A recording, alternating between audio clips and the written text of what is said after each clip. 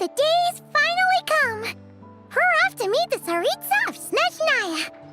What is she planning? And why does she need the nosies? Soon, we'll have our answers! Guess this'll be the end of your journey that your sister mentioned. What is she expecting you to find there? Snezhnaya still feels like a long way away.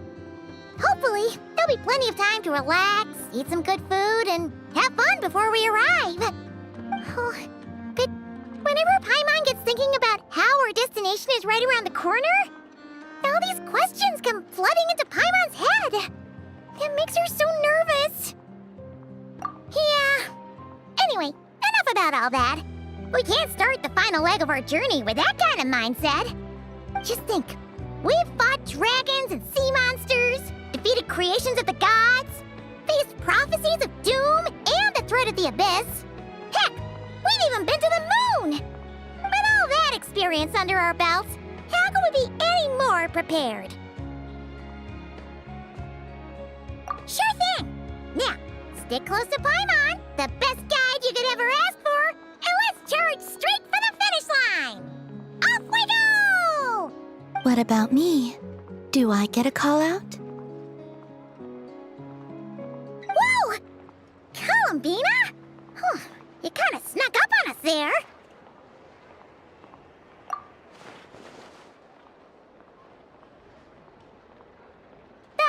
Don't look at Paimon! Paimon didn't sell you out this time. Oh, so it was you! Alright, guess there's no hiding it now. All your friends have gathered at the flagship to see you off. I invited Sandrone too, but she said she had to go back to Snezhnaya. She must be busy. She had some nasty things to say about you before leaving. Would you like to hear them? She hasn't changed a bit. Alright, let's hear it. If they're heading to Snezhnaya, I'll bet it's to cause trouble for Her Majesty the Tsaritsa. Attending a farewell party for people like that would not be a good look for me right now. Also, please tell them not to count on getting help from a Fatui Harbinger in Snezhnaya. The actual vacation comes right after this, I promise. Our time working together was not terrible, precisely, but we're on different sides. So when you get there, don't do anything to make life difficult for both of us. Well, that definitely sounds on brand for her. The attitude, the reasoning.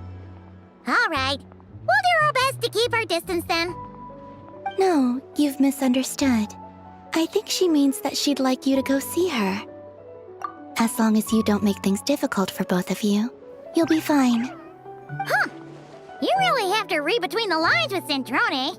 Go on, get to the flagship. Everyone should be there by now. I told Lama that you once treated me to a truly unforgettable meal. Today, I want to return the favor. It's my gift to you. It's definitely nice to be treated, but hopefully by this point, you know that you don't owe us any favors. The moon of Nodcry will always give you a warm welcome.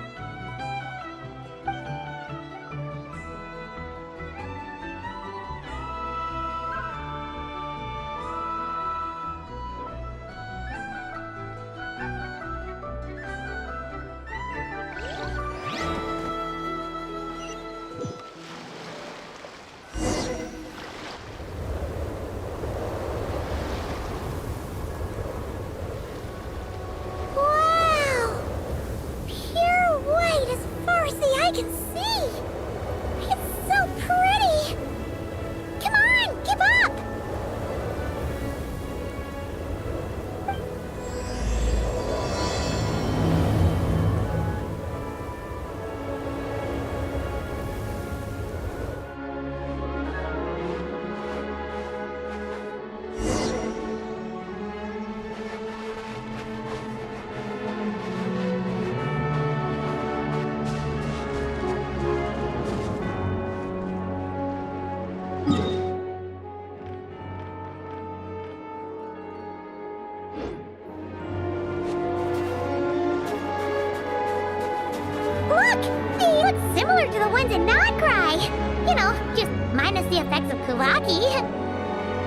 That's a sure sign that we're officially in Snezhnaya now.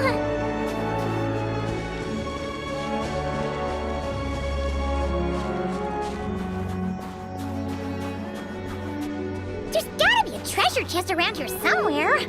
No adventure is complete without a chest or two. Wah!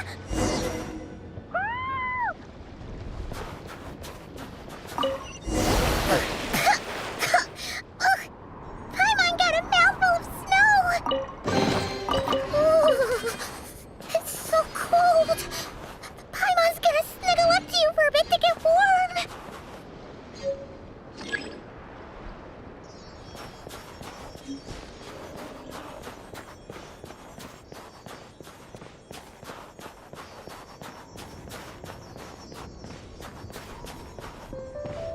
Hey, check it out! Those are bears, right? Oh, look how big and fluffy they are! So cute! Quick, take a picture before the moment passes. Right here. If we get any closer, we might...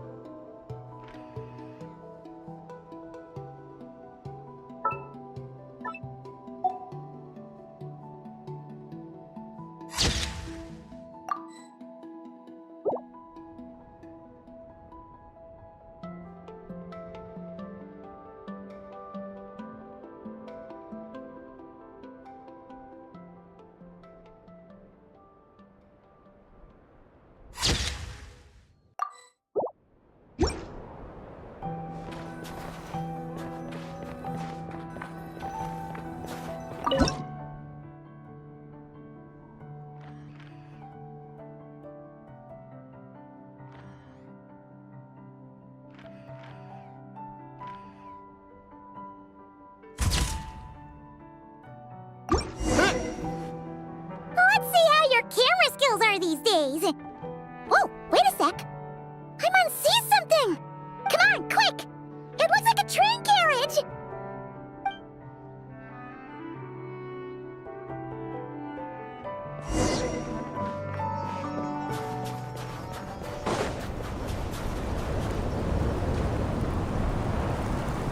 Paimon's heard that Snezhnaya has loads of railways and trains. This must be one of them. But why is it abandoned? Ooh, it's still so cold.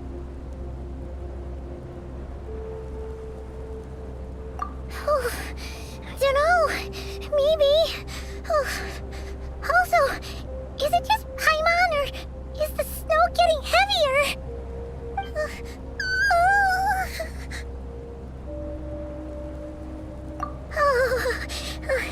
Thanks for offering, but this isn't just the weather. It's hard to describe, but Paimon feels so weird.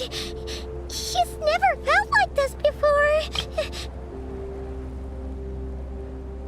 Everything feels heavy. Getting kind of dizzy, too.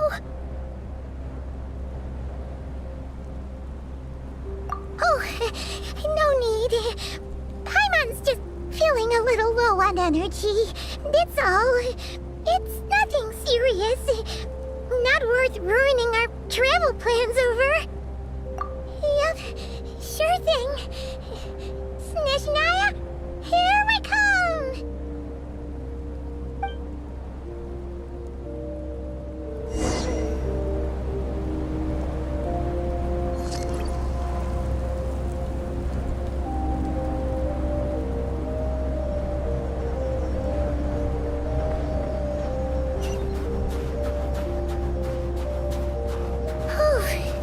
Seems like the snowstorm is getting worse by the minute.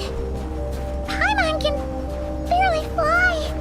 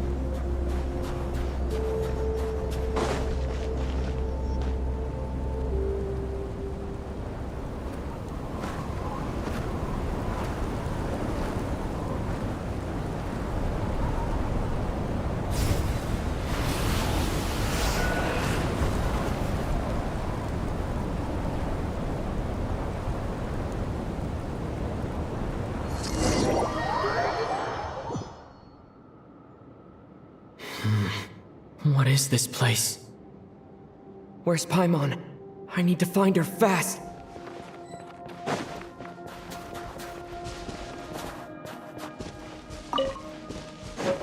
Paimon! Paimon!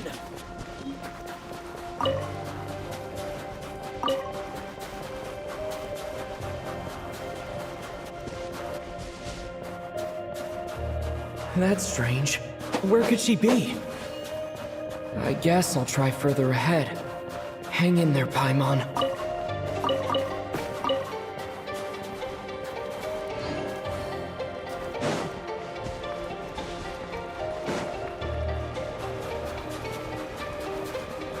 Is that a train carriage? Maybe I can get up from the inside.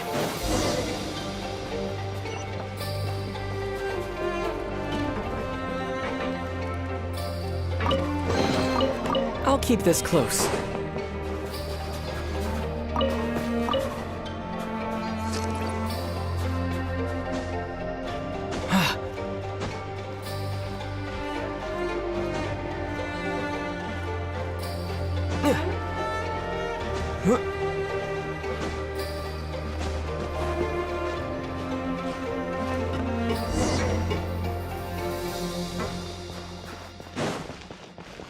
It says here, Kresnik's torch, civilian model. It's definitely getting a little warmer now it's turned on. I really hope Paimon's okay.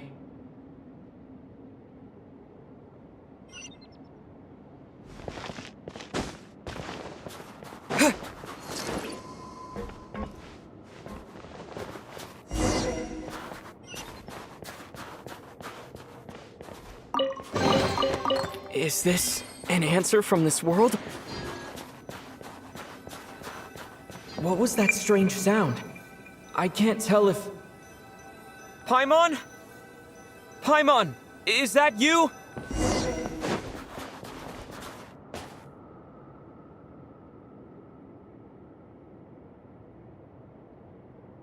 Incoming entity detected. Authorization granted. Initiating original. Hello, Descender, who's reached the eve of tomorrow. Eye of Grey at your service. Time since last activation. Time measurement unavailable due to the influence of... Anyway, it must have been a very long time. I was born to fulfill a mission. To reach tomorrow. To this end, I must... Strange. What was it? Wait, my body? Huh?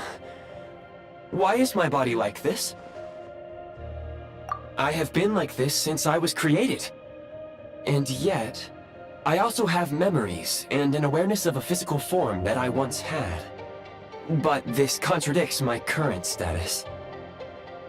Anyway, I was created so that humanity could reach tomorrow. But I am unable to load further details at this moment. Nevertheless, serving humanity remains my primary objective. I have detected a drop in your surface body temperature. You cannot remain active in this state for much longer. In accordance with my preset programming, upon reactivation, I must ask the one who awakened me the following question.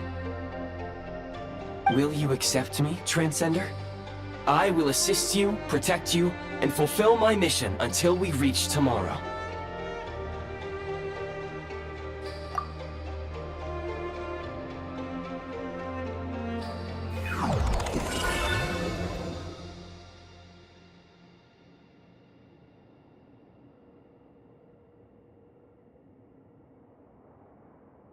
You have made a very wise decision. Now, I detected that you called out a name earlier. Presumably that of your missing companion? The name was Paimon. After helping you get out of here, I will search for a match in the nearby area and pinpoint their location. Merely the tip of the iceberg. Now that we have reached an accord, you will be my new user. May I ask your name? Very well. I will remember this name until the mission is complete.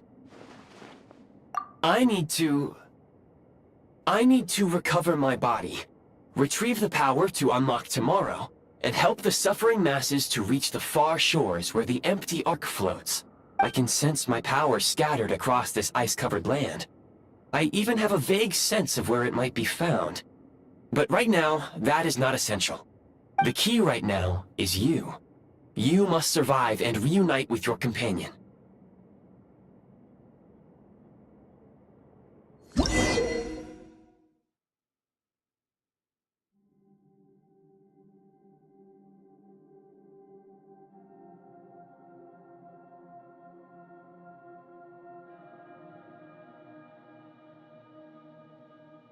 You may now execute the command, Demolish. Use it to remove the Prime Ice blocking the path, and Prime Ice unit count has been updated.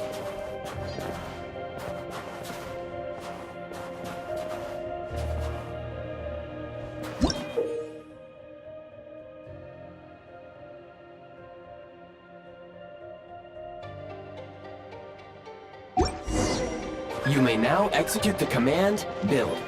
Use it to create a Prime Ice construct to prop up the door.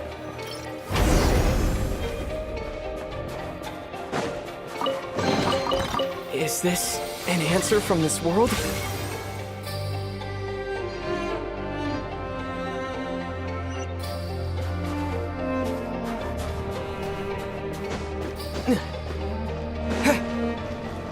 Scanning local environment.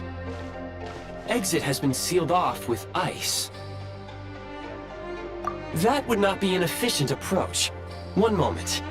Usable construct blueprint detected nearby.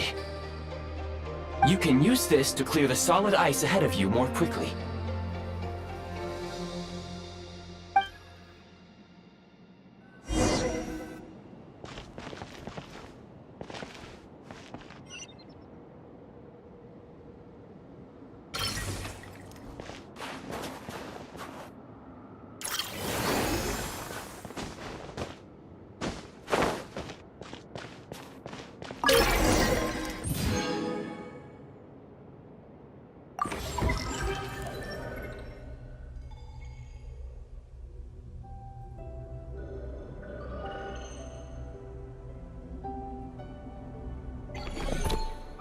Construct blueprint added to records.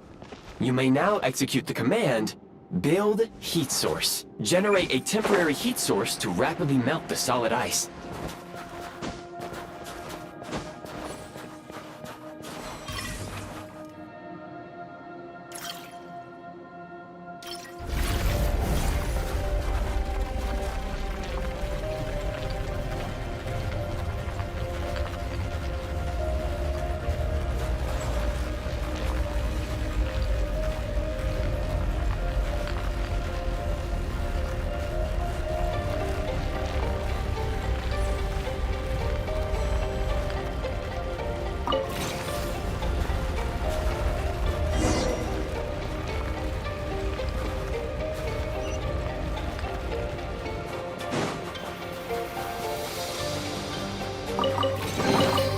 A reward on the road.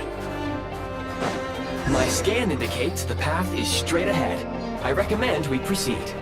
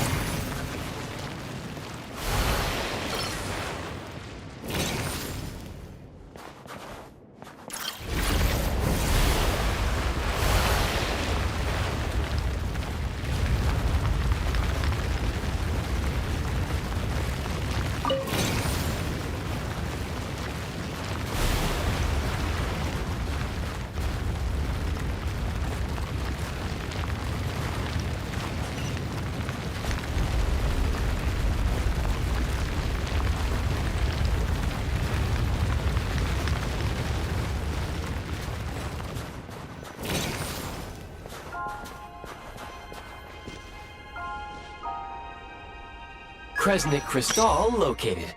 Please collect at your earliest convenience. The recent construct you built provides highly efficient heating by utilizing the unique properties of Kresnik crystal. Unfortunately, prime ice constructs have a very short lifespan and cannot be stabilized during the development period. Hence, the authorization to use Kresnik crystal was granted. That said, I have already forgotten what warmth feels like. Yes, perhaps then we can warm ourselves by the fireside together. But for now, all you need to remember is this. If you collect Kresnik crystal, I can extract the energy within and use it to maintain your body's surface temperature.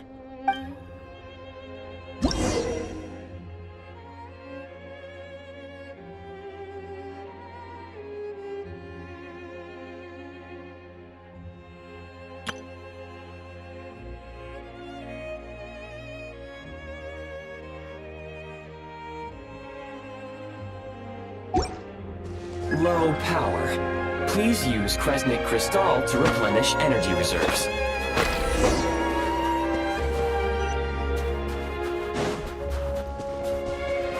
Signs of physiological activity detected in the distance. It is highly likely to be your travel companion, Paimon. Go. Go now. Be reunited and sing together. May all the people be united as one. May all of life rejoice in unison. Approaching the target location, scanning for signs of life. Life forms detected. 2. Affirmative. However, that is not the reason for my confusion. According to my database, this location is a train station, meaning the number of life forms is unusually low. Real-time environmental data suggests that the train station may no longer be in use. But whatever the situation, please exercise caution.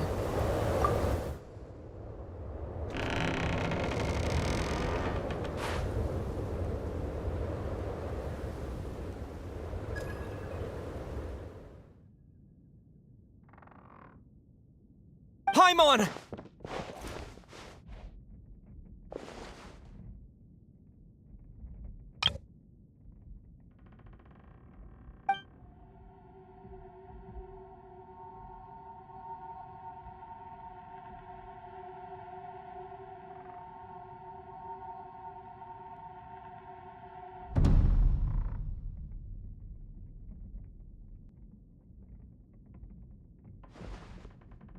Who are you? Don't worry. She's only sleeping. You must be the Traveler. She called your name repeatedly while attempting to battle her way through the blizzard. Newcomers to Snezhnaya struggle to adapt to the sheer cold at the best of times. Lately, even the locals are suffering, with a powerful monster having summoned a bitter snowstorm. You two must be very important to one another. You should take more care not to get separated. Your eyes. Are you Conrian? There are indeed some Conrians left in this world who survived the cataclysm. But I doubt that is news to you. It would be unwise to interrogate my identity here. Focus your attention on your travel companion instead. We will meet again very soon.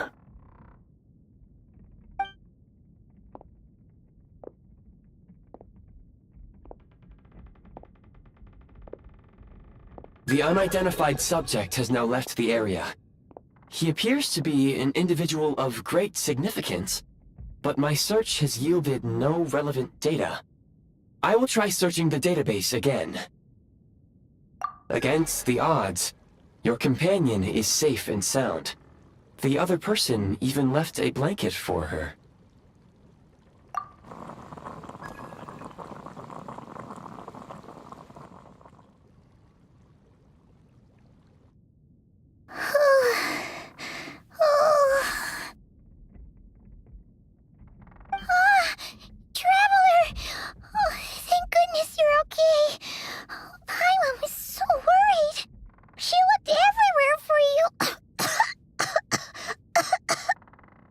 It's okay. Take it easy. Are you feeling alright? Pretty much the same as when we first got to Snezhnaya. Paimon must have got a cold. She was feeling so faint. She just couldn't keep going any longer. So she had to lie down and sleep it off. Wait, where did the jester go? Yep, the director of the Fatui. The jester Pierro.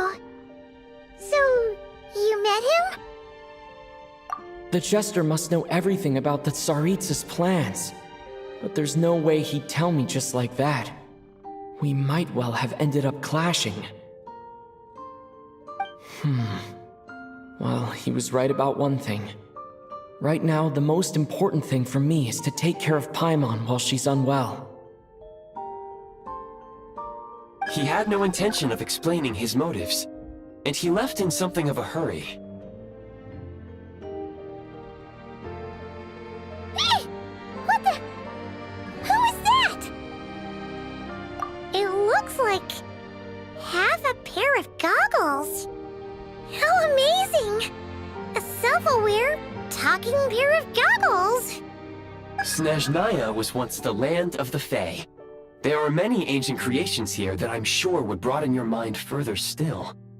Mind you, my database is also expanding as we speak. You must be a rare creature yourself. Oh, wow! Well, thank you so much. You've earned yourself some of Paimon's favorite candy. Oh, but by the looks of it, you probably can't eat that, can you? Goodwill detected. Instead of candy, perhaps I can suggest my preferred strategy. Please clean me regularly to keep me operating at peak efficiency. Oh, that makes sense. Every pair of goggles needs wiping clean once in a while. Sure thing, mister. Anyway, back to the jester for a second. Paimon's still confused about something. When he first showed up, he already knew Paimon's name. And he acted like he expected Paimon to know who he was, too. Paimon could tell that he was Conran from his eyes. And he definitely seemed like someone pretty important. But beyond that, Paimon didn't know anything about him. It was only later, after he rescued Paimon from the snow, that he properly introduced himself. That's the only reason Paimon knows he was the jester. Oh, seems unlikely. He ran into the snow following the sound of Paimon's voice, with a really anxious expression on his face. He didn't act like someone who knew she would be here in advance. And after bringing Paimon here, he just stared out at the snow.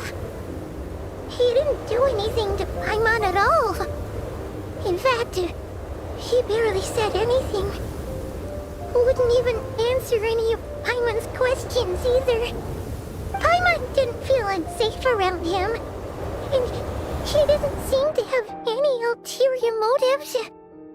For all we know, he might have just ignored Paimon's questions so she'd give up and go to sleep.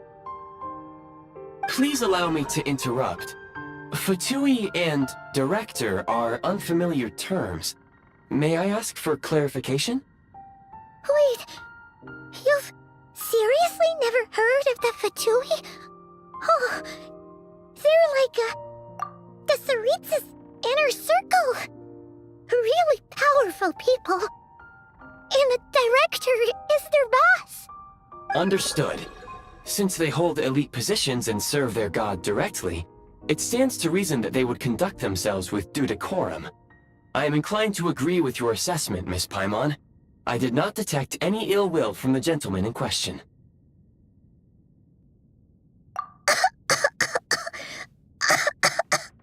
Sorry, I shouldn't have encouraged you to talk so much. Paimon, new plan. Let's get out of Snezhnaya for now. We can come back after the weather clears up and you're all better. The jester mentioned that this snowstorm, being the work of a monster, is worse than most. Even if we made it to Snezhnagrad, we'd still have to wait out the storm before we could do any exploring. Oh, well, it's really nice of you to look out for Paimon, but she doesn't want to hold you back. We were really psyched up for this journey when we first set off. Just think of all the burning questions we have. If we turn back now, who knows how long it'll take before we finally get answers. Further information is required regarding the monster situation. But objectively speaking, there is another, more pressing issue at hand. At this point, we have traveled a significant distance into the blizzard. Were we to turn back now, the road would be extremely treacherous, especially since we would need to travel on foot. If, however, we continue onward, there may be a better solution. Do you remember what I said as we neared this location? I told you that this is a train station. While it has evidently fallen into disuse for unknown reasons, the tracks remain intact. We can break through the blizzard and forge ahead by driving a train. That is the Snezhnayan way. There is a small town up ahead, which would be the perfect place for Miss Paimon to rest and recover. Paimon thinks Goggles here makes a great point. Let's do that! Oh, come on. Don't worry. Think of all the traveling we've done so far. When has Paimon ever gotten sick before? Practically never. 'Cause she's in great shape. Sure, she's a little tired right now, but it's sure to clear up on its own. Affirmative. Should you ever need my assistance during your future adventures, please call for the Eye of Grey whenever you wish. Otherwise, I will remain silent to avoid causing any unnecessary distraction. Now, please follow me to the train tracks.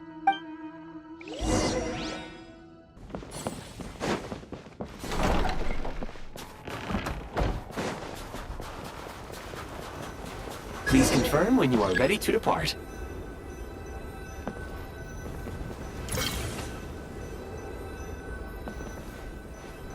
Yeah!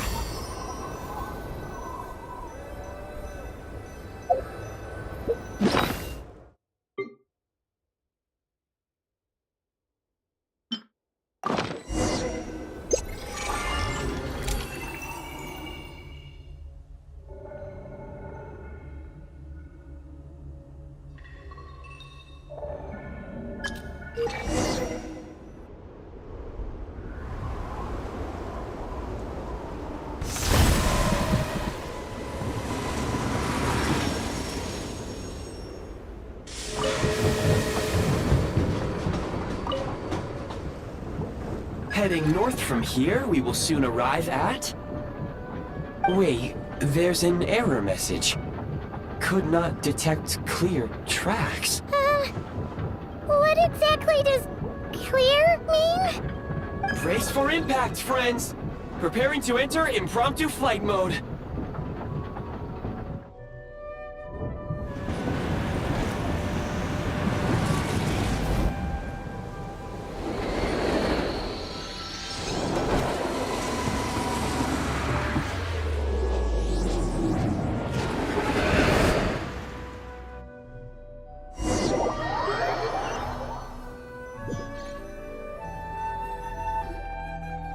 How strange. Not only was the station's status different from my records, but even the railroads and the terrain itself have changed substantially.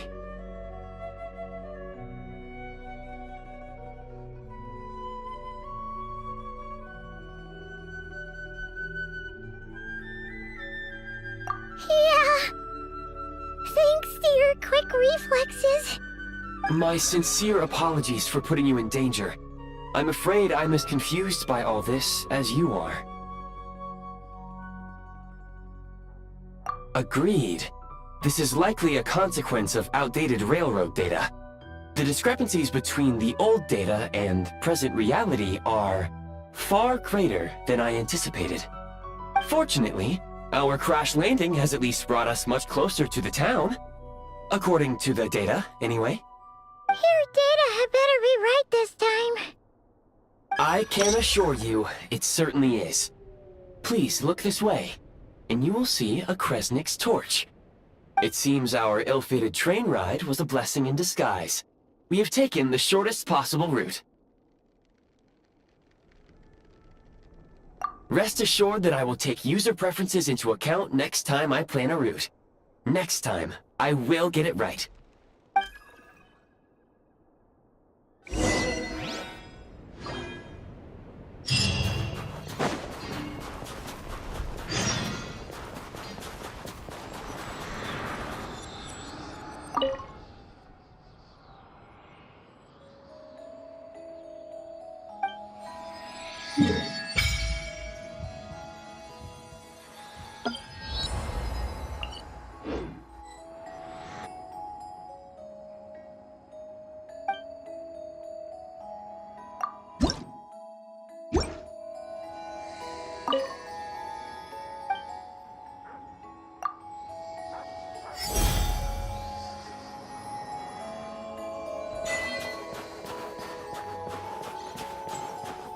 Excuse me, is there an inn nearby?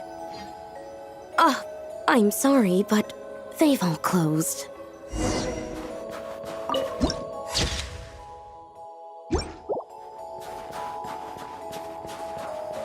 Sorry to interrupt. We're looking for a place to stay. I can't even afford to warm my own house, let alone run a business. Excuse us. Is there anywhere we can stay around these parts? I'm afraid not. You'll have to try your luck somewhere else. All we can do is wait for the next shipment of Kresnik crystal to get here.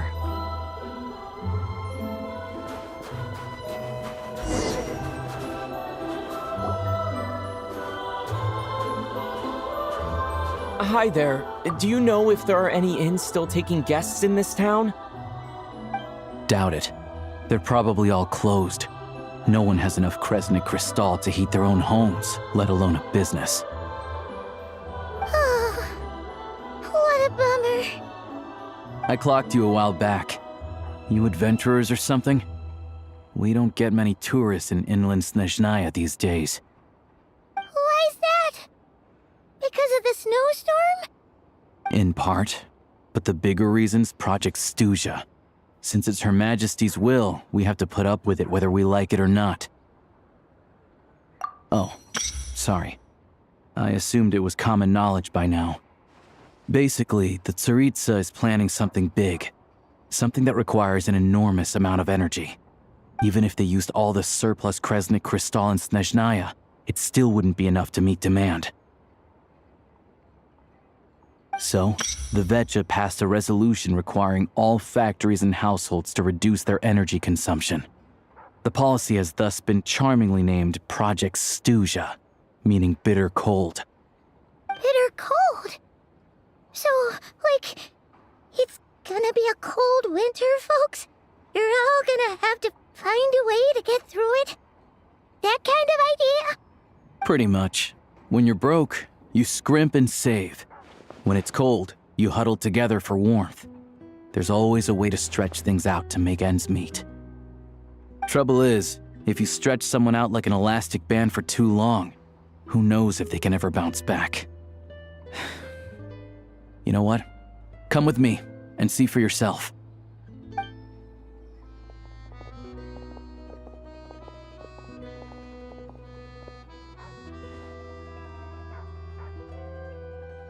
Can you please explain to me why the price of Kresnik crystal has gone up by 1/3 again?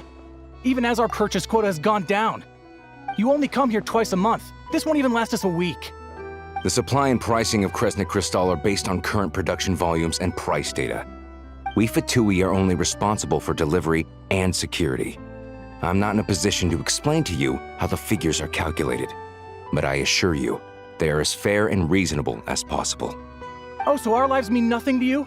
How can you expect anyone to survive a single night in this weather without heating?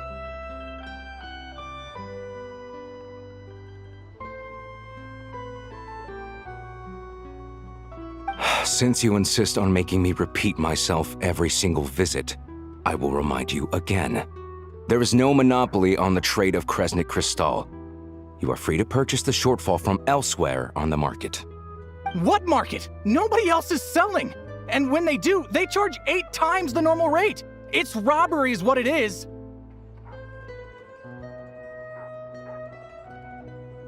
Which is why the Snezhnaya Veche passed a resolution to support border communities, without which you wouldn't even be able to buy crystal from us to begin with. So if you're here just to argue, move aside and let the next person in line come forward. Everyone's feeling the cold here. You... All right, everyone, let's calm down for a second. A few words, if I may. We're all subjects of Her Majesty the Tsaritsa, and I'm sure every one of us is dedicated to her great cause. We all know how cold it is. And the more it snows, the harder life gets. Everyone's struggling already. Let's not make things even more difficult for each other. But Liaison Shishkin, there's clearly something wrong with this quota. I have a family in Marepasak who tell me they can buy at least double our crystal allotment. Oh, believe you me, I had the same reaction when I first saw the numbers. Couldn't believe what I was reading. I even wrote a letter to confirm the true figures, but... I'm afraid the quota really is as low as you've been advised. Still, you must understand that calculating these energy quotas is a complicated balancing act. They have to factor in population, town size, industrial application. Our top priority must be to keep the largest Kresnik's torch burning continuously. Only then can we sell the remaining crystal for household use, and in doing so, we must make sure that everyone is treated fairly. As our Fatui comrades said, they are only responsible for delivering the goods. They need to keep accurate records, and they do not have any authority to modify the rates or quotas. That's right. Our duty is to do things by the book. Tell you what, listen. I know how anxious and upset everyone is. As a matter of fact, I was just discussing it with the mayor. What we can do is open the lower combustion chamber of the Kresnik's torch to the public. You can come to me directly to register, and I will allocate time slots accordingly. I can't guarantee there'll be ample energy for household use, but we can at least make sure you'll be able to boil water and cook food each day.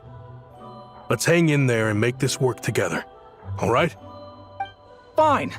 I don't see any alternative. So, this is Project Stuzha in action, huh? Oh, no wonder nothing's open for business. People are... You were looking for an inn, right? For your, Fae friend?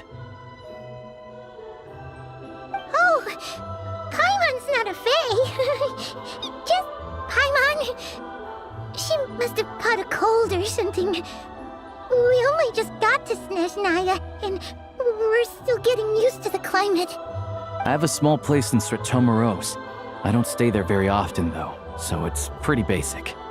But if you're not picky, you're welcome to rest there for now. It's not much, but I've got blankets and a warm fire. Are you sure? Oh, that's really kind of you. All right, then. This way. Hello, I'm Alyosha. I'm a hunter. Though, if you've talked to any highwaymen, you might have heard a different side to my story. But anyway, let's keep that between us for now.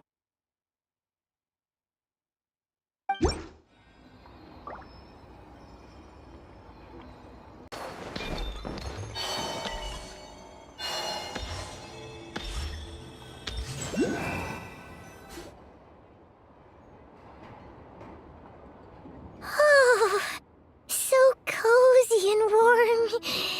Paimon's getting nice and toasty. Oh, wait. Paimon only introduced herself so far. before, didn't she? This is Paimon's best friend, the Traveler. Good to meet you. I'm Alyosha. Most travelers find the Snezhnayan climate to be a shock to the system at first. But as long as you keep yourself warm, you should be fine. Still, you should keep an eye on your condition. When people are too quick to dismiss a cold, it can easily end up turning into something more serious. Don't say that! Paimon's too young for chronic health issues. They aren't in town right now, and they won't be back anytime soon. The train station has been closed ever since these power shortages began. I do a lot of hunting, so I spend most of my time exposed to the elements. But even the animals wouldn't survive long in a storm like this, let alone a hunter. Nothing to do but sit tight in town until the weather improves. I get that you're in a hurry, but even if the station were open, that doesn't mean there'd be any trains. We could end up stuck here for a long time, I'm afraid. What? Your own train? Wait, hold on. That train? The one that suddenly fell out of the sky and crash-landed on the ice? Oh, we got lucky and found it in a cave. Oh, then our luck ran out and we had a little accident. Pretty crazy for a random find in the mountains. Well, as long as your train's good to roll, you might get to Snezhnaya after all.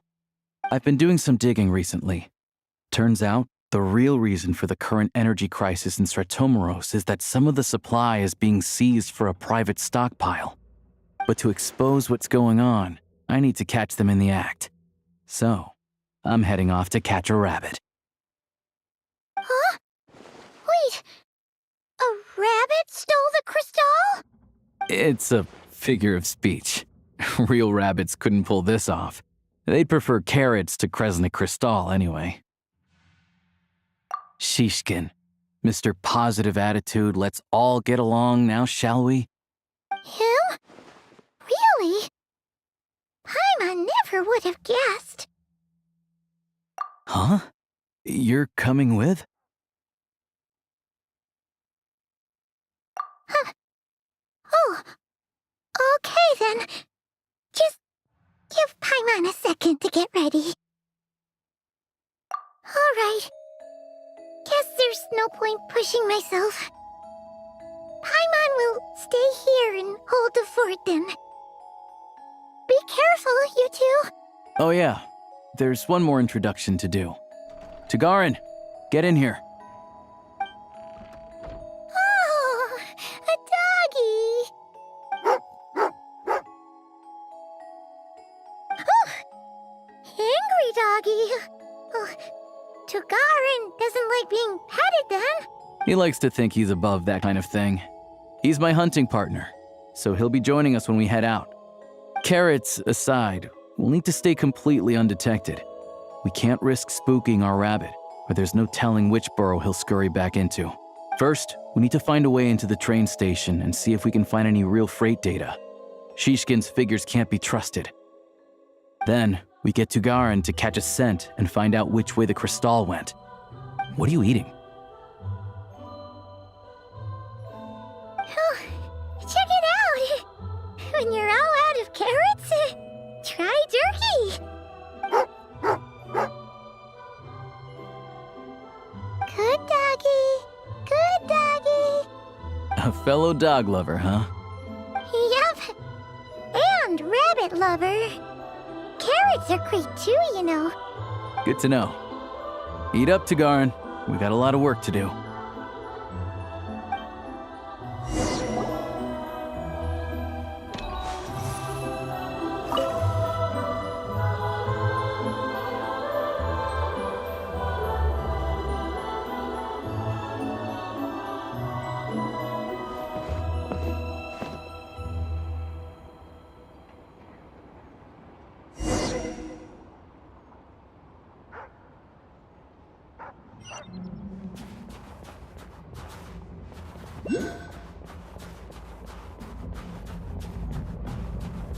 Wait.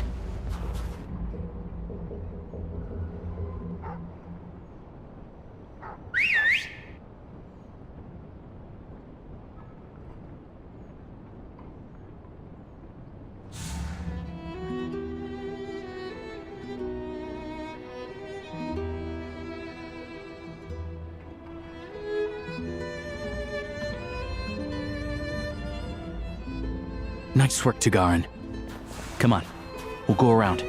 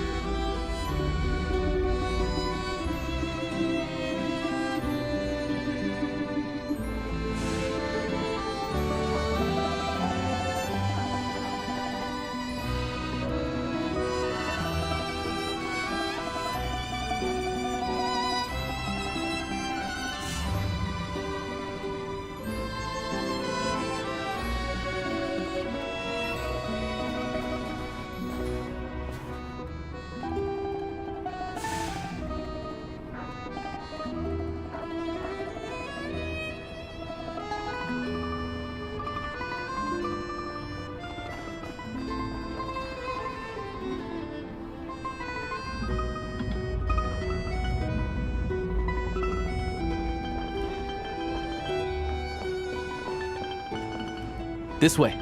We'll enter from the upper floor.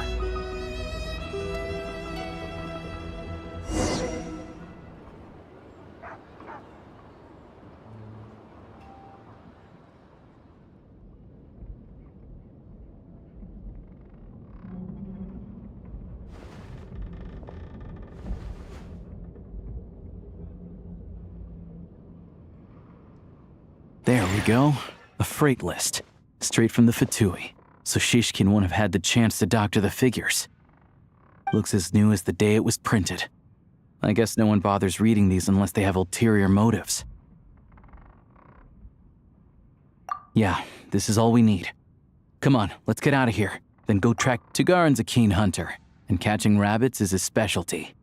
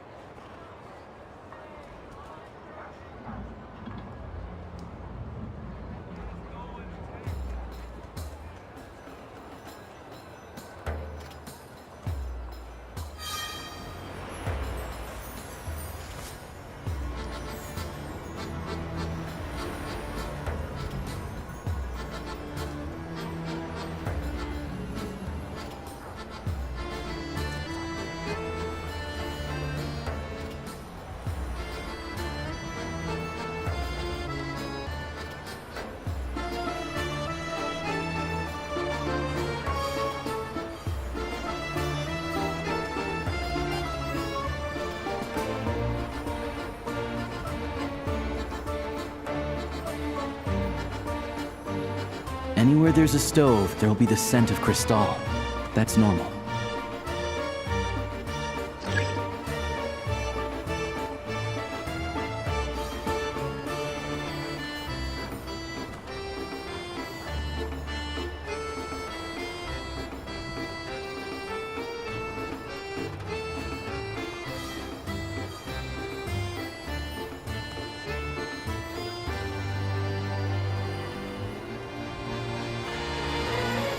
But if he picks up the scent of crystal somewhere and there's no stove around, that's how we know something's up.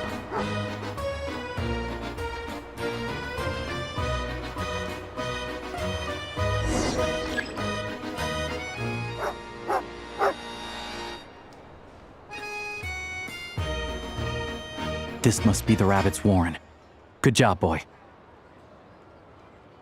Sure enough, there's a tunnel. You stay here and keep watch. I'm gonna take a look inside.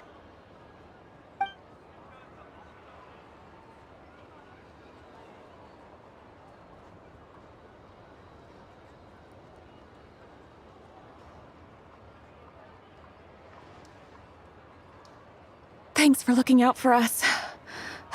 Things are getting tougher by the day. No need to thank me. It's my pleasure. Sure as Her Majesty the Tsaritsa watching over us, every sacrifice will be worthwhile. Let's grit our teeth until the blizzard passes.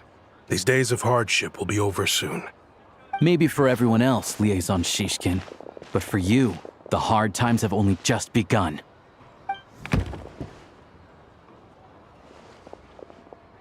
Huh? Who are you? What's the matter?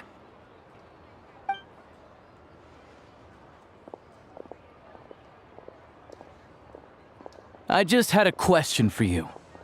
Why, when times are as tough as this, would someone hoard more Kresnik Crystal than they could ever use? All the crates here are from the most recent shipment, but they weren't brought here for sale. Instead, they were secretly stashed away. Would you be able to shed any light on the situation, Mr. Shishkin? Me? Why, I have no idea. But look at how much there is. It's quite a godsend. Now there will be plenty to go around. This godsend was found in a cellar adjacent to your residence following a tip from Mr. Alyosha. And this is only a fraction of what we found down there. We're still taking a full inventory. The official figures will be finalized shortly. I've always been grateful for your efforts to mediate between us and the townspeople of Sretomaros. But now, Mr. Shishkin, it appears you were the source of the conflict all along. How could you do this to us? We trusted you to have our backs. You've been lying to us this whole time? Hey, I owe you all an apology. I'm sorry. I'm so very sorry. This isn't who I am. Please believe me, this was a one-time mistake that I will never repeat. We all know how difficult life has been since Project Stuzha came into force. Energy is an increasingly scarce resource. People everywhere are getting desperate, but some places have been hit harder than others. I grew up in Alatir, a small village with no train station. Deliveries of Kresnik Crystal have ceased there entirely. If nothing is done, they're all going to freeze to death. You know as well as I do how downright impossible it is to buy Crystal these days. The thought of my poor mother and father, with no one to help them, I felt so afraid. I watched as energy grew scarcer by the week, all the while knowing that their lives were at risk. Then one day, I looked at the Crystal shipment in front of me, and a terrible, selfish thought entered my mind. Looks like I'm just not cut out to be a criminal. I'm so sorry. Once the Fatui have finished their count, you'll see that the numbers match their waybill.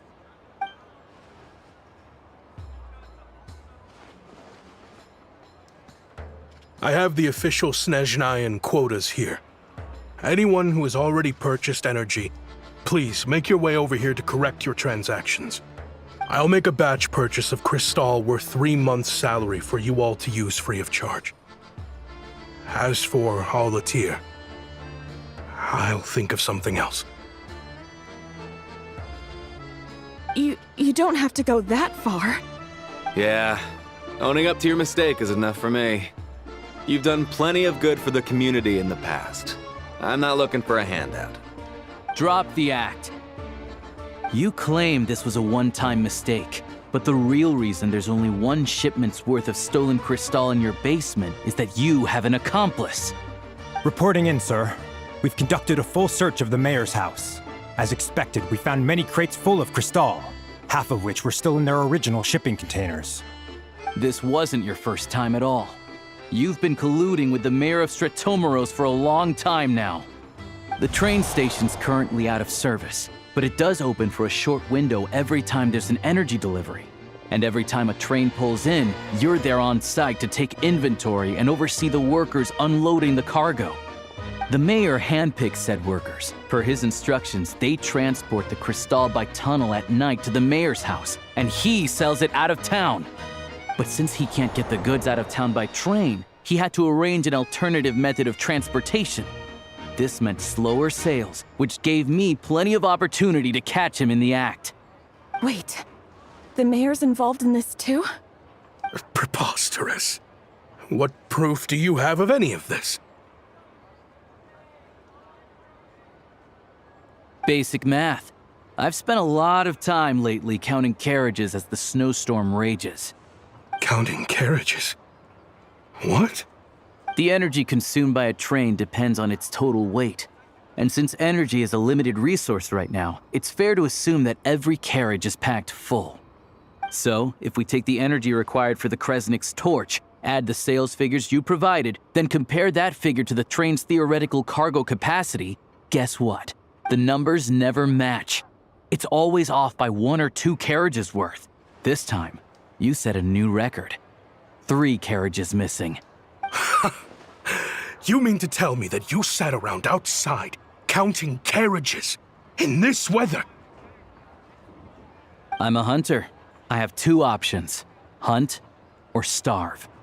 Well, I've heard enough. The evidence speaks for itself. Take Shishkin and the mayor into custody and escort them back to Snezhnaya.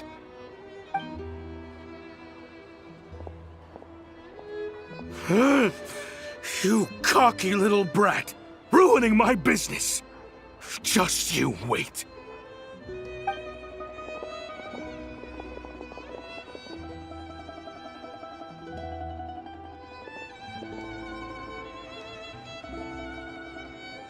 Yeah, something felt off, so I just followed my gut. Math isn't my strong suit, though. I'm lucky my dad made me learn enough to get by, but all this number crunching was a million times harder than the aim and fire work I'm used to. Thank you for your assistance. You're a brave lad. Shishkin was quite the cunning criminal, as I'm sure you can tell. He did all of this right under our noses, and we never suspected a thing. A wolf in sheep's clothing. He had everyone fooled. Even with that sob story he fed us.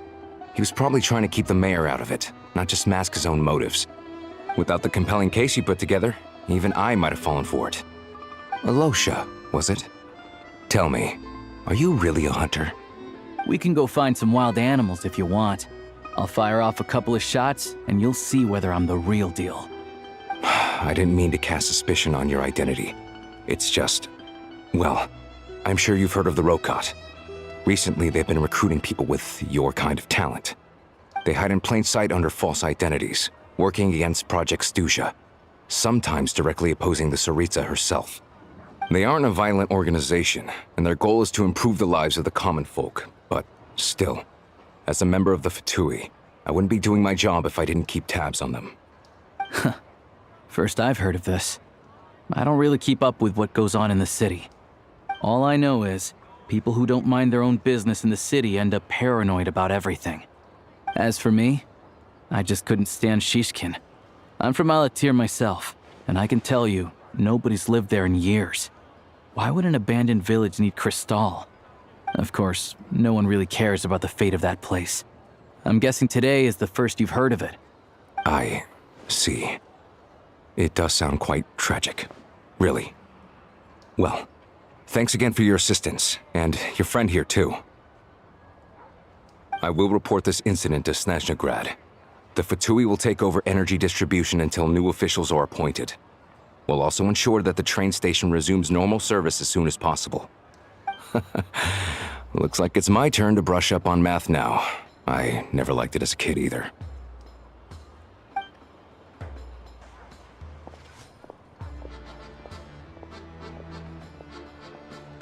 Don't mention it. Isn't the soldier overseeing the delivery supposed to verify the quantity of the goods? Was he just careless? Or was he being paid off too? Who knows? Excuse me. I'll take a share of Kresnik crystal too. Thanks. I need to take a detour before we head back. There's someone I have to deliver this crystal to.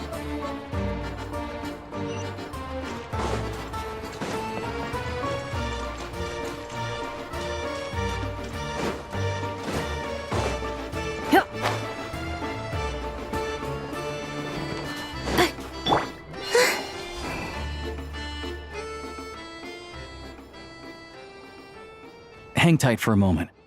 This old lady, she doesn't really know who's who anymore.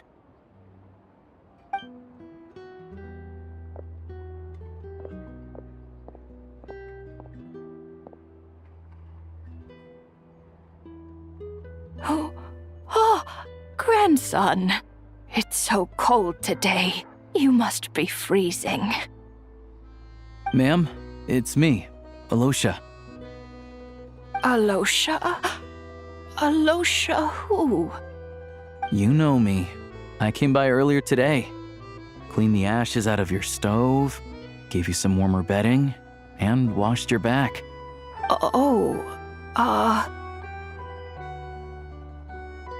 I'm sorry, I don't remember. Now, how often do I get to see my grandson? Come on, take a seat and relax while I fix you something to eat. It's okay. You just rest. I'm fine. Oh, you. It's nice to come and visit your old granny once in a while, isn't it? Sretomoros, a good town. All sorts of things to do and people to meet. And the local officials are good to us.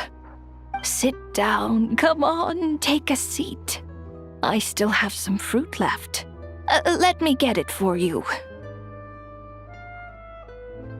Please, don't get up on my account. You need to rest. Where's the fruit? Right under the basket by the door. Or maybe it was on the bedside cabinet.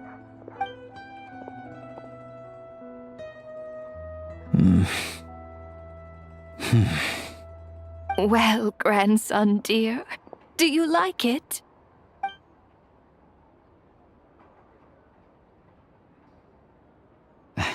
Very much, ma'am. It's delicious. Good, good. Wonderful. You don't need to save any more for me next time, all right? Fresh fruit is hard to come by at the moment. You should eat it as soon as you get it. Oh, I don't need it. I'm fine. But if you like it, come back for some more soon.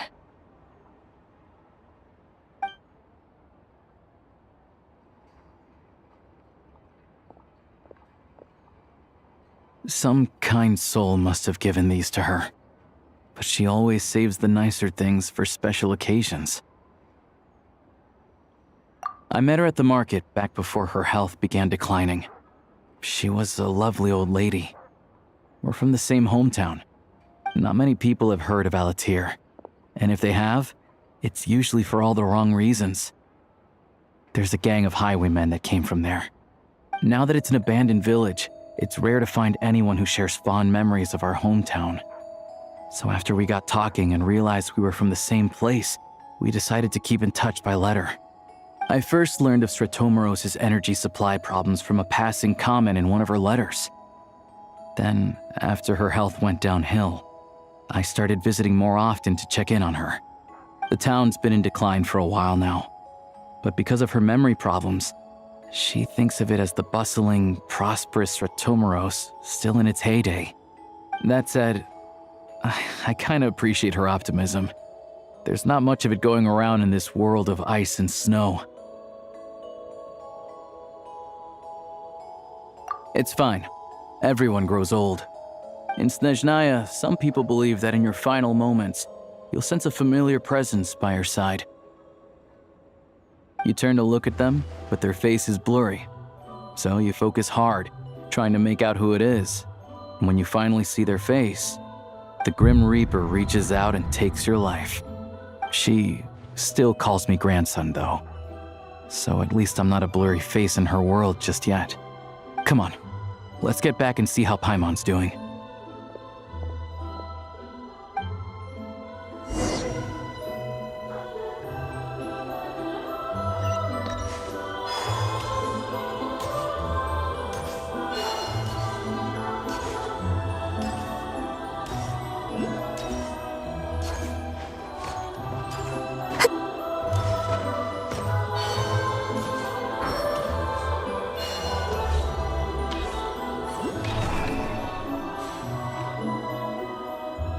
Paimon, we're back. Are you feeling any better? Yep. Paimon's not cold anymore. But she's still a little dizzy. Flying probably isn't a good idea right now. Paimon might lose her balance. But Paimon's sure she'll be fine. It's probably just from getting hit on the head by that pile of snow when we first arrived in Snezhnaya. Her complexion's looking much better. Let's keep an eye on her. Sure. But enough about that. How did everything go on your end? Are you all set? Did you have any trouble? I'll explain. It's a bit of a long story.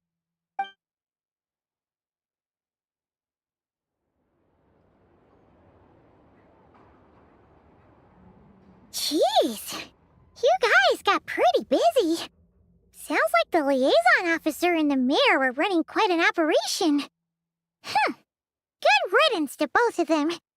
It's a good thing you managed to catch them. So, you said the train station will open again soon, right? And everyone has enough crystal now?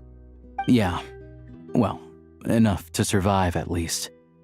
Project Stuzha isn't going away anytime soon. People will still have to scrimp and save to make ends meet. Don't know. The goal of Project Stuzha is to gather energy for the tsaritsa, but no one knows where that energy's going. It's never been made public. The thing is, we were told that the project would only last for 6 months, but time and time again, they keep extending it. Extending it? Does that mean the tsaritsa's plan isn't going very smoothly? That's what everyone suspects. In principle, any proposed extension needs to pass by majority vote in the Snezhnaya. But even though opposition has been growing, any detractors end up caving in to political pressure from the rooster, Pulcinella. He's the chair of the Snezhnaya and a key figure in the voting process. He has the backing of many powerful and influential people. How come the Fatui are picking on ordinary people even here in Snezhnaya? I don't see it like that. Fundamentally, the Fatui will always think and act in the tsaritsa's interests. But that doesn't mean they don't care about the plight of the common folk. The only reason Sir Tomoro still receives crystal shipments is because of a relief proposal put forward by the rooster himself. Then there's the Fatui soldiers providing support in every corner of the nation. Even the Northland Bank provided some mora for disaster relief, and they're as conservative and indifferent as they come. It's just that the rich and powerful in their fancy palaces live in a completely different world from us. There's always going to be some conflict when those worlds collide. Yeah, well, even though we all believe in Her Majesty the Tsaritsa, there are still many differences of opinion on how best to tackle the big issues of the day. Regular folk don't have an easy way of getting their voices heard in Snezhnaya, while the rich and powerful are either unwilling or afraid to speak out for all sorts of complicated reasons. The Rokad provides the disaffected with false identities and an outlet to vent their frustrations. Of course, an organization like that exists in a gray area. The moment the Veche think they've crossed a line, there's sure to be a crackdown.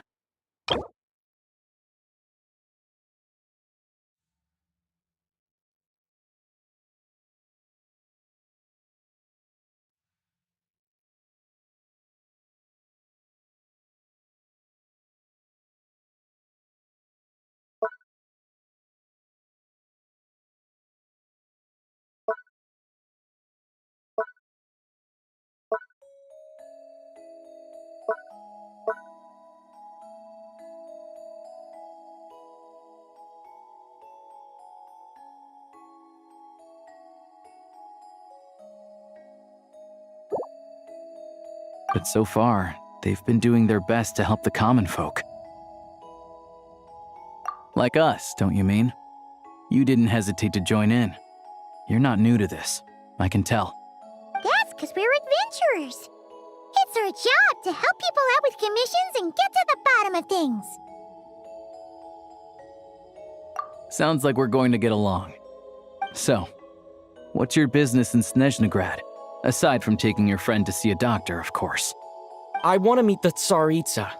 It's complicated.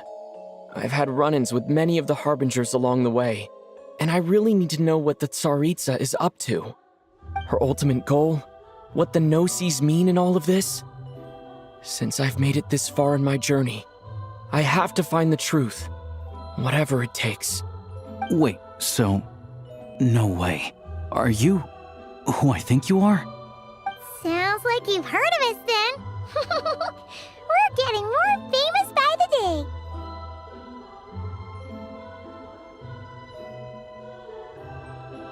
I didn't realize I was in the company of giants.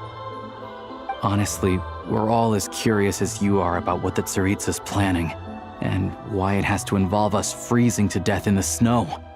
But getting in the same room as her won't be easy. The common folk aren't permitted to meet her at the best of times, and right now, she's probably not even in Snezhnaya. Word is, she's heading east on a campaign to slay a monster. Yeah, so you've heard of it. A wild, unpredictable monster with the power to summon snowstorms. It also absorbs everything around it into its body, so it's growing constantly. Now, it's so big that the tsaritsa has deemed it the #1 threat. Luckily, as it grew, it became increasingly less mobile, so it doesn't pose an immediate threat to this town or to Snezhnaya. I'm sure the tsaritsa and her personal guard, the druzhna, won't have any trouble defeating the creature between them. It's just a question of how long it'll take.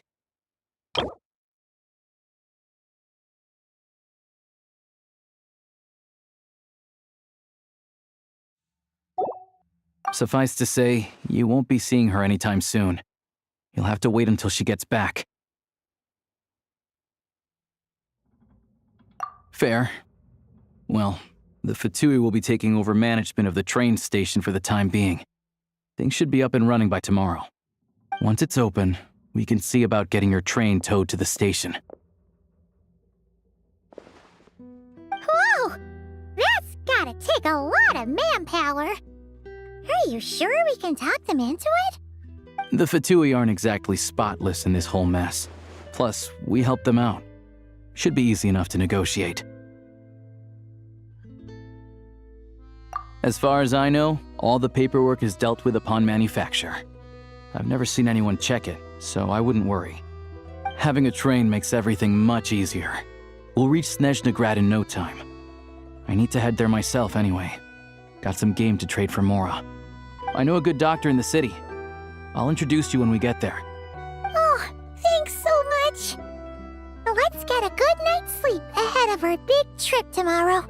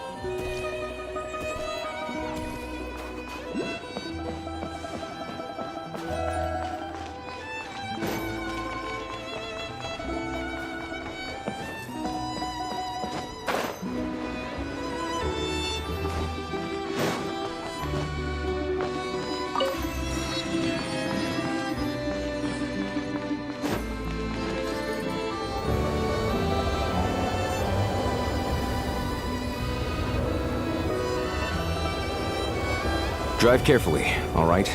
You don't want to end up in this situation again. Also, I don't think I've seen a train like this before. Is it a new model or something? Not a fan of small talk, are you? Anyway, take this. It's an up-to-date map of the Snezhnayan rail network. All the track switching is automated, so as long as the train's moving, you don't need to worry about collisions or anything. We'll leave you to examine the train's conditions yourselves. Fingers crossed nothing's broken. I doubt Sratomaros has any engineers with experience working on this model. Shouldn't be a problem. Thanks for everything. All right then. Have a safe journey. And make sure to check everything's working before you set off.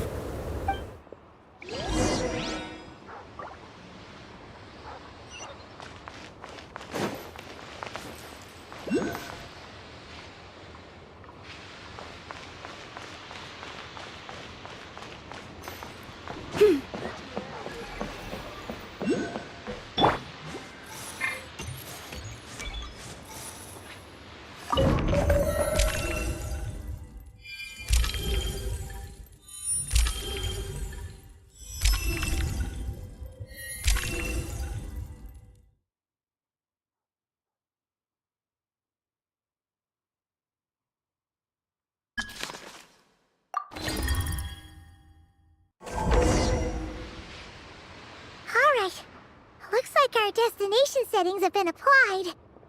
Let's give this thing a final once-over and then head out. Goggles, your time to shine!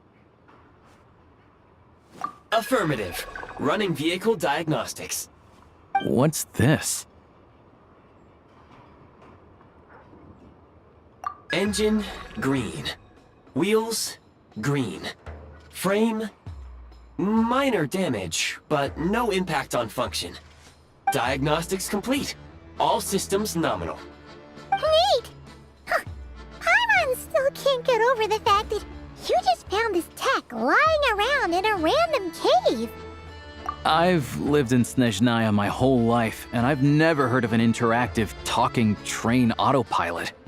Strictly speaking, I wasn't designed purely to drive trains, though I doubt you have any interest in navigating the practically unreadable operator's manual yourself.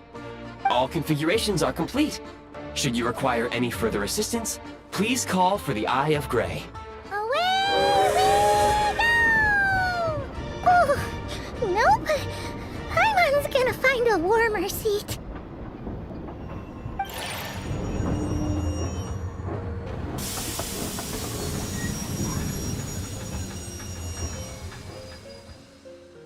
Huh? What's going on?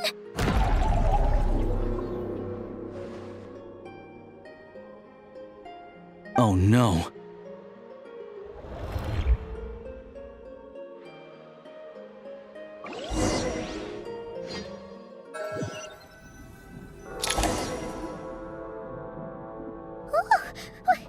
What is this place? Traveler, are you okay? Paimon's still airborne, but it feels like swimming through thick, gloopy water. That's horrible! Just our luck. Of all the things that could have gone wrong. Alyosha, you're Snezhnayan, right? Any idea what the heck this place is? It's called the Shadow Realm. A place where no wind blows, no light shines, and no elemental energy flows. Even time itself doesn't exist here. It's a world where everything seems to come to a standstill. I've only seen it a few times before, and this is my first time inside. It's a dangerous place. Most people who get sucked into the Shadow Realm are never seen again. And the few who do make it back, they're never quite the same. Huh? Then what the heck do we do now? Oh, maybe Goggles knows something. Goggles? Great! Now we're done for! Hold it together. Let's not get ahead of ourselves. I heard a story once about the world of shadows. If it's true, there's a way to escape. We just need to find the exit.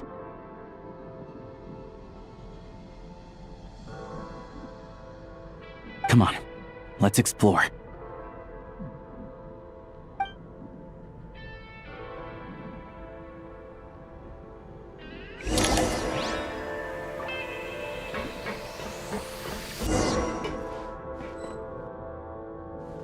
Look at these Fatui! It's like they've lost their minds! Their shadows have been devoured. They're no longer amongst the living.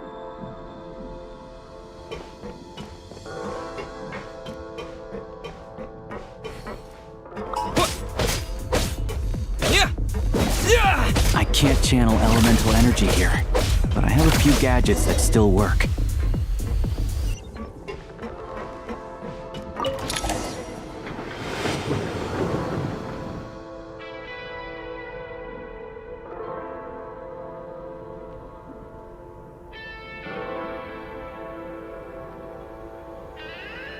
Wait! What's that blue thing? Is that... Goggles? Guess we'd better find a way over.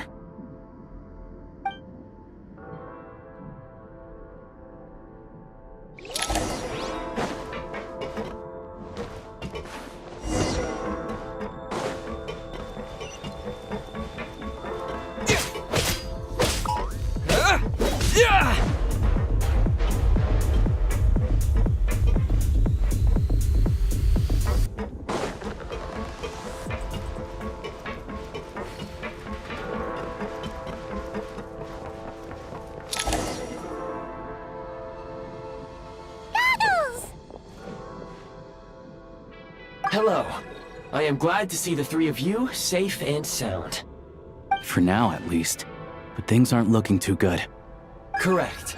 We are now inside what is known as the Shadow Realm, the darkest space in the shell, where even the Most High is loath to cast its gaze. Time and space hold no meaning here. It intersects with the world of the Light Realm only rarely, like an air bubble that rises to the water's surface. We must leave this place before it sinks back down into the depths once more.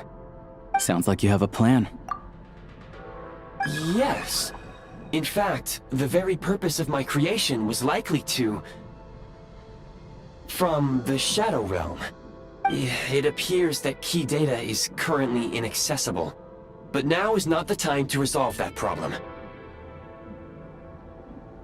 I have marked the exit to the Shadow Realm for your convenience. In addition, I have prepared some equipment to aid you as you traverse the Shadow Realm, traveler. It may well be one of my core functions. Scan complete. Construction in progress. Activation code? We once peered into the past from the ruins of the shadows. This is what remains of the Golden City, Hyperborea.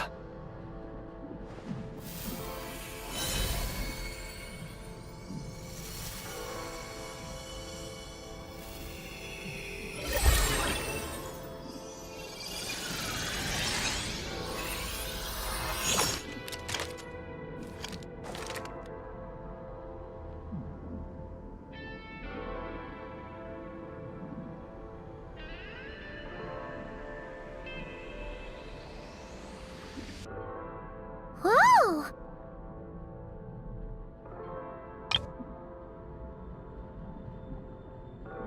Now go. Arm yourselves with weapons of the spirit. Bring down the walls of the stronghold, and extinguish the flaming arrows of the wicked. Is this a gun? In the Shadow Realm, where humans cannot channel the elements, there once was one who, after much research and many attempts, found this to be the most effective means of attack. Let's go. We don't have much time.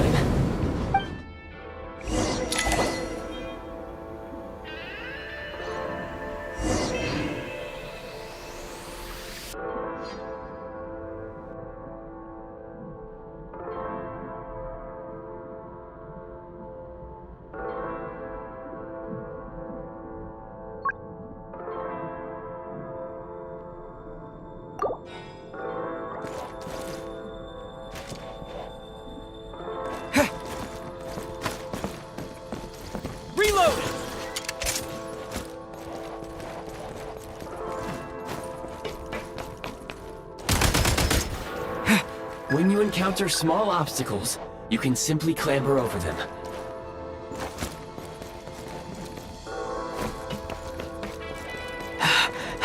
You can slide to navigate through low, narrow tunnels. Obstruction ahead. You may be able to use the explosives nearby. Shoot the explosives to detonate them and clear the path. Since elemental energy is unavailable in the Shadow Realm, ammunition is an important resource. You can replenish your ammunition at For long-range targets, try using the scope to line up your shot.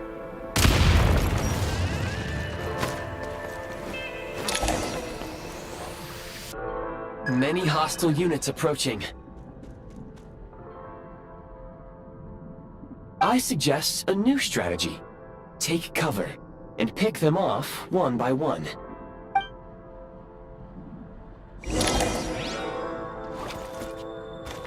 I'm hit!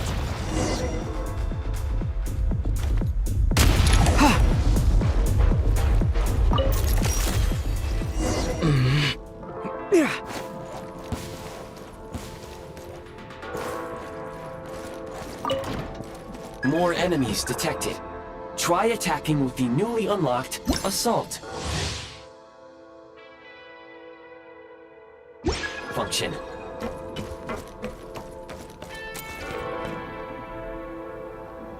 Switch mode! Where's the...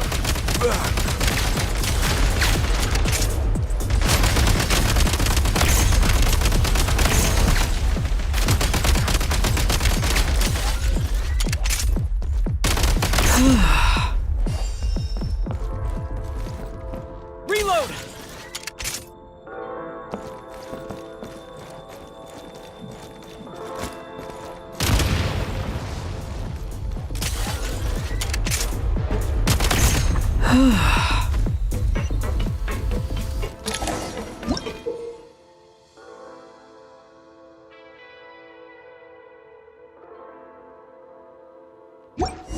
Aim at the freeze mark and pull the trigger to move using the rope.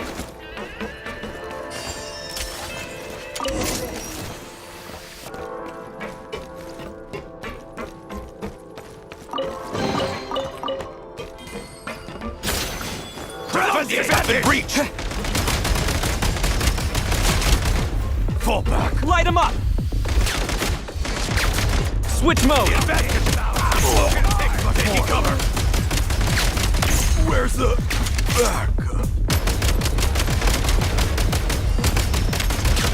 It's over.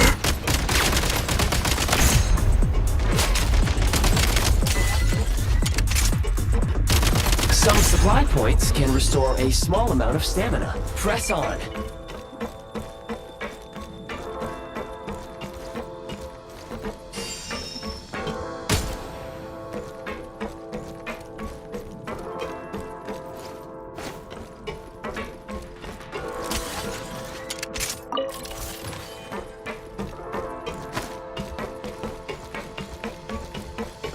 You should be able to use the prime ice construct left here to cover long distances.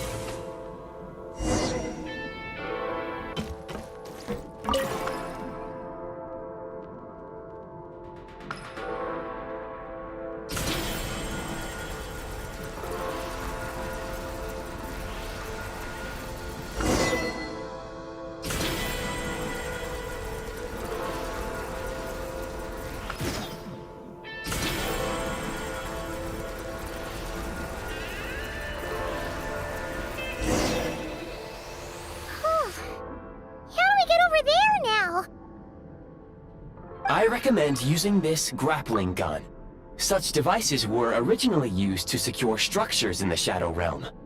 If you detach the connected hook, the grappling gun will automatically fire a rope to another nearby hook. Okay. So, we just removed this hook, right?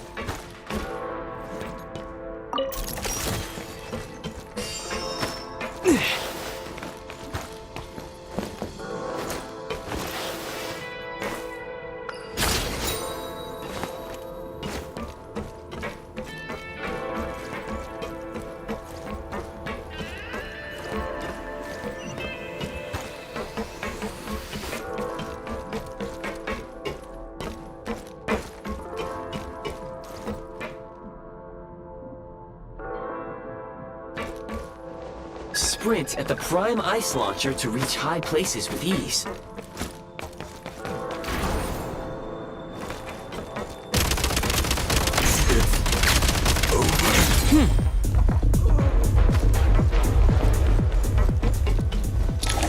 Usable munitions detected. Frag crystal.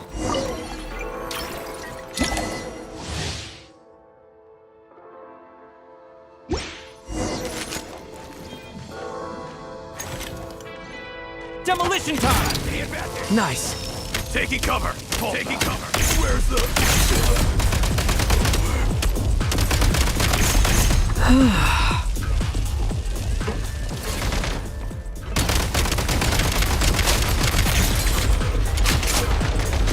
Frag out!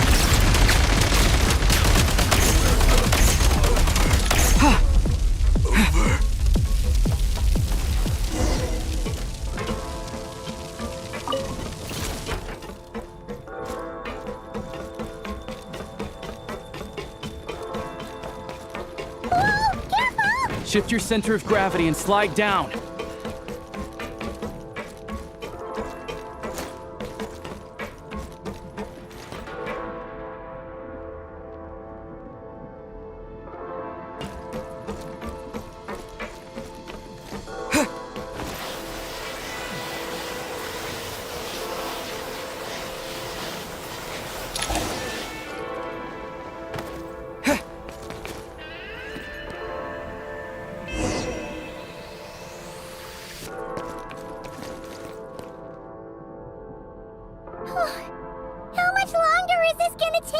The exit is right ahead. We are very close now. However... It's like they're trying to keep us trapped here. That platform and the carriages are swarming with undead fatui. Guess we gotta storm through.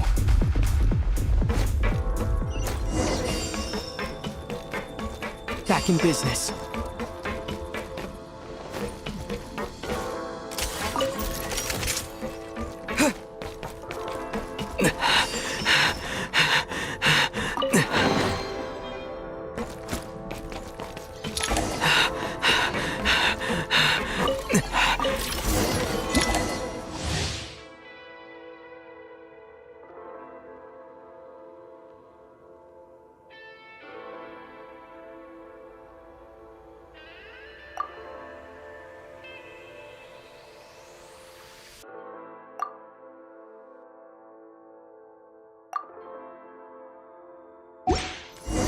You may find switching to assault mode makes your attacks more effective.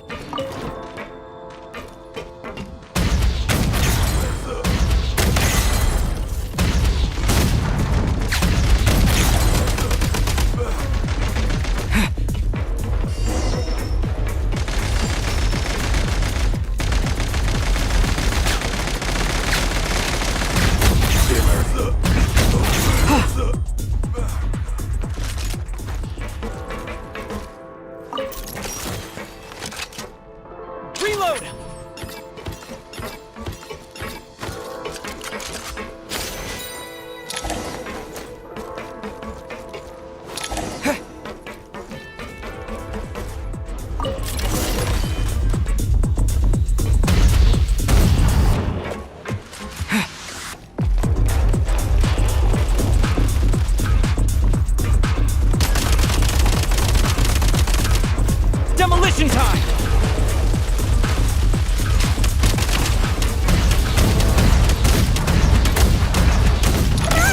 We're almost there!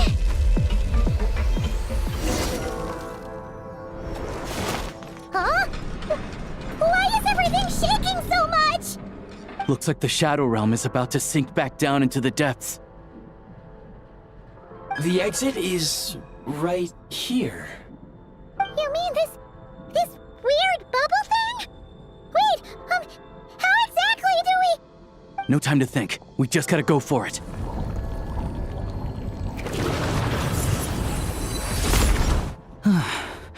Looks like I was right.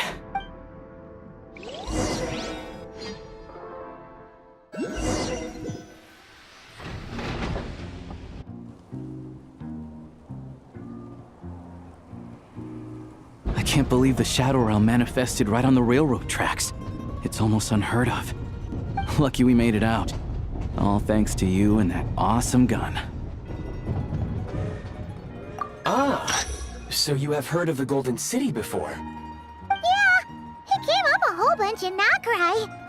You're a pretty neat surprise in that sense, aren't you, Goggles? We had no idea they left cool gadgets like you behind. Make no mistake, it was a team effort. For a first-time firearm user, Your performance was quite outstanding, far beyond my expectations. As Alyosha said, it is highly unusual for the Shadow Realm to manifest in a place like this, but we should still watch out for similar dangers ahead. Let's hope not.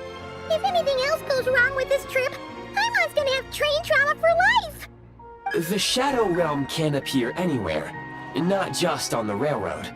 I am simply advising that we take sensible precautions. Now, if you wish to further calibrate and upgrade your firearm, you may do so over there, provided you have the necessary components. Please take a moment to catch your breath while I repair the body of the train. Amongst other things, this will ensure Paimon is a little warmer while on board. Oh, thanks, Goggles. You're a trusty train conductor. Well, maybe trusty isn't quite the right word, considering. Anyway, at least you get the job done. Yes, of course. And just like the Eye of Grey, I am sure it will be a great asset to you in your future adventures. If not the trustiest, then it will at least get the job done.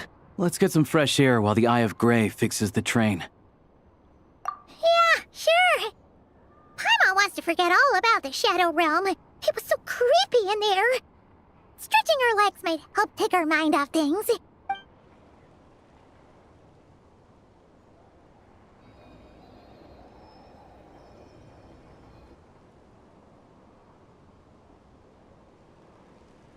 It's so quiet here for a train station. Not a person in sight. Just abandoned houses.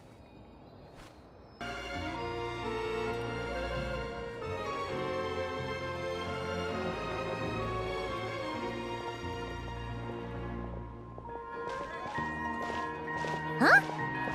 So much for repair? You've swapped our train out for a whole new model!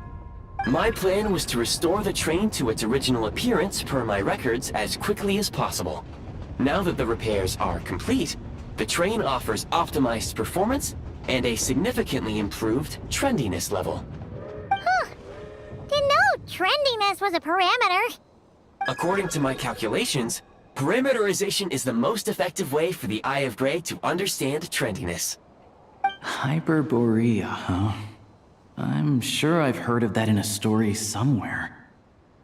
What an incredible little gadget you are.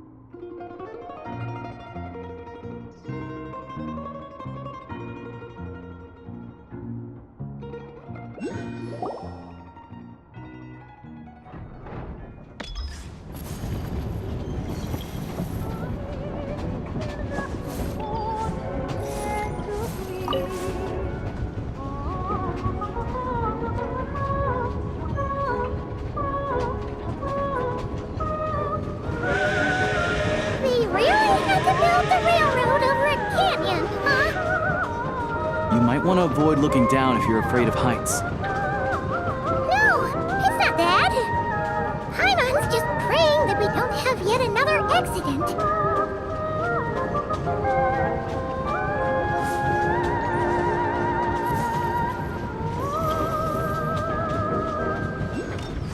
That mountain is breathtaking. Reminds Paimon of Dragonspine. They say this mountain's the domain of a Snegovic lord. A lot of the Snegovic retreated there to live in seclusion, so it's a pretty mysterious place. You hear all kinds of stories. Even the residents of the nearby town of Svietlo-Lidovka steer clear of the summit, and they make a living off of harvesting prime ice.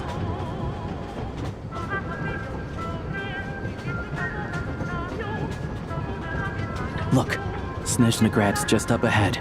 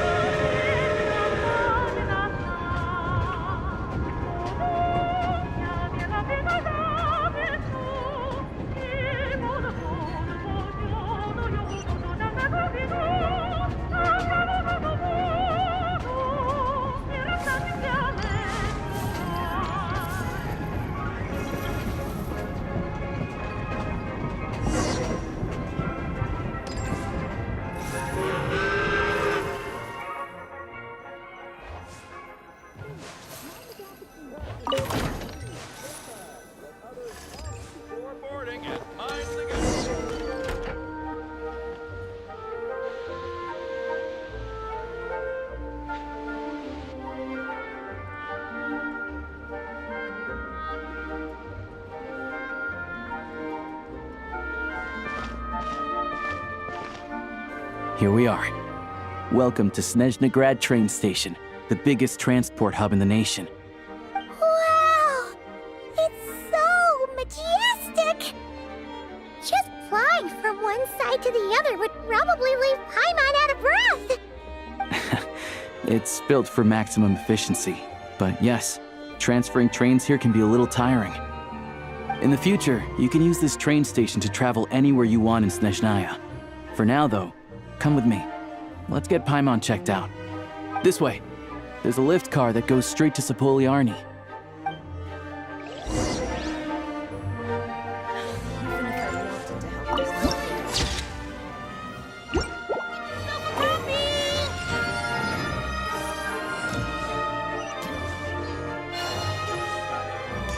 Look! They have really funny-looking hats! And those ones are about the same height as Paimon! But it looks like they can't fly! Those would be Volkudlak and Domovoy. You'll also see the winged Vila and the snowborn Snegovic amongst others. No wonder! We'd heard that Snezhnaya used to be the realm of the Fae. Paimon can really see it now.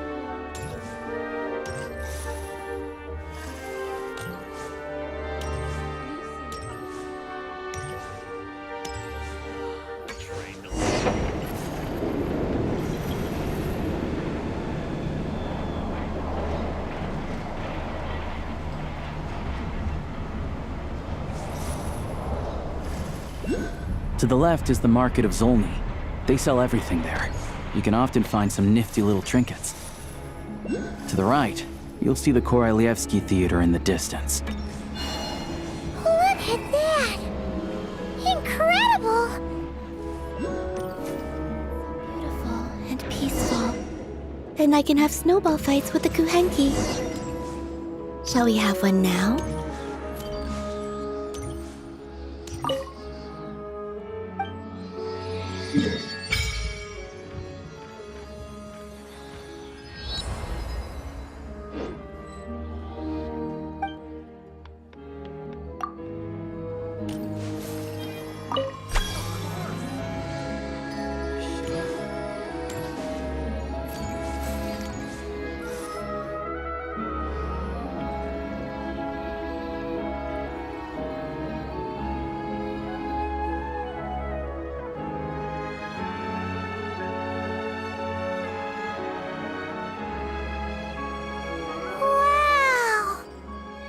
Snezhnagrad is stunning! their own eyes makes all the trouble we went through to get here worth it. I found it pretty stunning when I first came here too. But I soon found out that stunningly beautiful means stunningly expensive. The prices here are crazy. I'm just a small-time hunter, so Zolny is where I spend most of my time. This way will take us to Podvorier restaurant. They offer food and lodging there, so you can get settled in while I fetch the doctor. Is that gonna be stunningly expensive too? Yeah, I mean, there are places to stay in Zolny, but I highly doubt they'd meet your standards. Most of the stoves are out of crystal, the windows are drafty, and at night, four-legged roommates come out to play, sharpening their claws on the roof beams and floorboards. Yep, no way. Not a chance Paimon's staying anywhere like that. Maybe we can split the cost of the room between us? Paimon still has some savings left. Fine then. It's your treat. Paimon will save her money for buying a nice little cake. Don't worry, you'll get some too. I'm glad to see you've perked up. If you find yourselves in the mood for some sightseeing later, there's a few places around here worth seeing. This way leads to Zapoliarny Palace, which serves as the tsaritsa's audience chamber and also her personal quarters. The adjacent block is kind of a city in its own right. That's Glupov, the headquarters of the Fatui.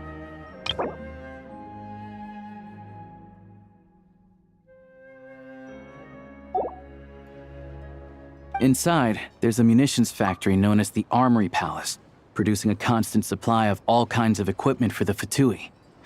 A lot of important research happens there too. And over there is the Snezhnaya Vecha, where all the big shots meet regularly to make policy decisions. These places are best admired from a distance. I'm sure I don't need to explain why. Yeah, they probably have super strict security. We're not looking for trouble right now. The downtown area is near the center of Zapoliarny. That's where you'll find the restaurants, bookstores, and gift shops. Another place of interest is the Northland Bank, which is over this way. Oh, and I'm sure you'll want to make contact with the Adventurers Guild at some point, right? That's right here. Ooh, speaking of adventuring, we use alchemy quite a lot. Do you know where we can find a crafting bench? No one practices alchemy at Snezhnaya, I'm afraid. Apparently there's some historical reason for it. Oh. We'll just have to use the one on the train then. Kinda inconvenient. Wait, how come there's one on the train if that's Snezhnayan too? Yeah, I don't know. Not my area of expertise. Still, I wouldn't say the absence of alchemy makes life here any less convenient. Anyway... Finally, there's Zolny in that direction. It's mostly residential buildings and factories, but there's a few shops too. Worth a look around if you're interested. That's about it. You guys go ahead and get checked in while I track down my doctor friend. Sounds good. Thanks for all the recommendations. It'll be good to get out of the cold wind. Paimon's starting to feel another headache coming on. Podvorier restaurant is right this way.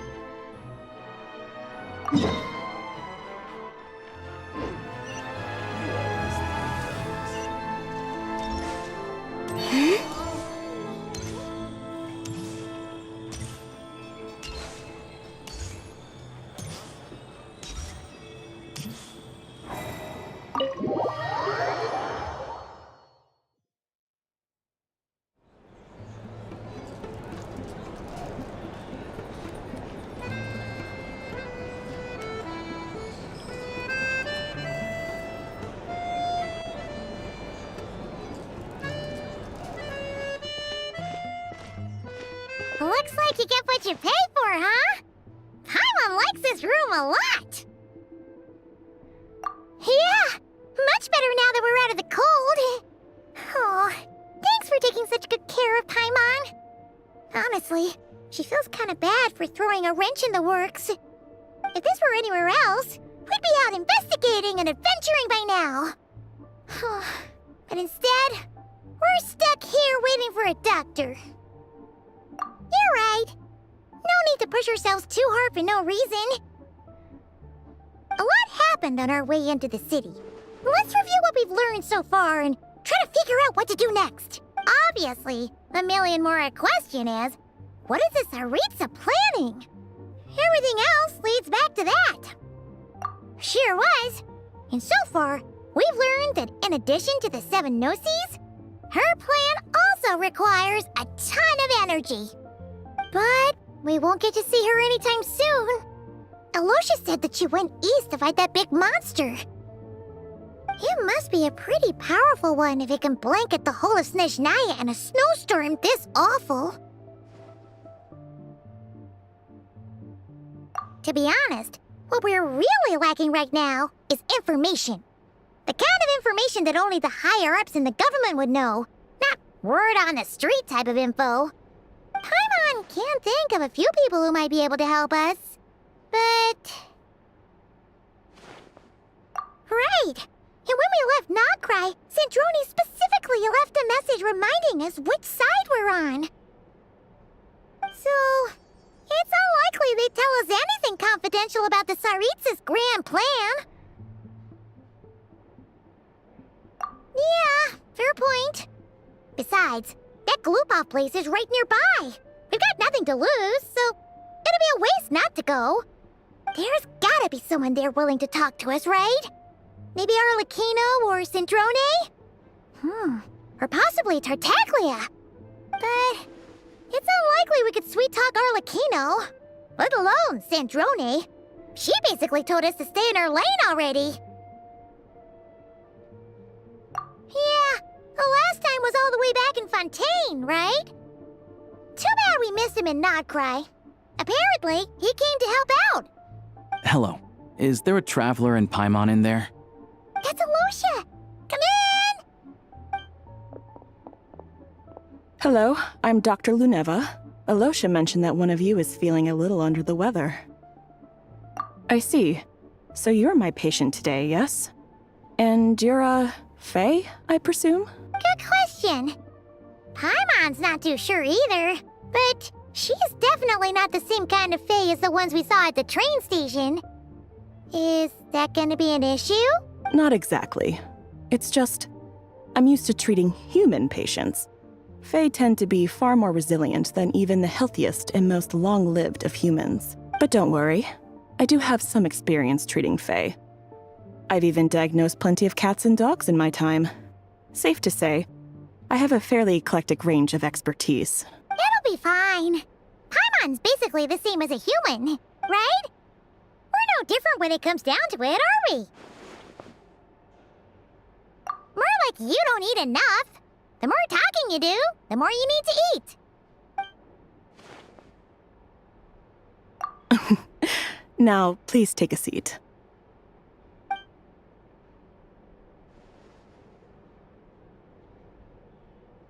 Okay, vital signs are good. Test results are all within normal ranges. I don't think it's anything serious. More than likely, you've just caught a cold. I can give you some medicine to tide you over, but as long as you rest properly for the next couple of days, you should feel better. Make sure to keep an eye on your temperature, though. If you find yourself with a persistent low-grade fever, or if your symptoms don't improve, just contact me again. Sounds like there's no cause for alarm. Thank you, Doctor. You're very welcome. Just doing my job. I'll leave you in peace now. Time to visit my next patients. Take care. You heard the doctor. Best you rest up here for a couple days. No sightseeing for the time being. All right, then. Guess we've got no choice. Let's just treat it as a short vacation. I have to get back to it. If you need anything else from the doctor or me, go to the Hunter Trade Station in Zolny. The boss there knows how to reach me. Hey, no big deal. You saved my life in the Shadow Realm. This is the least I could do. See you around.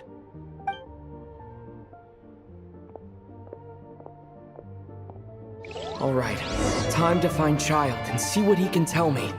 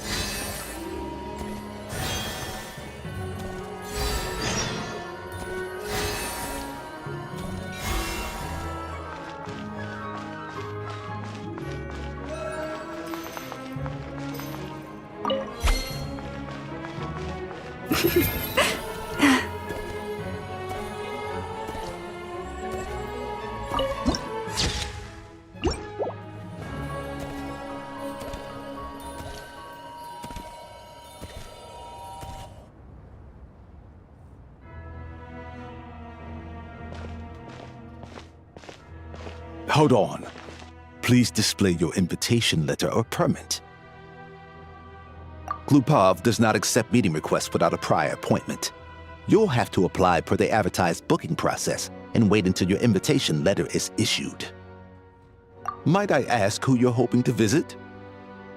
Another one who thinks the rules don't apply to them. I don't understand why people think they can just talk their way in here. You don't just show up and land a meeting with the Harbinger. But I have to go through the motions for protocol's sake. Honestly, it's such a waste of time asking when I already know what the answer's gonna be. Wait a moment. I'll pass on your message. If Child is unavailable, you'll have to go through the proper procedure.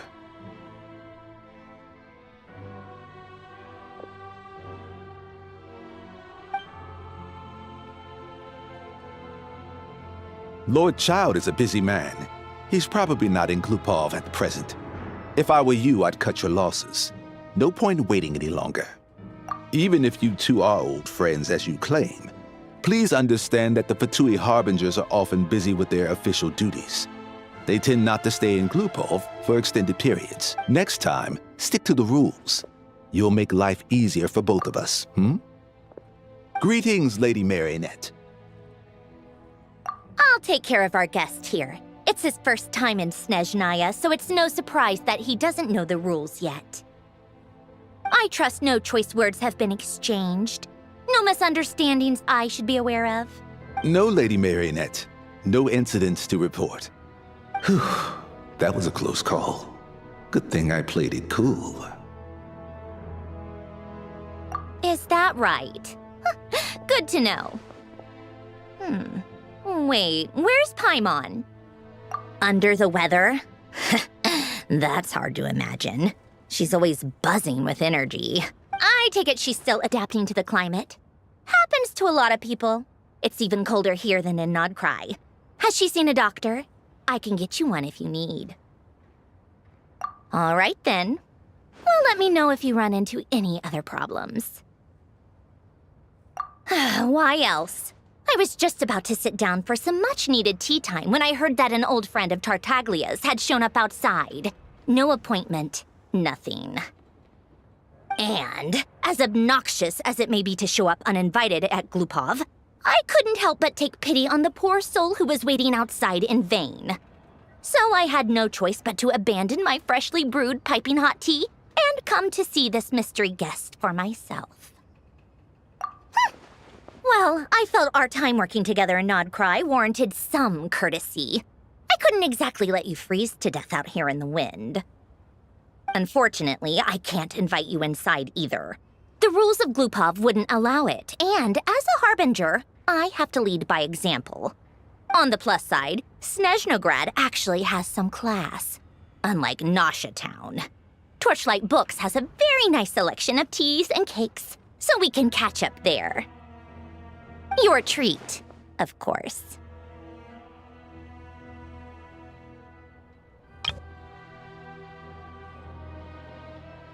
Because I already wasted one perfectly good cup of tea today. That's why.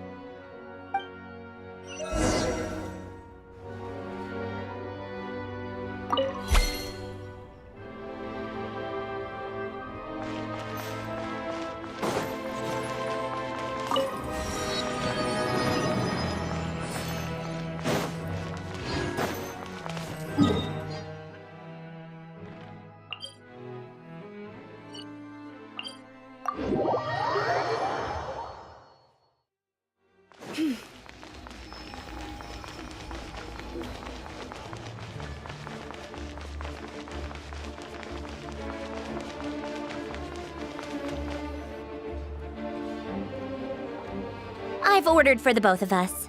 No objections, I assume. I'm sure you trust my taste. Okay, let's get down to business. I'm guessing you don't actually have any urgent business with Tartaglia, per se. You just want information, right? Wanna take a guess? Of course you'd say that. You shouldn't underestimate Counselor Tartaglia, you know. That's right. I'm sure you've heard of the Snezhnaya Vetcha by now. Well, he's busy preparing some paperwork for their next meeting. They'll be discussing yet another extension to Project Stuzha. It's basically all anyone cares about in the Vetcha these days. Yeah, he's more of the shoot first, ask questions later sort, isn't he? It all started with a very detailed letter that Capitano left for the jester, Pierro, before leaving for Natlan. In that letter, he detailed the future arrangements for his subordinates. All of his key people were reassigned to Tartaglia. I guess he'd already prepared to leave us for good all the way back then. But Pierro didn't reveal the contents of the letter until the events in Natlan had concluded.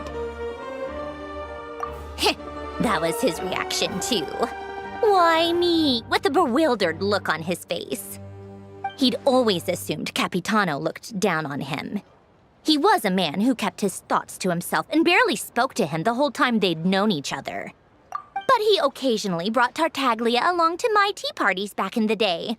So to the rest of us, it was clear that Capitano had quite a lot of respect for his young comrade. By the rest of us, I mean my tea party regulars. Arlecchino, Rosaline, and... actually, not Columbina. She was probably oblivious to it. Anyway, then the Liu situation happened. Normally, it took a lot to get under Capitano's skin, but that time he was furious. It's not really my place to talk about it, though. You can ask Tartaglia about it sometime. Basically, Tartaglia probably had the wrong idea about Capitano all along, right up until Pierro revealed the letter he'd left behind. Capitano believed that despite Tartaglia's immaturity, he showed great potential. Plus, he possessed a kind of purity rarely seen among members of the Fatui. Yeah, it's one of the few things that I'd agree those two have in common. But there's one other reason why Capitano chose Tartaglia to assume command of his troops. He knew that after he was gone, several of the others would swoop in on his army like vultures. With the ones who stood to benefit the most being the rooster Pulcinella and regrator Pantalone. Once they divided Capitano's troops between them, they'd be more powerful than ever. No one would be able to stop them. So, you can see why Capitano chose to hand that letter to Pierro, right? Exactly. Pierro also needed to back a harbinger as soon as possible. And all things considered, Tartaglia was the best choice. Even though Tartaglia has had the support of Northland Bank for a long time, he and Pantalone are ultimately not cut from the same cloth. I'd say Capitano made a good judgment call. Anyone else caught in this situation would probably feel like they'd been hung out to dry. His best course of action will be to distance himself from any shady business, while still maintaining friendly relations with Pantalone, but seeking Pulcinella's support at the same time. What's the point in having a tea party if you don't spill a little tea? Besides, none of this is confidential anyway. Ask any journalist out there. They'll give you all the lurid details. You'll see it firsthand if you ever sit in on a session of the Snezhnaya Vecha. All the factional strife, whether open or unspoken, it plays out for all to see in that one little room. Having a voice in the Vecha is the only way to steer policies in your favor. So, every person in that room represents a particular interest group. Pantalone, for instance, represents the financial sector, and Tartaglia represents the Fatui soldiers.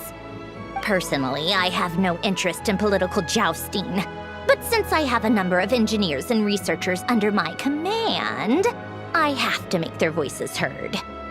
Then there's Pulcinella, the linchpin of the Vecha. He represents politics itself. Everything involves him, so nothing can bypass him. Any issue that comes up, he knows how to mediate. That's what the tsaritsa values most about him.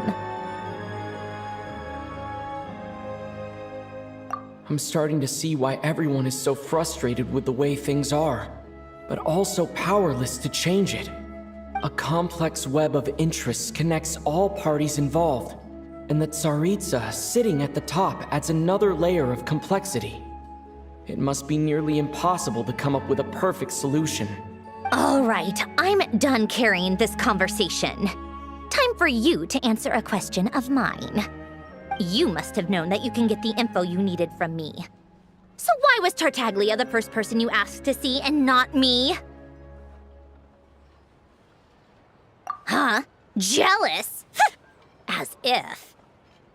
Wait. Oh, I think I know what it is. Columbina passed on my message to you before you left Not Cry, right? I only meant you should be mindful of which side you're on. Is that actually why you didn't ask for me? Because you took that to heart? Fair enough. It's not your fault. I blame all these politicians I've been hanging around with lately. Always beating about the bush when they talk. I guess it must have rubbed off on me. Anyway, just ask for my help next time, okay? Little things like this are no problem. Lady Marionette. What now? Can't you see I'm on my break? Whatever it is, just leave it on my desk. I'll look at it later. Sorry to disturb you during your break, ma'am, but I'm afraid it's an emergency. Isn't it always? I've told you before, fixing the tracks and transporting ice blocks does not constitute an emergency. The equipment in Svietlo-Lajdovka is in urgent need of maintenance. With how the weather's been recently, we suspect that the cause is a buildup of snow, exceeding the maximum weight limit. The supports on one of the machines broke and fell, awakening a dormant beast and leaving many of the ice miners trapped in a nearby ice cave. Luckily, Odette's team was nearby and launched a rescue operation, but we're still facing a severe manpower shortage for both the rescue and engineering teams. I guess that's it then. Our tea party will have to end here. I'm the only engineer you'll need. Do you actually want to come with, or are you just saying that? Nice of you to return the favor. I'll have a couple of people look after Paimon. They can let her know that you had to step out for a while. Given how urgent this is, I'm sure she'll understand. And honestly, I'd rather have your help than anyone else's. Between your skills and experience, you'd be reliable help. Then let's go. You, take 2 people to Pavorye restaurant. Find his room and watch it like a hawk until we get back. If anything happens to Paimon, you'll be answering to me. Yes, Lady Marionette.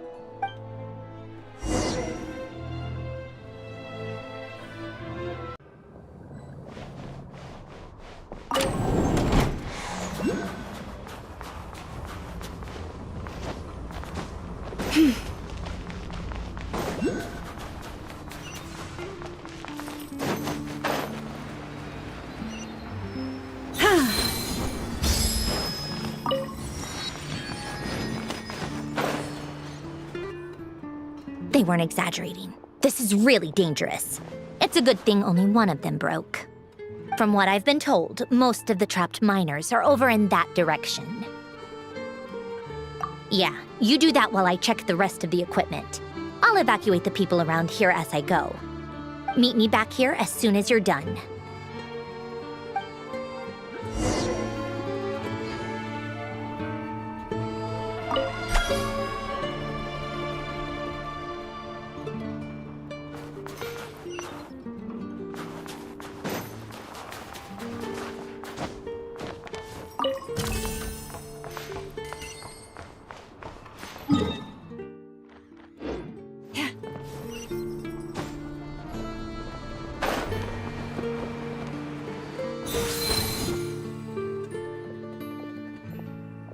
I have to be getting close.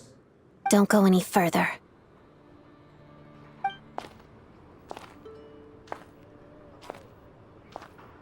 It's too dangerous here.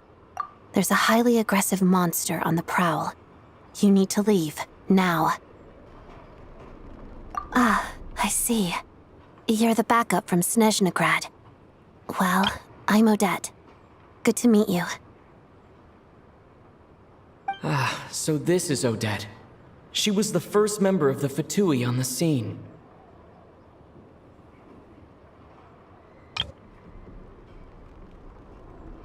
There are 5 people trapped in the cave. Monster type is unknown, and so is its location. Let's go. Every second counts.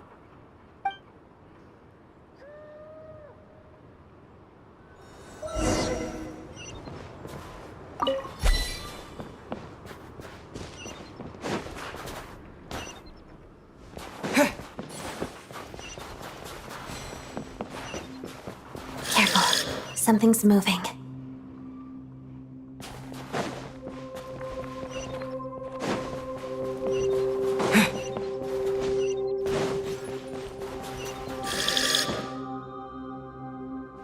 This must be the monster's shadow. Looks like a tough opponent.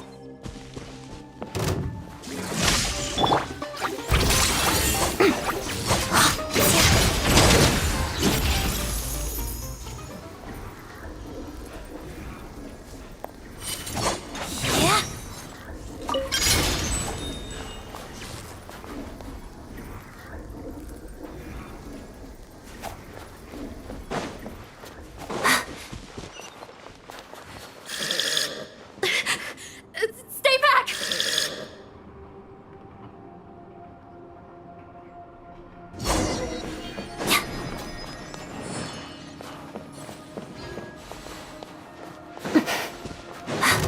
Together. Walks of the snowflakes.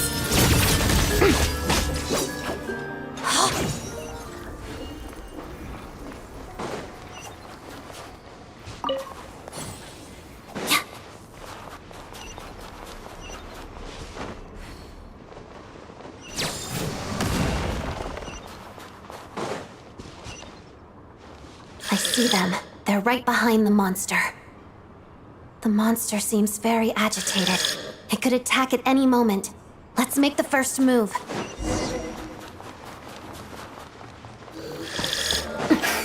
Lightning flash! Shadow me. Pot of dust.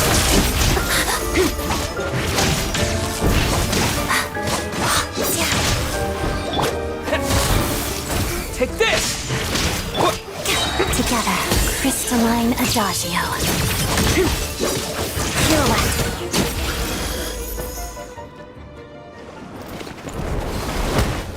Oh, thank you for saving us. We'd have been monster fodder otherwise. Thank you. Thank you. You're welcome. You should be safe now. Follow this route out. He and I will stay behind to watch the rear. Thank you. Come on, let's go. This way.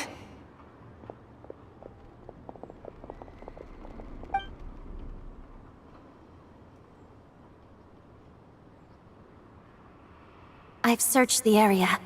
Pretty sure the monster made a tactical retreat.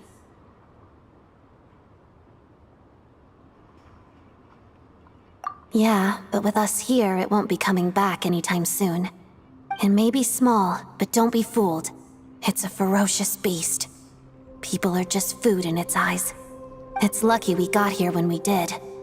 The trapped miners have been successfully evacuated. Time for us to leave. Wait, this place.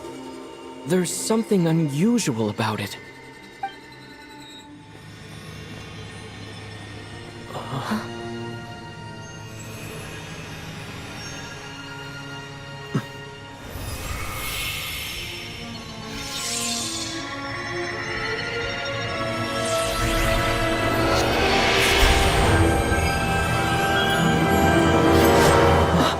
What is that?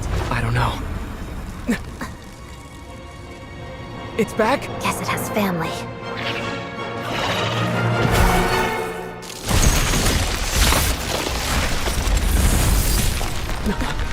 This way. Run!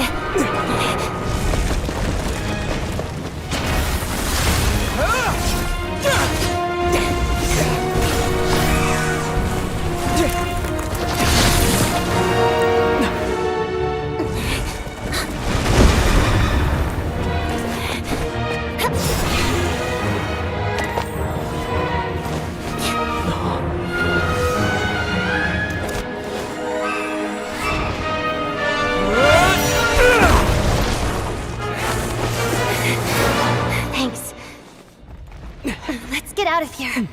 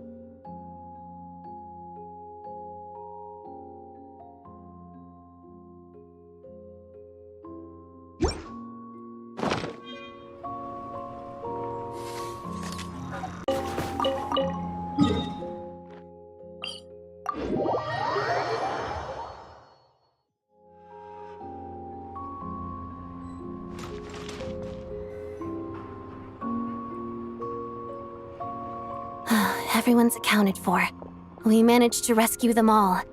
We also placed a sign at the entrance to the cave, warning people to stay away. You really held your own today. I still don't know your name. Don't think I've seen you before. I'll remember the name. All right then. See you around. Hello, Lady Marionette. I hear the rescue operation was a great success. I knew I could count on you. What brings you here, Odette? Here for a performance? No, a Fatui mission. I happened to be nearby and heard the crash. She hasn't introduced herself then. Odette is the prima ballerina of Snezhnaya. She's quite the celebrity. If you ever hear people mention the two crowning jewels of the Korolievsky troupe, they're talking about Odette and the prima donna, Vodyanitsa.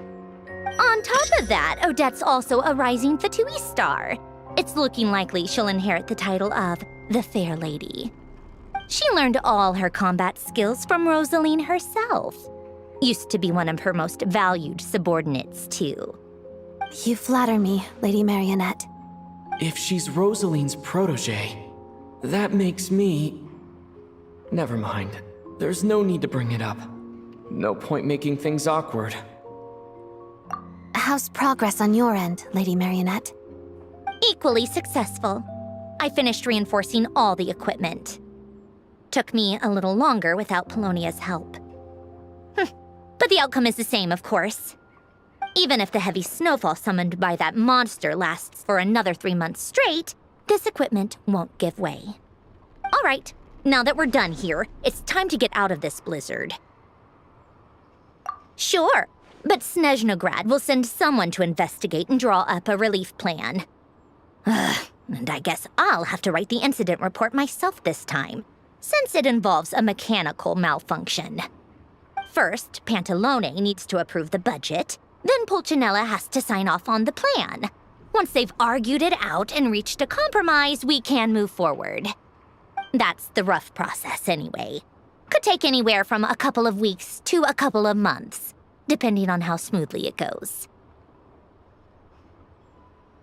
Yup, nothing we can do about it. There's a whole stack of incident reports like this back at the office. The snow has eased a little for now, but there's no telling when that will change with that monster still at large. Fuel for heating is in short supply, and relief is weeks away. There's no immediate threat to life, but still, it just feels like there should be a better way.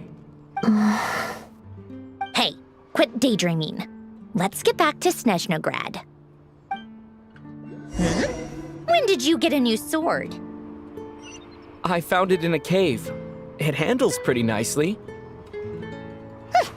You have a strange affinity for secondhand swords.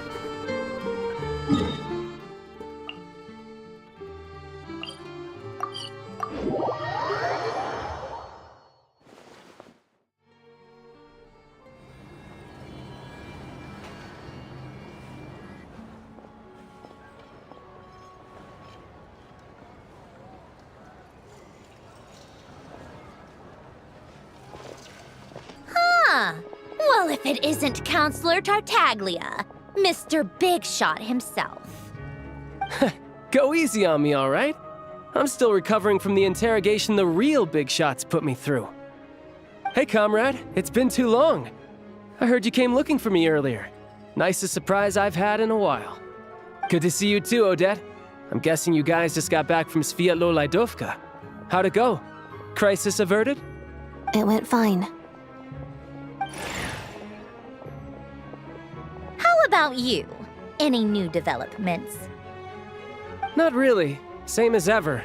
Growing opposition to Project Stuzha, and the usual rebuttals are starting to ring hollow. The results of the mock vote were pretty dire. Pulcinella was fuming. I've never seen the old man so angry. That's not good news. It takes a lot to rattle him. Yeah, obviously if push comes to shove, there are ways to crack down on dissent. But... Sorry, I have to ask something. This is going to sound blunt, but may I? Huh? Of course, fire away. It sounds to me like everyone's tearing their hair out trying to figure out how to deal with opposition to Project Stuzha. But what exactly is this project's purpose? And how can it be so important that even people like you two refuse to stand up for the ordinary people of Snezhnaya? Interesting. I gotta hand it to you, comrade. You sure don't mince your words. Excuse him? What does he mean, refuse to stand up for ordinary people? Oh my gosh. How does he dare speak to the Harbingers like that? Are you interrogating us now? It's okay, Sandrone. Let me explain. I think I understand where he's coming from. If I could, I'd take your side right now. In fact, my position's very similar to yours. I've only held back on casting a dissenting vote in the Vetcha because the tsaritsa would never let me get away with it. Still, I have a responsibility to the Fatui armed forces, so I do what I can to make their voices heard. Most of them are just regular folks from small towns far from the capital. I'm sure you've seen how much those kinds of places are struggling right now. Oh, and for what it's worth, I'm from Arepasak myself. Things aren't going so swell there either. The tsaritsa wants to create a better, safer future for the people of Snezhnaya, but she's thinking long-term. I don't doubt that from where you're standing, Project Stuzha seems to be creating all sorts of issues for everyone. But considering the tsaritsa's vision for the future, these are sacrifices worth making. Sounds cold, I know, but I promise it's not as black and white as it seems. Maybe Sandrone and I can't oppose Project Stuzha outright, but we're constantly raising our concerns in Vetcha meetings. And even though we can't put an end to it, there are plenty of other ways to make a difference. We're trying everything we can think of, and so is Pulcinella. I respect Her Majesty, the Tsaritsa, and trust her decisions. But at the end of the day, I'm still just a normal guy who cares deeply about my homeland. And my family, who all live here. There's no way I would ever abandon them. As contentious as things can get within the Vetcha, there's no selfishness or malice behind it. Everyone wants to get through this period as smoothly as possible. The issue is that there's no way of pleasing everyone under the present circumstances. Most of the time, we're trying to decide on the lesser of two evils, which obviously isn't a great look. But that is not the same thing as being blindly loyal to the tsaritsa. No one's got their head in the sand here. We're all well aware of the way things are. We're just doing our best to make it work. In fairness to Snezhnaya, she rushed to Svietlo-Lidovka's aid the moment she heard that people were in danger. And even Tartaglia, who used to only care about the thrill of the fight, is clearly doing his best to rise to the demands of his new role as counselor. Hey, come on. There's only so much we can say, so don't press us too hard. Look, I know how untenable the Tsaritsa's position looks if you don't understand her motives. Maybe you've heard already, but she's currently leading her army on a campaign to the east to defeat the monster that's been causing these brutal blizzards. Striking that monster down will be a significant step in dealing with the present energy crisis. As laser-focused as she is on realizing her lifelong ambitions, she's still putting time and energy into taking down this powerful monster. To me, that says a lot. If she thought Snezhnaya and its people didn't matter in the grand scheme of things, why would she waste her time on something like this? Thanks. I meant every word I said, though. I wasn't just trying to placate you. I've already done more than enough diplomacy for one day. I still think this adventurer raises a very important point. Our two harbingers have made their positions very clear. But there are many others in the Vetcha who must feel trapped and forced to vote against their conscience. I think it's a very valuable quality to be willing to speak one's mind, despite the risk of offending powerful figures. You can say that again. I highly doubt we'd feel the need to explain ourselves so much if we didn't know you so well. Forgive me, adventurer, but might I be so bold as to ask about your background? How is it that you can converse so openly with two harbingers? Oh, haven't you been properly introduced? Easier said than done. I like to think I'm not the kind of person who goes around busting open people's old wounds. I've only learned his name so far, and no details of his experiences. Is something wrong? Uh-oh. Is there no avoiding the subject of Rosaline? No, it's just... all right. I guess there's no getting around it. This is the world-renowned traveler who helped resolve the storm terror threat in Mondstadt, cleaned up after the mess I made in Liyue, and then went to Inazuma, where there was a duel before the throne in which the traveler defeated Rosaline. Oh. I'm sorry. I didn't think you two would be seeing much of each other, so I figured it wasn't worth bringing up. It's fine. It was a long time ago. It's fine. Sorry, I just remembered that we have a rehearsal coming up. Please excuse me. I should get going.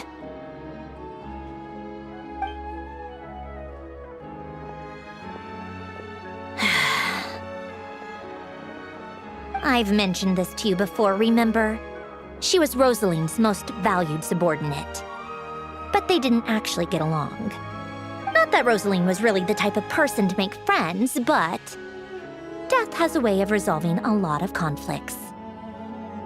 Don't let it weigh on you. Like she said, it was a long time ago. It's in the past now.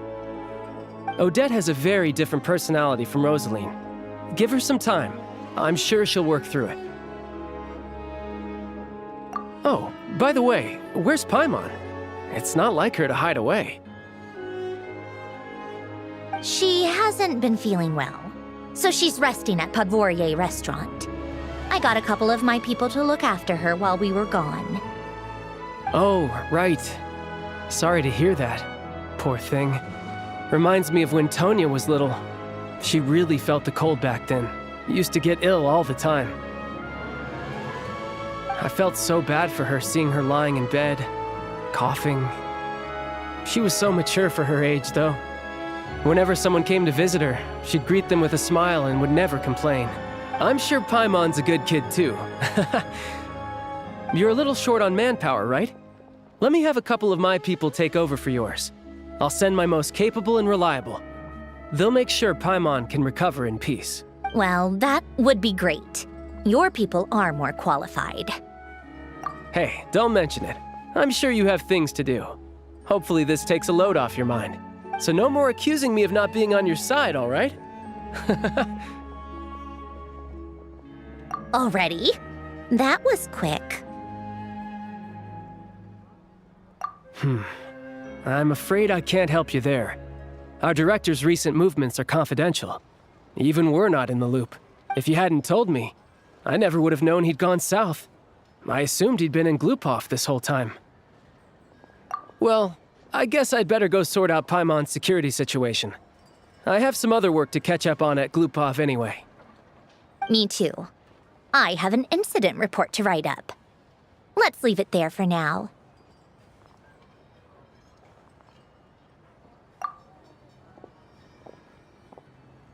I guess everyone's in a difficult position. But Tartaglia's right. I have things to do. Things I want to do. And things I ought to do. To start with, I should ask Alyosha if he knows any way to help Svietlolaidovka.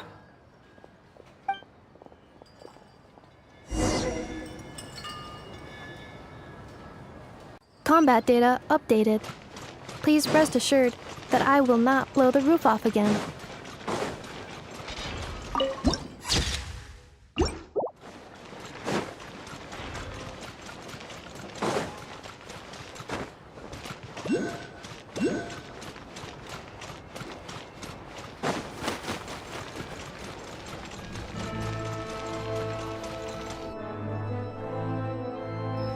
How strange. This sword seems to be vibrating of its own accord. It's a very faint vibration, but it's getting stronger as I get closer to the statue of the Seven. Does this sword have some connection to the statue? But all it does is vibrate, even when I touch it. That place I got this sword from was definitely out of the ordinary. Maybe I should try channeling the power of cryo.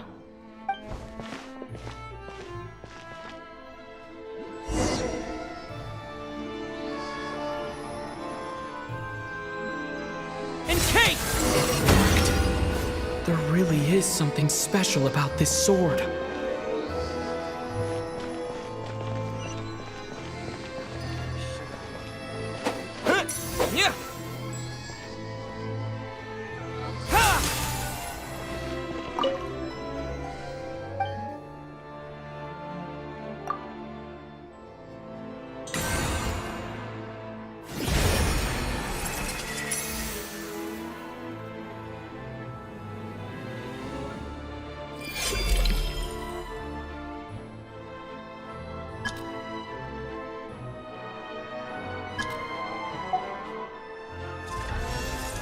I don't really understand what just happened, but I'm pretty sure this sword just got a little more powerful.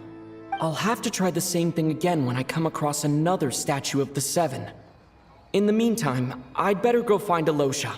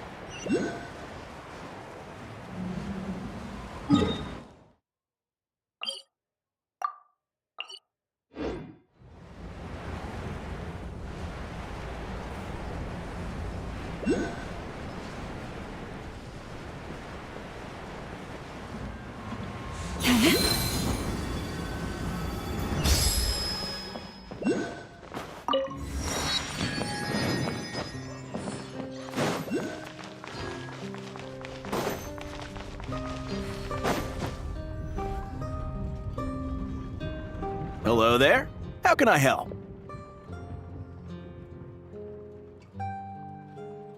Ah, sure thing. Give me a second, I'll go fetch him for you.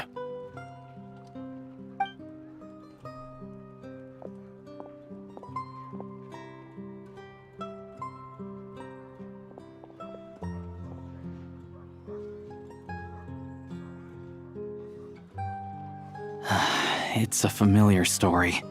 I've had similar experiences. Although Snezhnaya doesn't deliberately delay or withhold relief, those first few days of waiting for help are always the hardest. It's a fundamental contradiction. If emergency relief can't be delivered in time, what's the point in even calling it emergency relief? Not necessarily.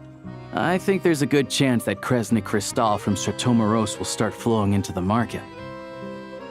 When we resolve Stratomeros' energy issue, it's like we open the floodgates. A huge backlog of crystal is now available to the townspeople. There's no way they can use it up at once. A lot of them will probably stockpile it and slowly work their way through. Probably a good idea, since energy prices are only going to keep rising. But there will always be people who urgently need Mora. Exactly.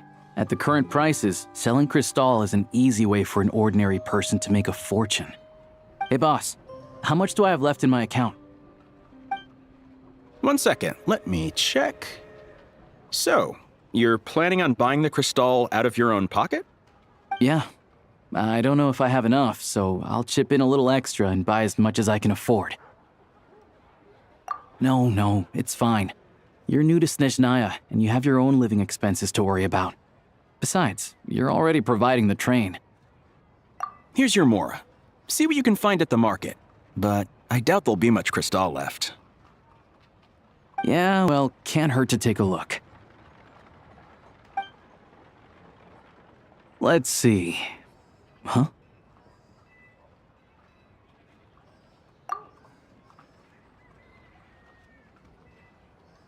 Oh, Alyosha, and... Hello? I didn't realize you two knew each other. Yeah, I take on some odd jobs in the city to supplement my hunting income. Sometimes I work as a cleaner or prop hand at the theater where Odette is one of the big stars, so I've met her a few times.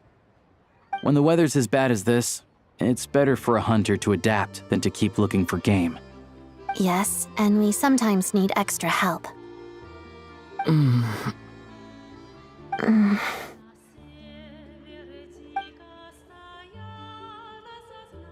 Wait, why is the atmosphere so awkward? I thought things went pretty smoothly in Sviatlo-Lidovka. So, what brings you here, Miss Odette? Looking for some new props? No.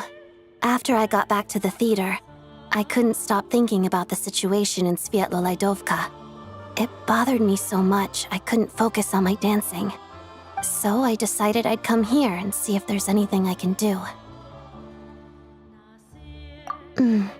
You too, I presume. I suppose that's why you're here. I didn't feel comfortable expressing my true opinions in front of the Harbingers.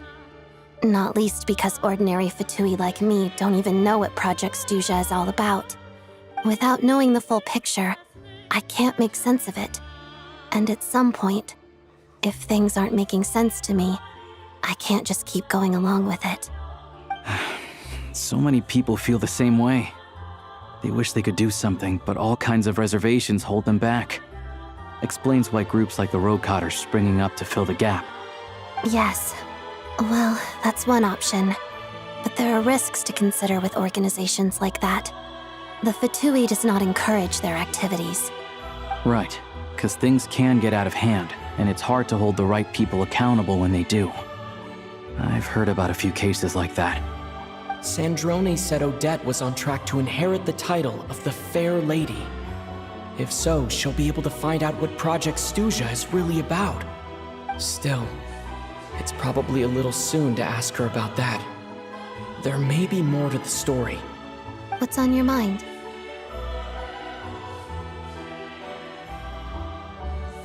I think we can both agree that no matter which side you're on, it can't stop you from doing the right thing. Where there's a will, there's a way. I know what Rosaline did while she was abroad. You made the right decision, so no hard feelings. So, what's your plan? Oh, we were gonna buy some crystal. I heard there's some on the market right now. Funny. I had the same idea. In that case, let me pay. I can claim it back as mission expenses. The real issue here is that government relief is behind schedule. Surely it makes more sense for the state to cover these costs than for us to pay out of our own pockets. True. It's a huge expense after all.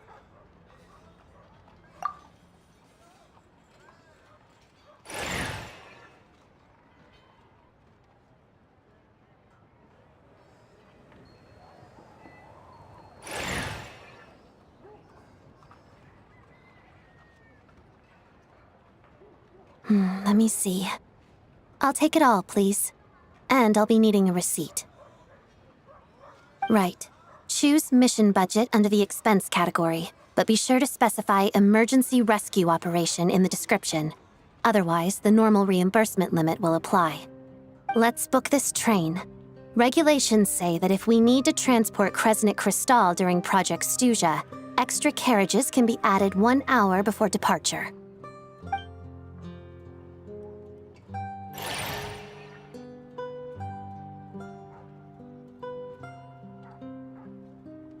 That should do it. The train will be escorted to its destination by Fatui guards. This is my first time seeing you handle Fatui affairs, Miss Odette. It seems you're as skilled an officer as you are a dancer. You flatter me. It's only because I've been doing both my whole life.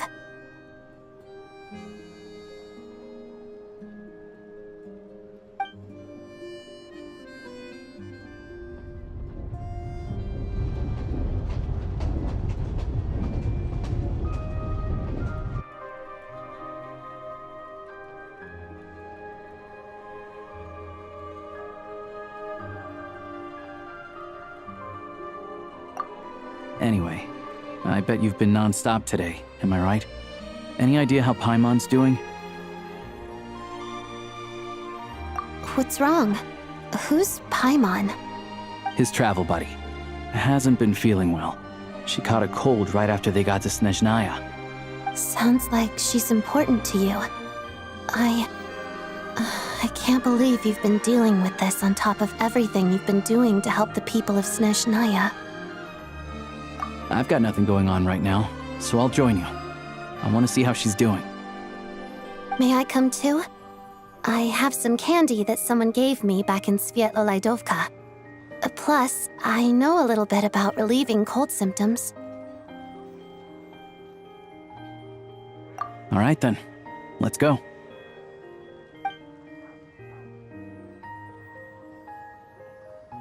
I still don't know what the deal is between these two, but at least the tension seems to have vanished.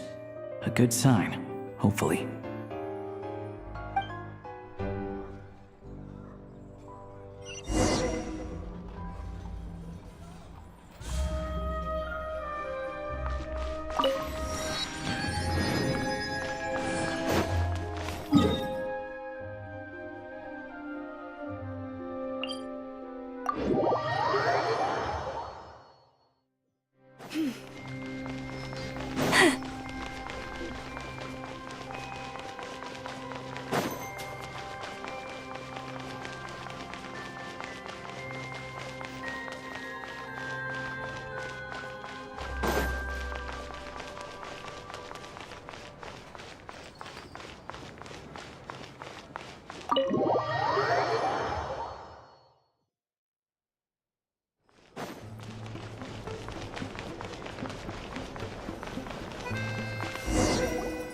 Hello.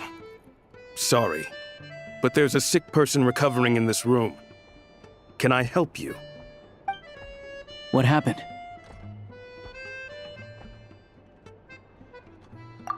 Oh, please, excuse me. Are you the Traveler? Could I take a quick look at your Adventurer Handbook? Master Child said I should verify your identity.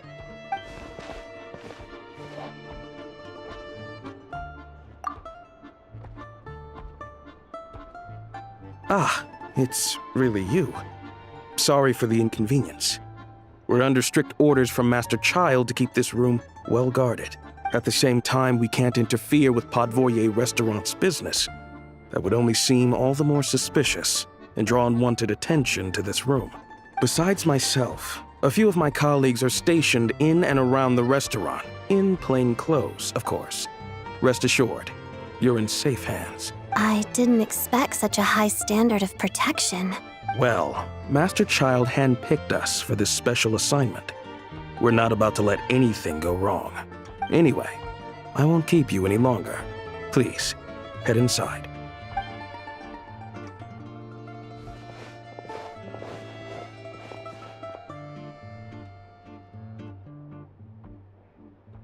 Traveler! Alyosha, you're back!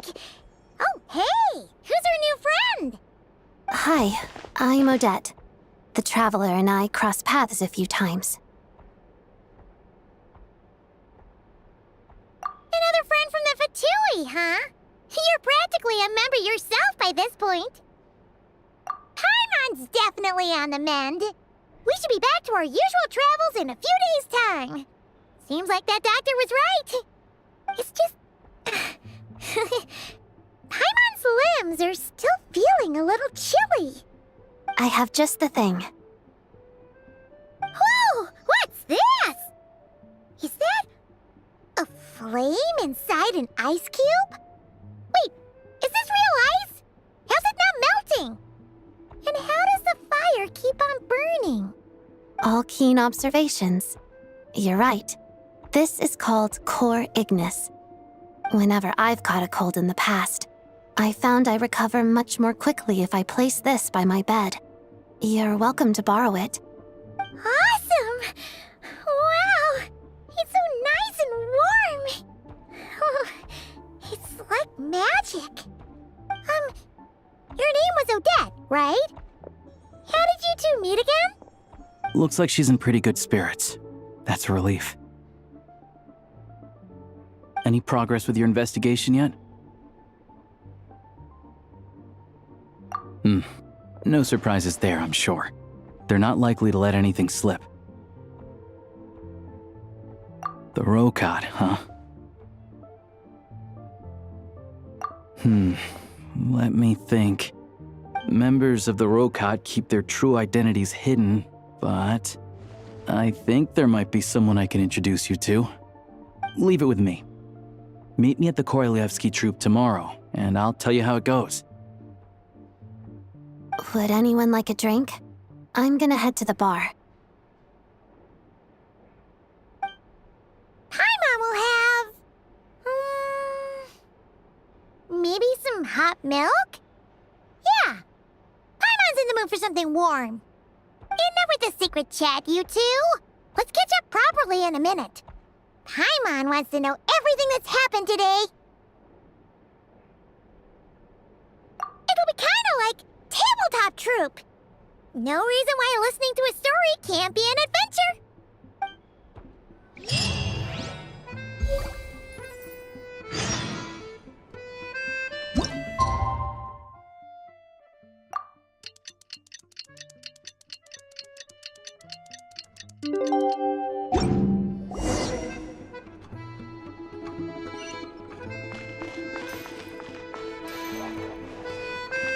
Yep.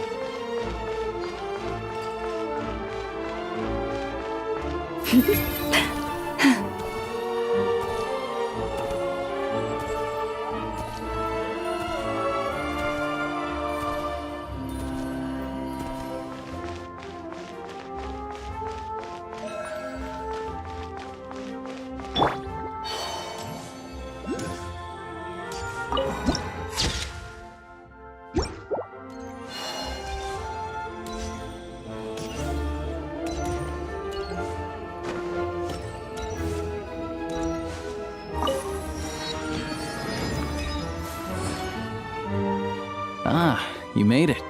I've got some tickets, and I managed to set something up with the Rokot. It'll have to wait until after the show, though. Happy to stay and watch? I doubt you've seen the Korolyevsky troupe on stage before. Pleasure. Here, this is the way in.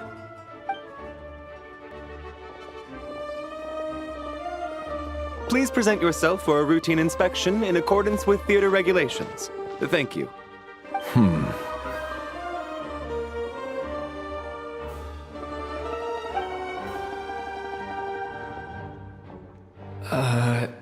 Is that guy with the fatui? Looks like he's waiting for something.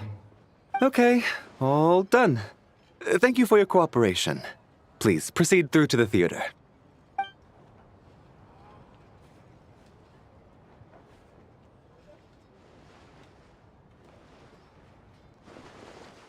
What's up?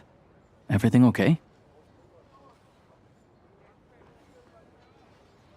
Snezhnaya's business and political leaders are always passing through here, so it makes sense that security's tight. Still, it's a little unusual to see the Fatui's Armory Palace guard here. You saw him, right?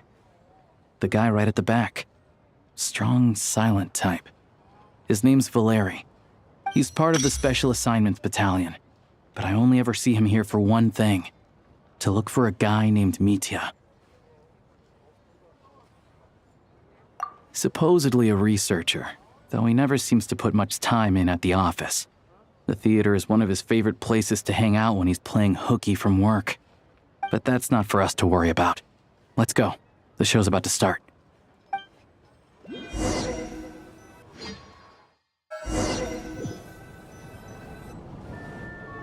What do you think? Pretty impressive, huh?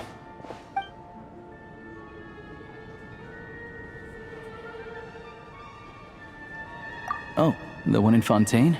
I hear it's iconic. Never seen it for myself, though.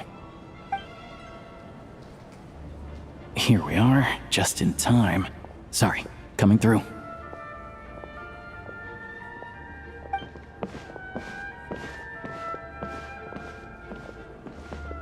Ugh. If you're gonna show up late, keep your mouth shut. What's his problem? Whatever. No point arguing with people like that. Look, there she is. That's who I'm introducing you to later. She's the lead singer of the troupe, Vodyanitsa.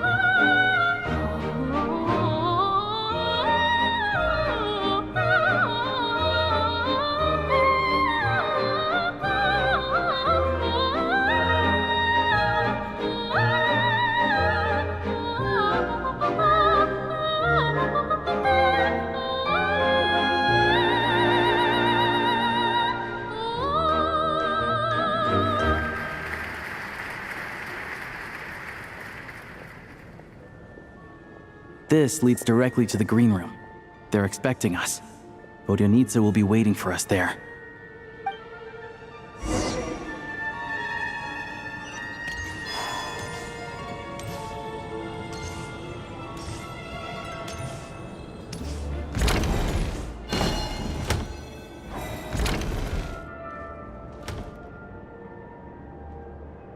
Hey there.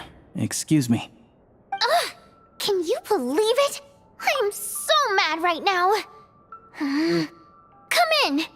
Oh, it's you two. Huh? You know each other?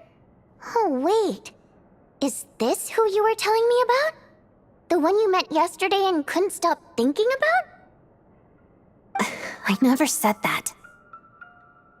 Yes, you did. Why are you denying it? It was right before I went on that rant about the moody factory owner. Oh, I remember it so clearly. Might I ask what brings you two here? Oh, I just brought him here to see the show. And when it finished, he was full of praise for Vodyanitsa's performance. So I thought I'd try my luck, see if we could get the chance to chat for a bit. Maybe get an autograph? You work here. You of all people ought to know that's against the rules. It's not what the green room is there for. Oh, what's the big deal? Come on, don't be shy. I can give you an autograph. You can take a picture too if you want. Do as you please. I finished all my shows for the day. I'll leave you to chat.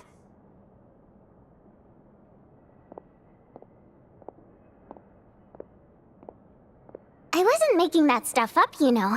Odette's just too proud to admit it. She thinks very highly of you. And so do I. You did the right thing in Svietloladovka. We're good. Odette's out of earshot. I'll lock the door. Confidentiality, of course. The Rokot is very strict on that. Whoa, Alyosha! Not out loud! Not with an outsider here! Relax, I've taken care of it. Look at this. The President's reply sent this morning. Wait, so he's been approved to join? You told me last night that you wanted to get intel from the Rokot. Unfortunately, Rokot intel is only available to members. But ever since you set foot in Snezhnaya, we've been working together. I've seen the way you work, your character, and your motives. Everything about you is perfectly in alignment with what we're trying to achieve in the Rokot. So I figured I might as well cut to the chase. I wrote a letter to the President explaining your situation, including just the right amount of detail. His approval came very quickly.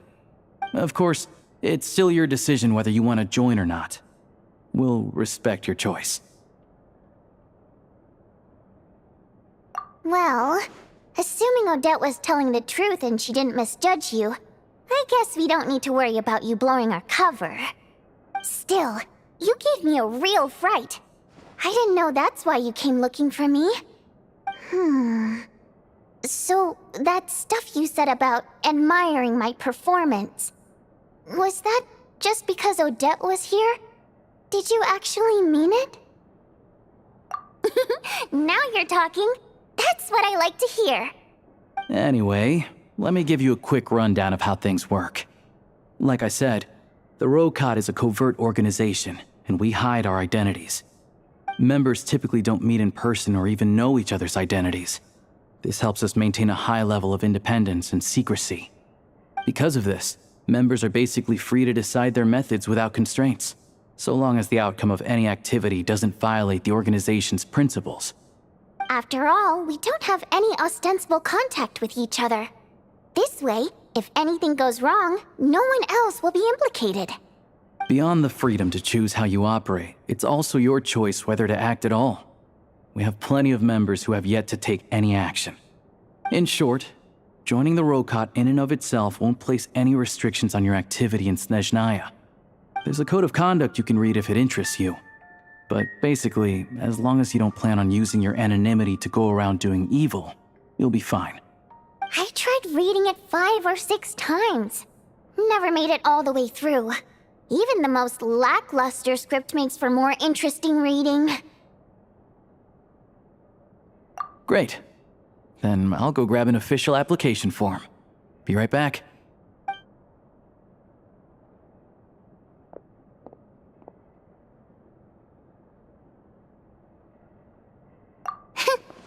Well, Alyosha has this pet dog, you see. His name's Tagarin. And this one time, Alyosha brought him backstage. Dagarin took quite a liking to me, so I played with him for a little bit and fed him some treats. Then, the Rokot was out on a mission one day, and even though we were all in disguise, Dagarin recognized me right away. Just a coincidence, really. We didn't report it to the higher-ups, though, to avoid dealing with the fallout. Like... my job at the theater, for instance. I really needed to make ends meet. By the way, what were you complaining about just before we came in? Did everything go okay with Chuganov? Everything did not go okay. That's why I was so mad. I tried to make some small talk with him before I went on stage to fish for intel about the Iskra manufacturing plant. But he wouldn't take the bait. No matter what I said, he kept dodging the question. And then he started complaining. He said he didn't appreciate his second-rate seat in the stalls because he usually gets a private box. I mean, what did he expect? Everyone knows that if you want a box seat, you buy a ticket well in advance.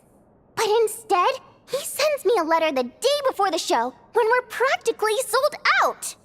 I had to juggle things around just to get him a half-decent seat, hoping he would appreciate the gesture enough to share some information.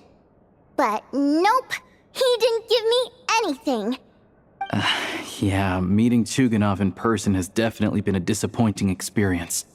Oh, you probably don't know who we're talking about, do you? Chuganov was that older guy you were sitting next to today. I'm sure he didn't make a great first impression on you either. To the citizenry, he's a family man and a kind boss. But our interactions with him tell a very different story. It's one thing to ask for a favor, but he acts like it's his right. He always expects special treatment. Take the ticket situation, for instance. I've actually gotten him a private box in the past. But not only was he not even grateful, now he's acting like I've sold him short this time. Not to mention that he's never paid for a single one of his tickets. And another thing, if he's such a big family man, why doesn't he bring his wife and daughter to see the show once in a while? I've never seen them here, not even once. Calm down, Vodyanitsa. If you won't do it the easy way, we'll have to try the hard way. But first things first, here's your application form. Go ahead and fill it out.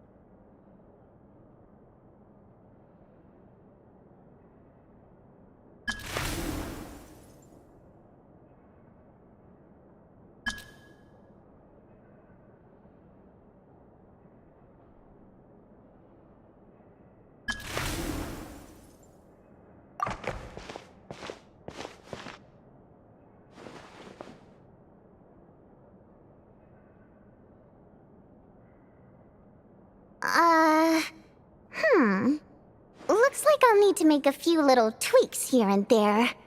But other than that, you're good to go. We'll hold on to this for you. All right. Now that we're officially Rokot comrades, I can tell you. Chuganov is the target of our current operation. Recently, we've done some recon work at the Iskra manufacturing plant, which pretty much confirmed that their energy consumption is way beyond the legal limit. All we need now is some direct evidence to present to the Vetcha, so we can demand that they shut the plant down. That way, the Kresnik Crystal can be allocated to where it's needed most. I was hoping he might let slip during one of our chats, but he's too tight-lipped. We'll have to find another way. I'm meeting another regular theater goer tonight, Mitya.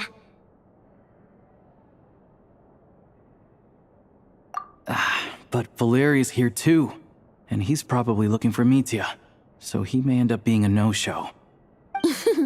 Don't you worry. He must know how to dodge Valeriy, or he wouldn't be showing up on time for every performance. Mitya is a renowned energy expert. Although we can't get any direct evidence of the excessive energy consumption at the plant, we can accidentally let the information slip to him. The authorities should take someone like him seriously. So if he starts raising questions about energy use at the Iskra manufacturing plant, there will be a proper investigation.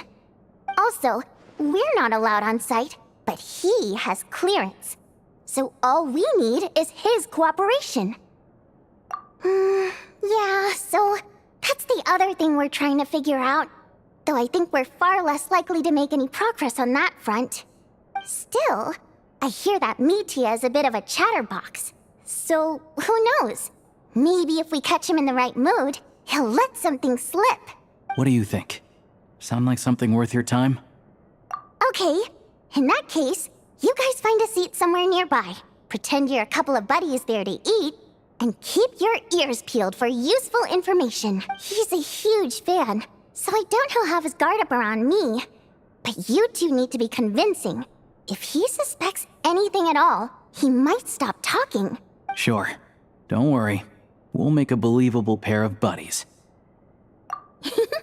Perfect! You've sold me already. Now, help me tidy this room up a bit before we head out. Okay. What needs tidying? Everything!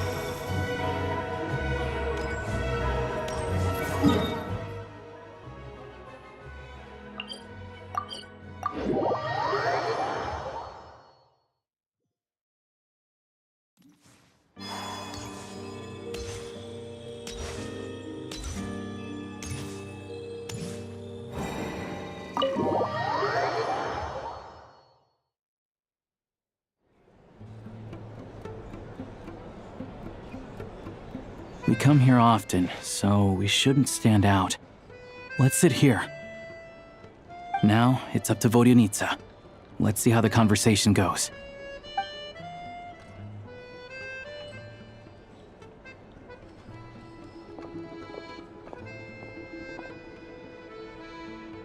Mr. Mitya! Over here! Over here!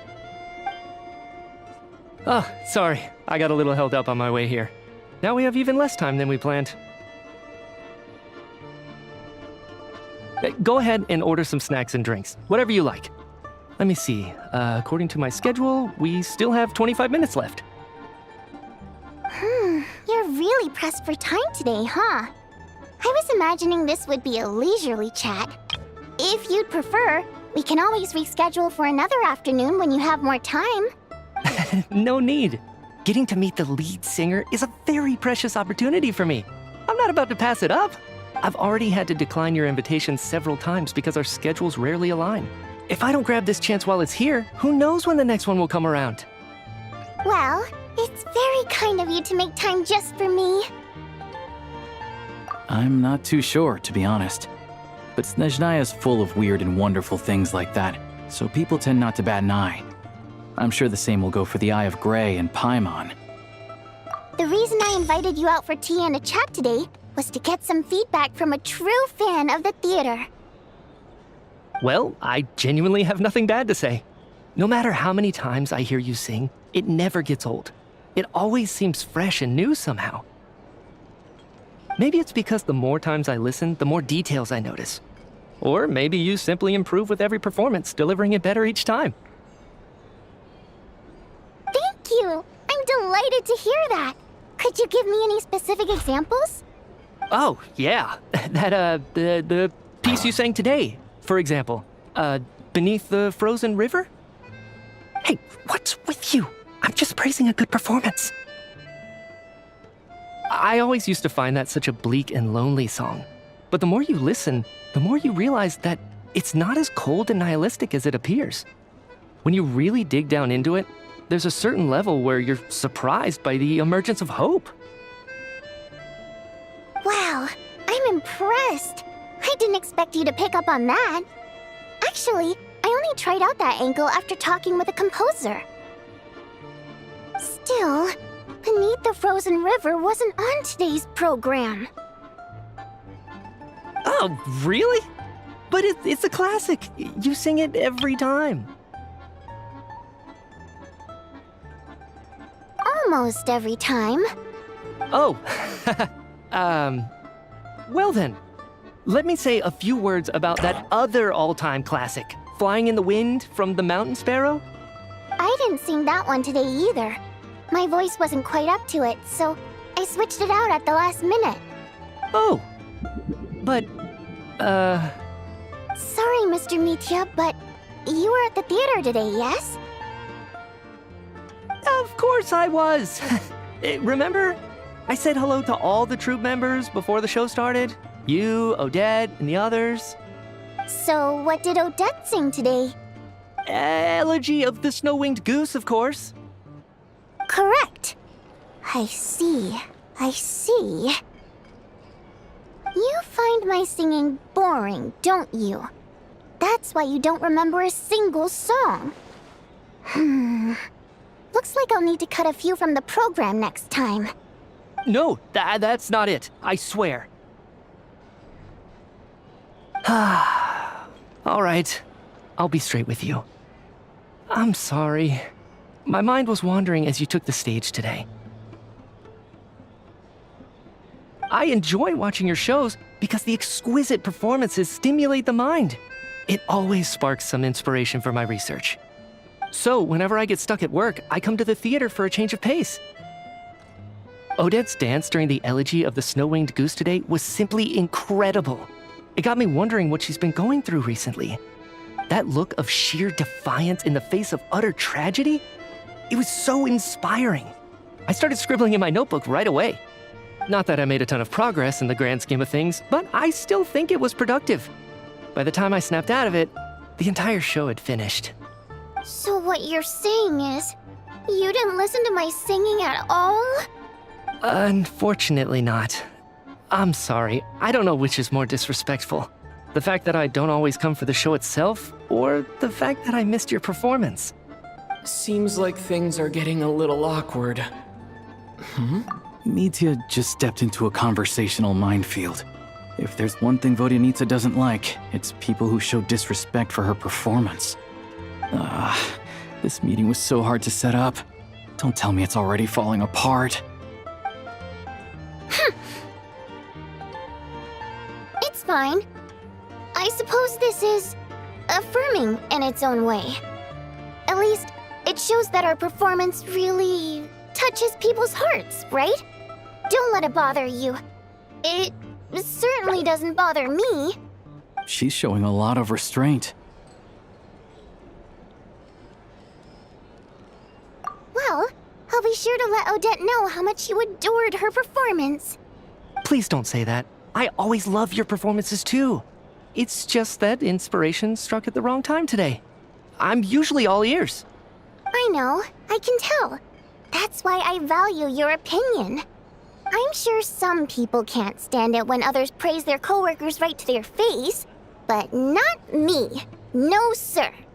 Fair enough. I still feel kinda bad though. But you know what I really can't stand? People who only show up to the theater to pretend that they're cultured. Makes me sick to my stomach. Oh yeah, 100%. There are too many of those people around. By the time they're walking out the door, they've forgotten all about the show. What's wrong? You look furious. I don't know if you've heard about the boss of the Iskra manufacturing plant. He isn't even a theater investor, but he always demands the same privileges as actual investors. Box tickets only, premium drinks, even the right to request specific songs. Well played, Vodyanitsa. Seems like she's harnessing her rage to steer the conversation back on track. Now that you mention it, I've interacted with that guy before. I gotta say, everyone holds him up as an example of a benevolent businessman, but I don't know. I don't see it. Yeah, he couldn't care less about what's happening on stage. He's just there to flaunt his social status. I hate that I have to prepare programs for guys like that. What's the big deal with that factory he runs anyway? I asked around a bit and heard some pretty shocking stories. Sounds like he's just another greedy capitalist. Oh, really? Yep, the things people are saying are pretty damning. Low wages, insanely long working hours, equipment running around the clock. And as if that's not bad enough, he also strictly forbids his employees from giving any kind of interview. Project Stuzha has now been extended so many times, we're at the point where crystal rations for the common folk are barely enough to survive on. Yet he even wants to get his greedy hands on them just to boost his own profits. If the rumors are true, he's in serious violation of the law. Interesting. So you've heard about it too? What? So it's really true? Who knows? I've only heard the same rumors you have. But there's no smoke without fire. The Rooster's been coming down on us hard lately, demanding that we track and trace every single batch of Crystal.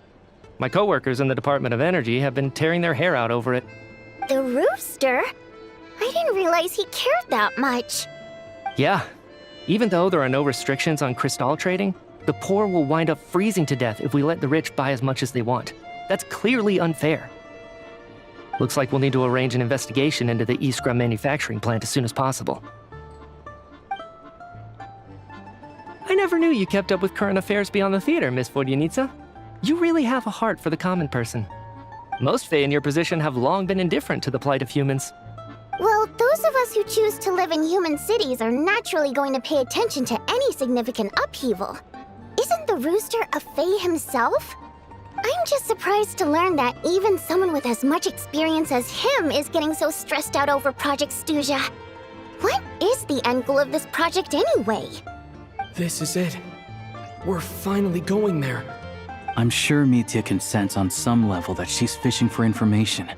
But since their conversation is so relaxed, he might just let something slip.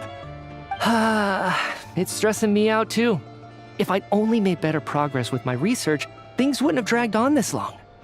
Oh, so your work is related to Project Stuzha? That's right. The Armory Palace needs a brand new energy source. Not the power of the Light Realm and not elemental energy. Right now, the only thing that meets the requirements is the power contained within stellar linchpins. But harnessing that power is costly.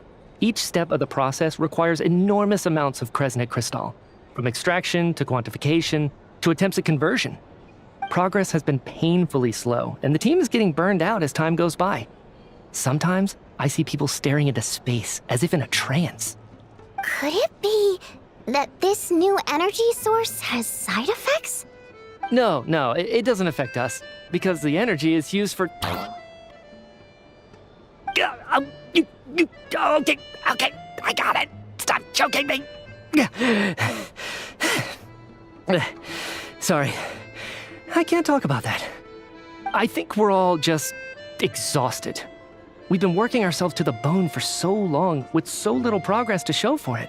It's no wonder people are struggling to stay motivated.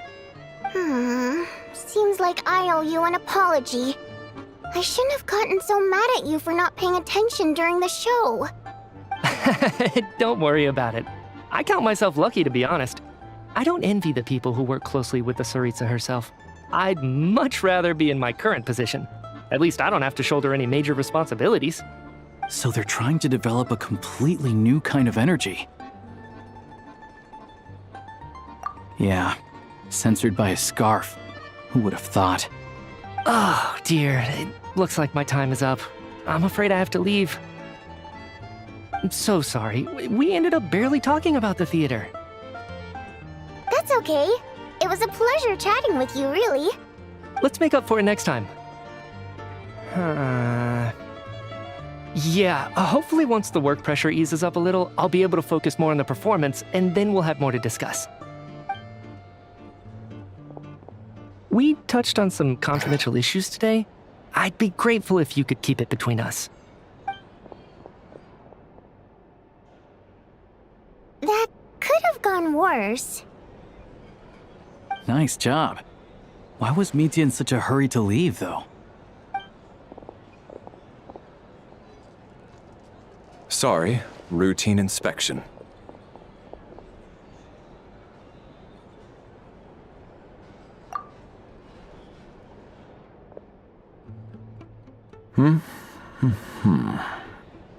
Okay, let's go. So he wasn't rushing to get back to work. He must have calculated that Valeriy would find him here in exactly 25 minutes. That's frighteningly accurate. One of the main duties of the Special Assignments Battalion is to ensure that important figures stick to their schedules. All right, time for us to get going too. Excuse me, check please. We'll settle our check too, then. Oh, hello there. Mr. Mitya paid the check before leaving. He also asked me to pass on a message. He said it was an honor to share his tea break with Miss Vodyanitsa and her 2 friends. Wait. So he knew we were here all along? This raises a lot of questions.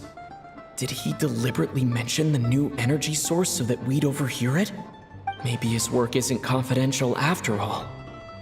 Maybe the key here is the purpose of this new energy. I guess that's the next thing to look into.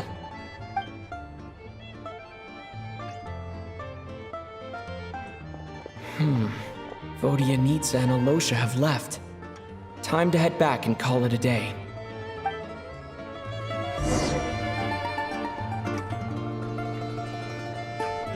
I used to take long walks in Silver Moon Hall every day, so don't worry about me. You're back! Here pretty early today. Paimon was just gonna mention that.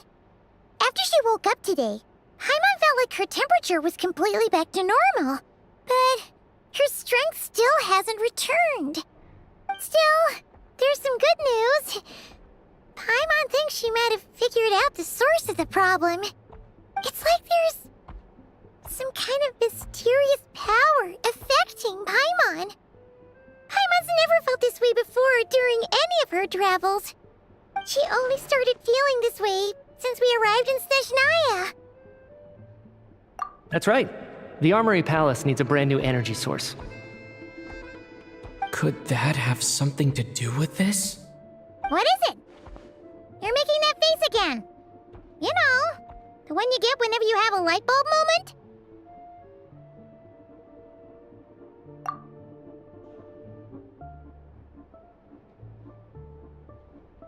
So, they're trying to develop a new energy source here? And you think that might be why Paimon's feeling unwell? Well, Mitya denied that the energy they're researching has any side effects. Although, he did say that people working on the project have been having issues with their concentration and short-term memory. And even so, those are completely different symptoms from Paimon's. It's pretty faint, so it's kind of hard to tell. But if anything, it seems like it's coming from roughly the same direction as the Armory Palace. Sure, Paimon's with you there. But how, though? The robot only has a limited amount of intel. Oh, great point! They argue about Project Stuzha every day. If we could sit in on one of their sessions, we might pick up some new leads. Good idea! Oh yeah, while you were out, Paimon tried all the yummiest looking desserts in the Potvoria restaurant. This one seemed right up your alley. So, Paimon saved some for you. Come try it once you finish writing your letter.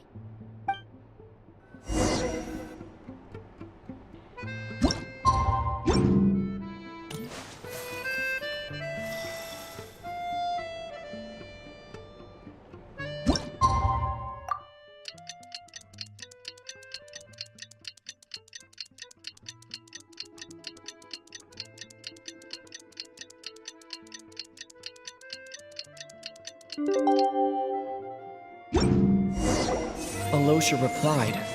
He says that we won't be able to speak at the Vetcha, but he can arrange for us. Time to get...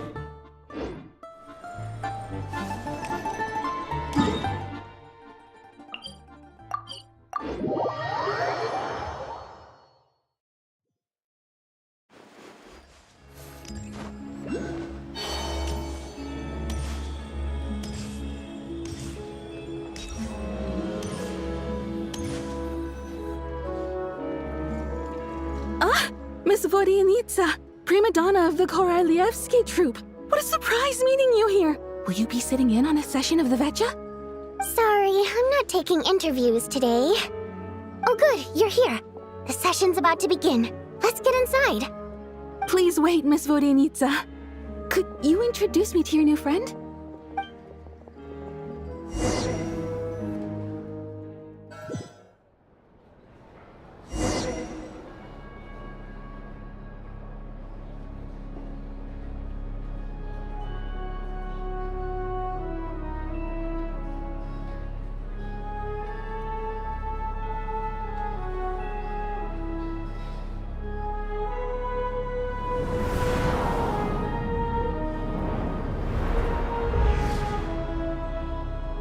In summary, the energy management commitments made for the outgoing period have been delivered upon.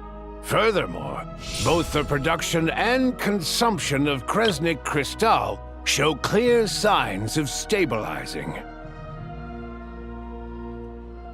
The relevant agencies have assessed the present circumstances and determined that the status quo can be sustained until the next period. For detailed statistics, I would refer you to the industry reports that have been distributed to all persons present. It should also be noted that while the recent blizzards have led to a significant increase in people's energy expenses, this is strictly a short-term phenomenon associated with a remotely located monster. Her Majesty the Tsaritsa is giving her full attention to this matter. We should have every confidence that it will be dealt with swiftly and conclusively. A financial report on disaster relief is also present in this report, courtesy of Pantalone.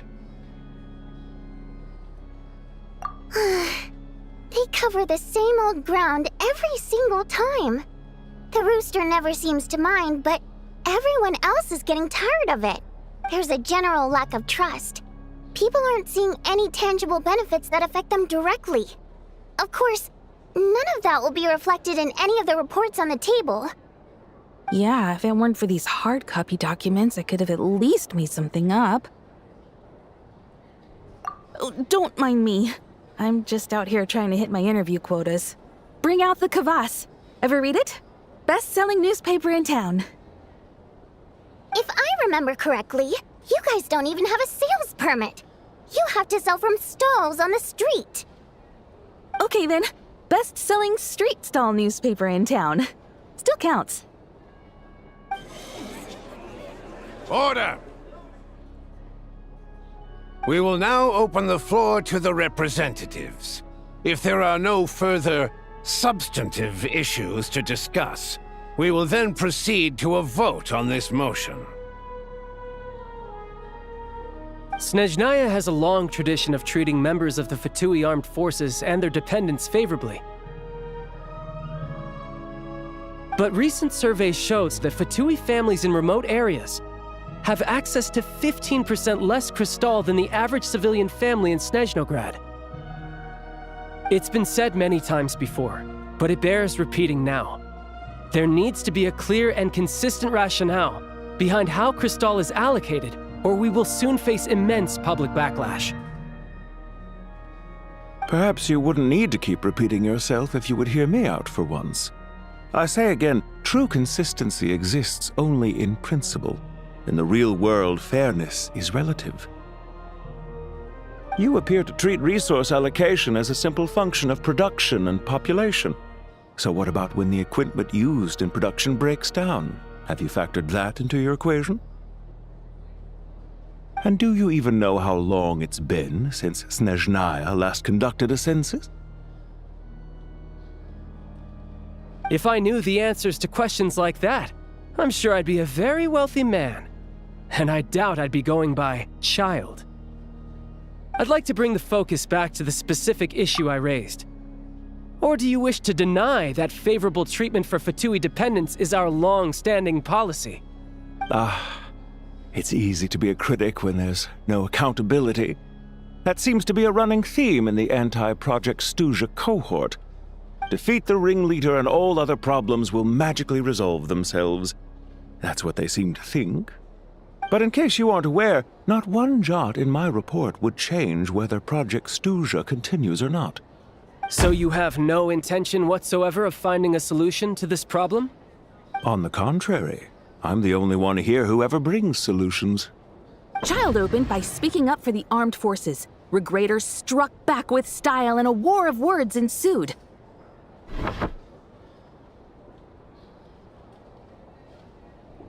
Our reporter was live on the scene to get the audience's reaction as it all unfolded. Who do you support?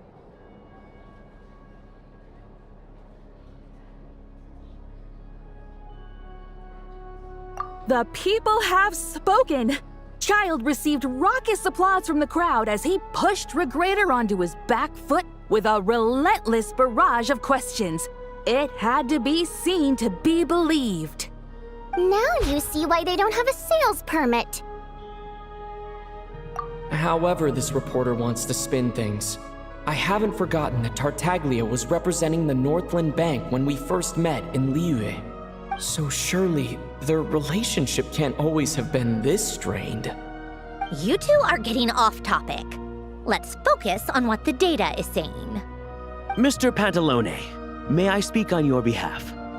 Oh, please do. I'm more than happy to save my breath. Crystal distribution policy undergoes modifications with each new period. The ultimate goal being to find the most reasonable method of allocation, which I believe is what Mr. Tartaglia also seeks. But I fear many may have been misled on this topic by extremist activists. To clarify, Project stuzha is not the root cause of the problem. It is merely a framework for resource distribution.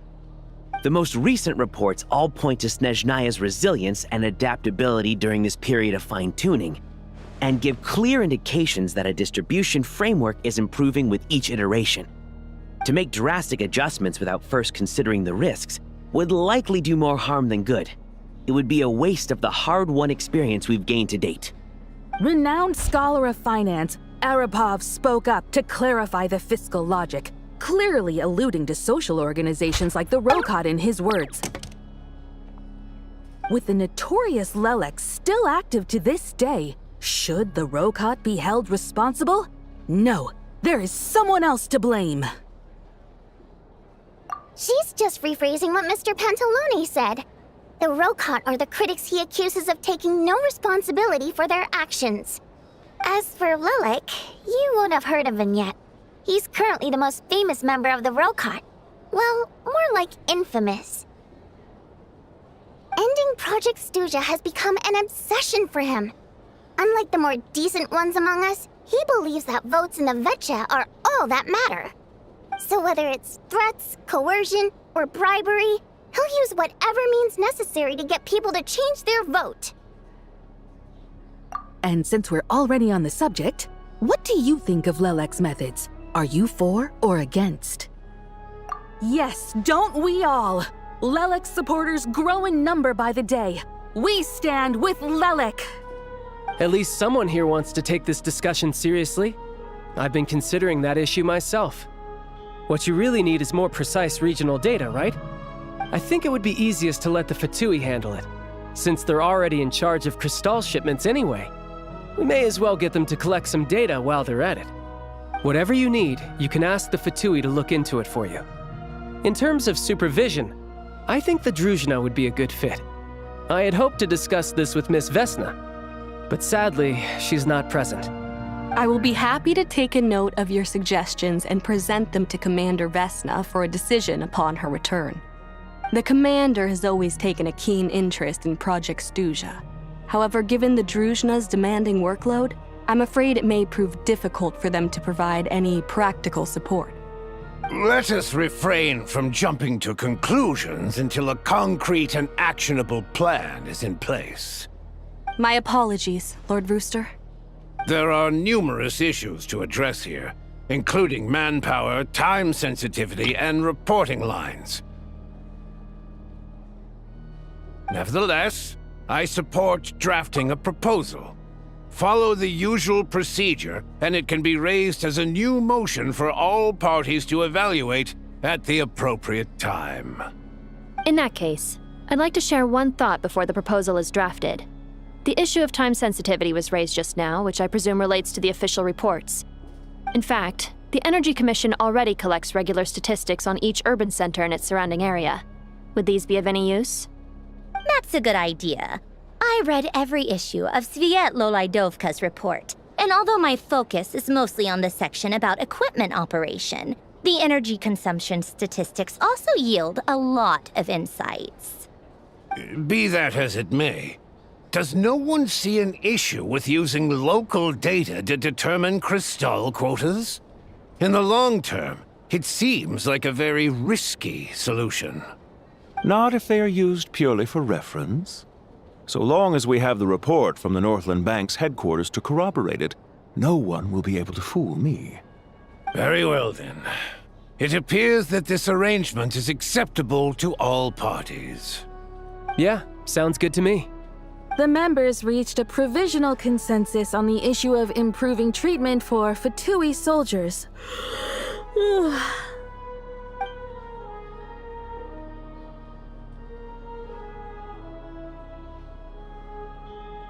Today, the prima donna of the Korylevsky troupe attended a session of the Snezhnograd Vecha in the company of a dashing young man.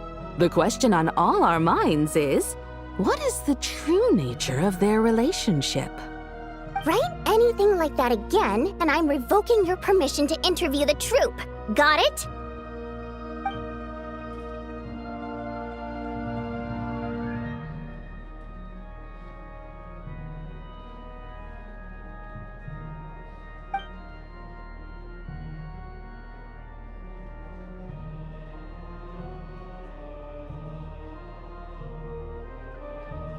Now then, if there are no further contributions from those present, we shall proceed to the final vote. Hey, check it out! What made him vote against? Why now?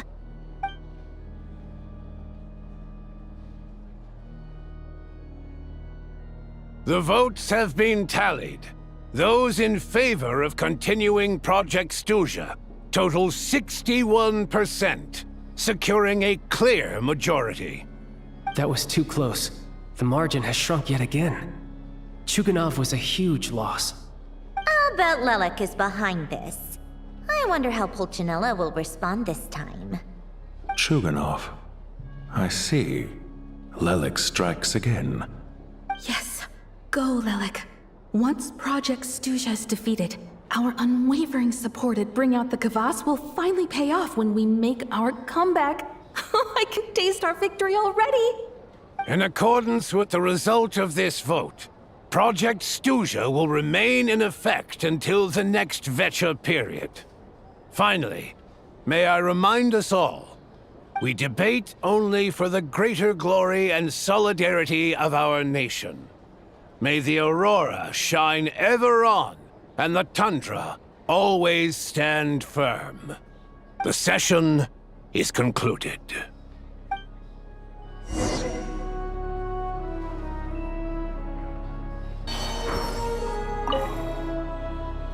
I have to say, I really wasn't expecting Chuganov to vote against Project Stuzha.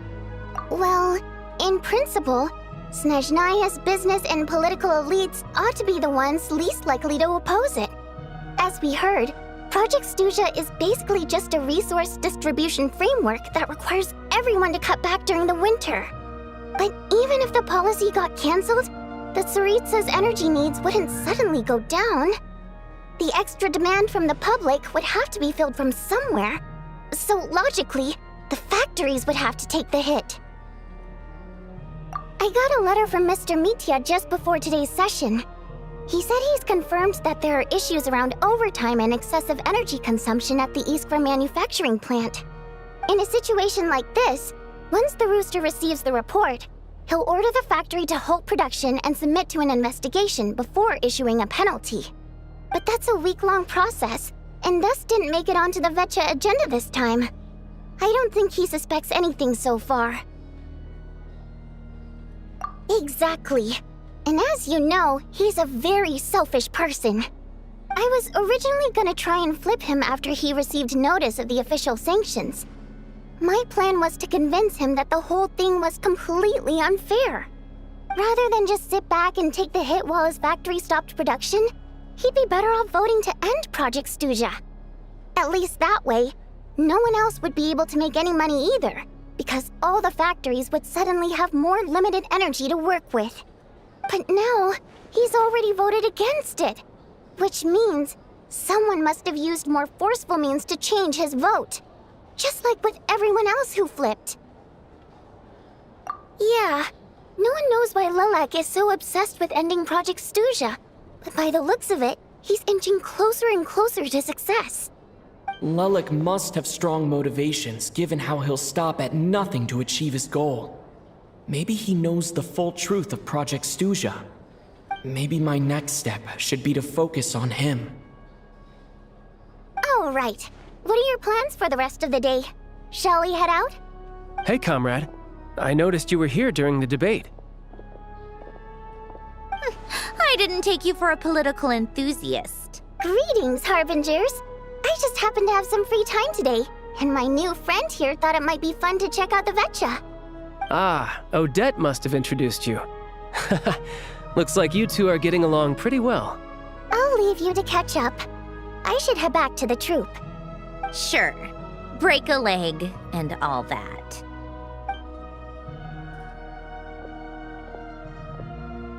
Thought it might be fun to check out the Vetcha, did you? Things are never that simple with you, Traveler. There's no way you're here for kicks and giggles. Tell me I'm wrong. Oh, yeah. To some, he's a captivating enigma. To others, he's the bane of their existence. No one ever thought that some anonymous nobody from the Rokot could cause such a stir. Huh? You want to look into Lelik? Then I'm sure his days of anonymity are numbered. What do you think, Sandrone? Fine by me, I guess. If the Traveler actually manages to expose Lelik, it'll be doing Pulcinella a favor. In return, it seems fair to let him in on what we've learned so far. My thoughts exactly. Sharing is caring, after all. Head back to Glupov and grab the files on Lelik. It's easier to just pull the records than go through the rigmarole of getting the Traveler a visitor's permit. As you command, child, sir. In that case, since we're going to be waiting anyway, I'll have someone brew a pot of black tea.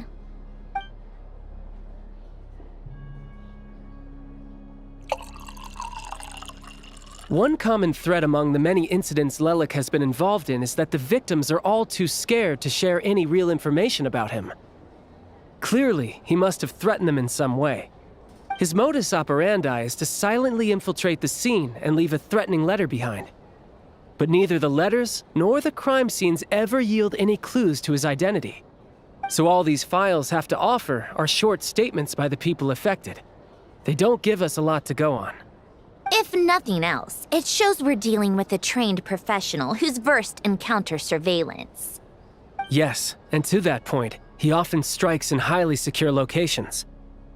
The victims are high-ranking and influential people who take their personal security very seriously.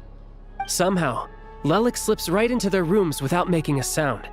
There's never any eyewitnesses, nor the slightest trace of a break-in. If he can get in and out undetected, it means he can strike without warning. Not that that's ever happened so far, but the thought is enough to scare these people sleepless. It's hard to believe that a human being could pull this off flawlessly every time, so they switched the focus of the investigation to Fae. Unfortunately, no one's found anything yet. Careful, don't underestimate me. Although truth be told, I'd probably find it hard not to blow my cover. Direct confrontation is more my style.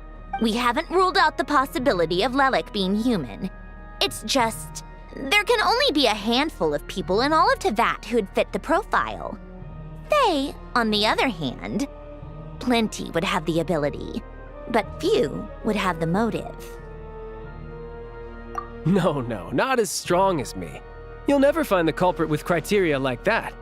Let's go with a little weaker than me.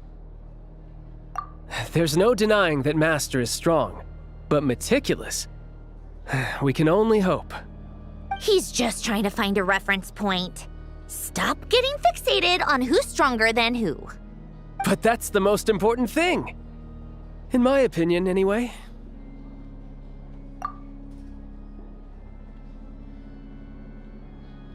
Odette? Yeah, that seems about right. Her skills are solid, and she's always calm under pressure. Except she's Fatui, so the likelihood of her working against us is pretty low. But yeah, much more accurate than your previous example, at least. No, wait a moment. Maybe we should interrogate that assumption. What do you mean? Which assumption? Her Fatui identity doesn't necessarily exonerate her. And when you think about it, the Rokot would be precisely what she needs to conceal her identity. Plus, she wouldn't need to be such a pro at covering her tracks. She'd already know where the Fatui will be and when, so she could choose the perfect time to act. Oh, yikes. I was just thinking out loud. Why is this starting to sound like such a convincing theory? Still, what reason could Odette possibly have for trying to call off Project Stuzha? Arlecchino would be the best person to ask. She knows Odette best. Unfortunately, she isn't back yet. Rosaline used to open up to her in private about her struggles with Odette. As I'm sure you can imagine, Arlecchino is quite a lot better with children than Rosaline was. She gave her some tips on how to handle the situation, and Rosaline managed to reach a settlement with Odette before leaving. So I suppose there were at least no lifelong regrets left behind. Beyond that, I don't know the details about that side of things. But I do know that Odette definitely has a motive to hold a grudge against Project Stuzha. The reason being, her father passed away during the early stages of the project. That was back before it had been named Project Stuzha, when things were still being worked out. But in essence, it's remained the same ever since. Huh, the more you know. Rosaline was always so self-centered. I never understood why she started paying so much attention to Odette. Is that such a surprise? If you cast your mind back, you may remember that Rosaline and I weren't exactly close. We had tea together a few times, but that was about it. Odette's past is no secret. Her father was a Fatus and her mother was a very famous ballerina. On the surface, it looks like she followed right in her parents' footsteps. But the truth is quite a different story. After her father passed away on a mission, her mother was overcome with grief. She broke her leg during a performance and could never dance again. Odette was only interested in ballet at the time, but this tragedy left the family with both breadwinners gone. They could barely make ends meet. Per Capitano's policy, family members of Fatui who died in the line of duty had to be appropriately accommodated and provided with adequate assistance.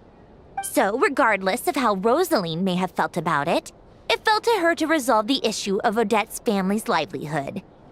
In the end, the solution they agreed upon was to have Odette join the Fatui.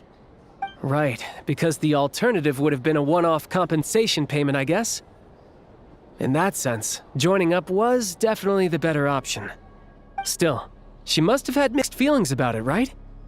If she doesn't even like the Fatui. It's just a theory, a possibility. But as a motive for Odette to become Lelik, it holds up. That said, I have no idea where Odette's head is at right now, or what her conflict with Rosaline was about. Plenty of people were on bad terms with Rosaline. I have no intention of trying to figure it all out. Yes, but there's not much point in discussing that now. Yeah, back to Lelik. Since our investigations so far have turned up next to nothing, we've got nothing to lose by trying a new angle. Funnily enough, Tonya and I had actually made plans to go to the theater tomorrow to watch Odette's rehearsal. Unfortunately, thanks to this Lelik situation, I'll be stuck working overtime again. Which means you can go in my place.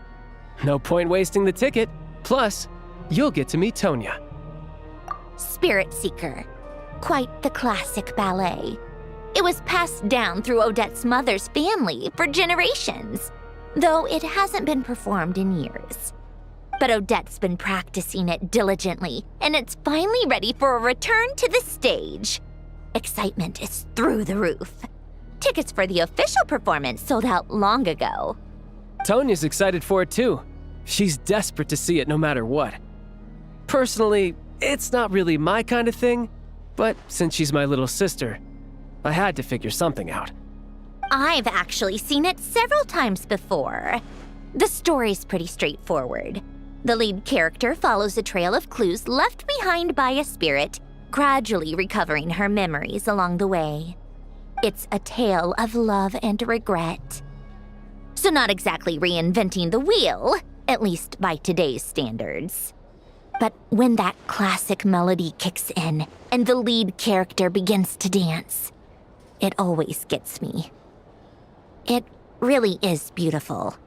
Not an easy dance to do justice to, though.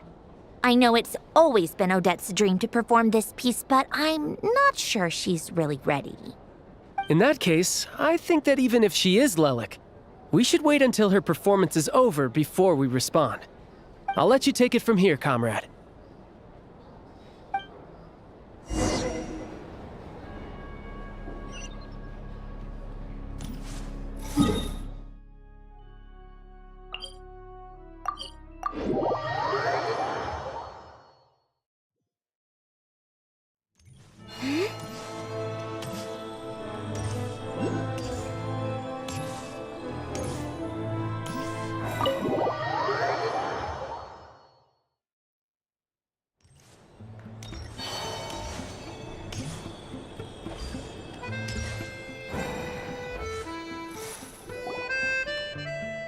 You've made a ton of progress today. It's good that everything's going so smoothly. Next step is to head back to the theater and get a clear answer from Odette. Either way, Paimon doesn't get the sense that she's a bad person. Sure, she might have done some pretty extreme things, but Paimon bet she has her reasons. Maybe this is going too far, but with everything she's managed to do so far, wouldn't it make more sense in theory to be even more, heavy-handed? Why leave a letter when she could, well, we know there are plenty of other ways to keep people in line, right? The point is, she could have gone further, but she didn't. So, if it is her, she's got some principles at least. Yeah! Well, all you can do is follow the facts wherever they lead. No change, really. But that thing Paimon told you about yesterday? Paimon feels like she can sense it more clearly now. Hearing you talk about your day makes Paimon itch for an adventure. If only she could be there with you so we could experience it all together. Yeah, I wish you could be there too. I'm not used to adventuring alone. But don't worry, we'll get to the bottom of this. Guess it's just one of the...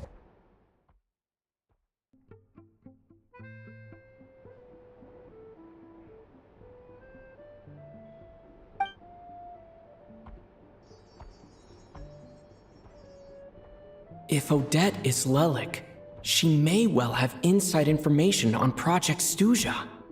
Her father was involved with the project's early implementation and tragically died in the process. Now, she's dedicated herself to bringing it to an end. It's hard to imagine she could have gotten this far without knowing anything at all about the tsaritsa's true intentions. When she spoke to us as a member of the Fatui, how much did she let on? And how much was she hiding? Only time will tell. Maybe tomorrow, everything will be answered. Hey look! It's snowing! Could be a tough day ahead. Make sure you wrap up warm tomorrow.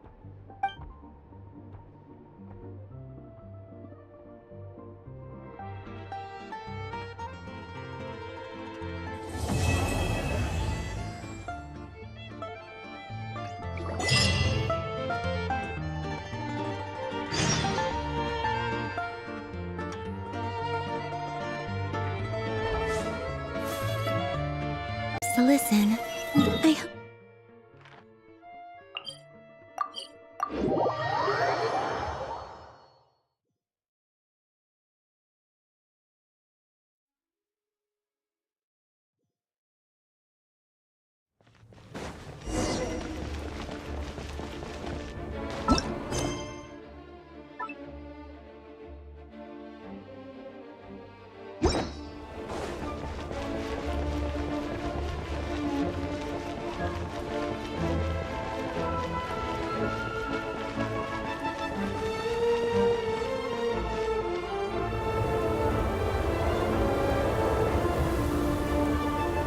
Ooh, it sure is cold today. I wonder how much heavier the snow's gonna get. Here to see Odette? I just need to see your tickets for the preview. Perfect. Thank you. I'll hold on to your tickets. Come on in. It's freezing outside.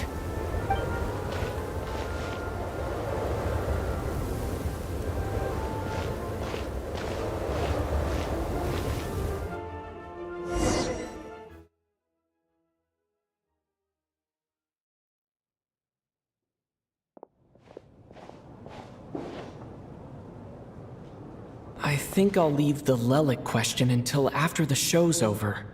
Then I'll go find Odette.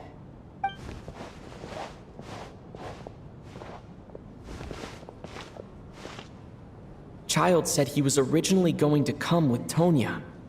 So I'm guessing Tonya's already here somewhere. Is there anyone here who looks like a Tonya? Let's see. It's a small audience. Makes sense for a preview. But wait, I do see some familiar faces. Mr. Chuganov's back again by the looks of it. Oh, and is that Mitya? And that Fatui officer, Valeriy. Guess he must be playing cat and mouse with Mitya again. Oh no, it looks like the show's starting and I still haven't found Tonya. Never mind. I'll just have to take a seat for now and see if I can catch her afterwards.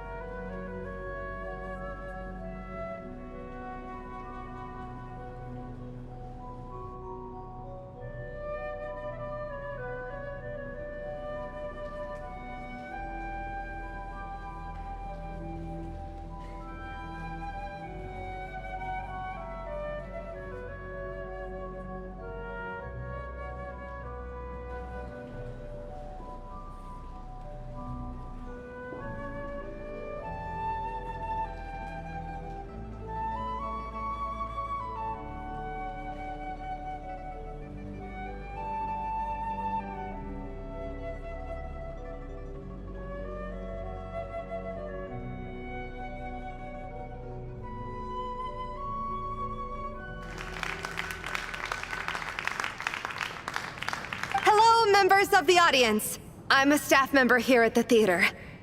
Today's performance was a very special one for us, as it marks the first attempt in a long time to revive the classic Snezhnayan ballet, Spirit Seeker. To commemorate this occasion, we would love to take a group photo of the cast, crew, and audience members present today. Could I kindly ask the audience to please come up onto the stage?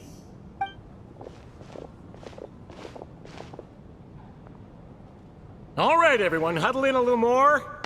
Now, look at the camera. One.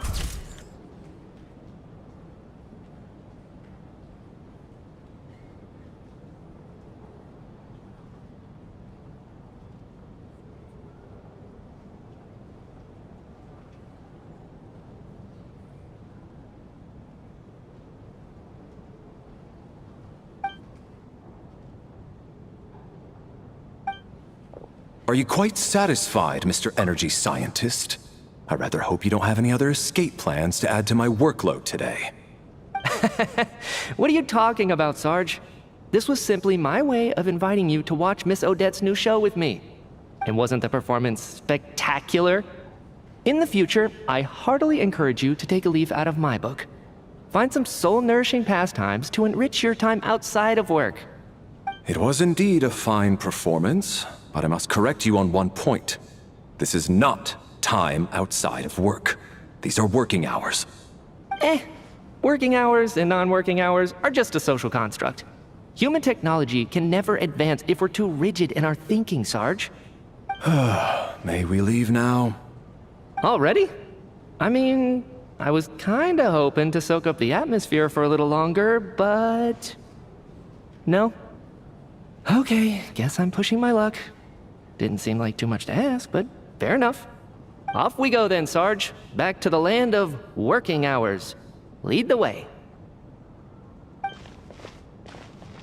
That has to be her. She's the only person in the audience around Tonia's age. Excuse me, are you Tonia? Huh? Your brother's busy today, so I took his ticket. Don't worry about him, he's fine. Oh, okay. Sorry for the trouble. What's wrong? Are you sick? No, I'm fine. It's nothing. Maybe she caught a cold on the way here because of the weather.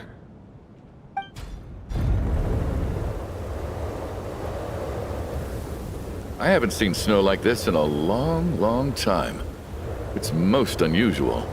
I know. It's completely white out there. You can barely see a thing. I've never seen such heavy snow in my life. Let's wait it out for now. You'd be lucky not to freeze to death in this weather, let alone find your way. Well, look at that. Maybe we shouldn't be in such a rush to get back after all. What do you think? Let's wait and see. Why do you need to take it so seriously? Fate has given us this wonderful chance to take a break. We owe it to ourselves to make the most of it. Come to think of it, there's a small inn not far from here that always keeps plenty of extra blankets on hand for guests. I know the route well. Shall I head over and borrow a few blankets? That way, anyone in a hurry can wrap up warm for the journey back. Just remember to return them next time you're over this way. Sir, there's really no need to go to all that trouble. Hey, it's no trouble at all. Wait here, I'll be right back.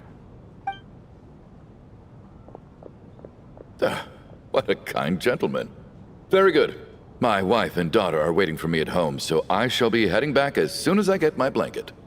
So... are you expecting us to go back to the Armory Palace wrapped in blankets too? Don't worry about that. I made arrangements in advance. Should I not return to the Armory Palace within 3.5 hours after Operation Showtime begins, an armed squad will be sent to collect us. They will escort us back. You are one of our key military personnel, so any weather-related risks must be eliminated. Operation Showtime? So, wait. Every single time you drag me back to work when I sneak out, it's a whole official operation? I gotta say, you've really turned this into quite a moral dilemma for me. It's snowing pretty hard out there. I think you should stay here for now. You seem a little under the weather. Sure. My brother might come pick me up in a bit anyway. Time to get to work. I should head backstage and find Odette. I need to look her in the eye and ask her about Lelik. Excuse me, are you looking for someone?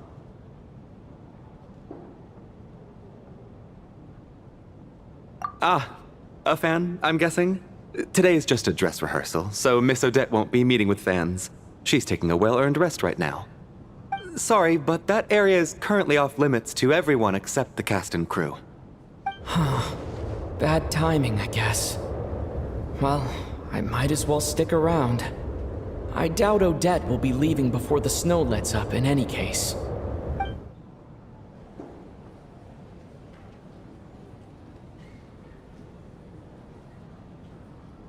What happened to the gentleman who went to fetch the blankets? How has he still not returned? I was thinking the same thing.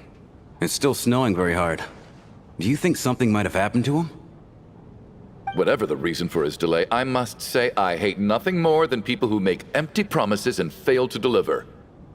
Well, I have to treat my employees like that on occasion, but that's different.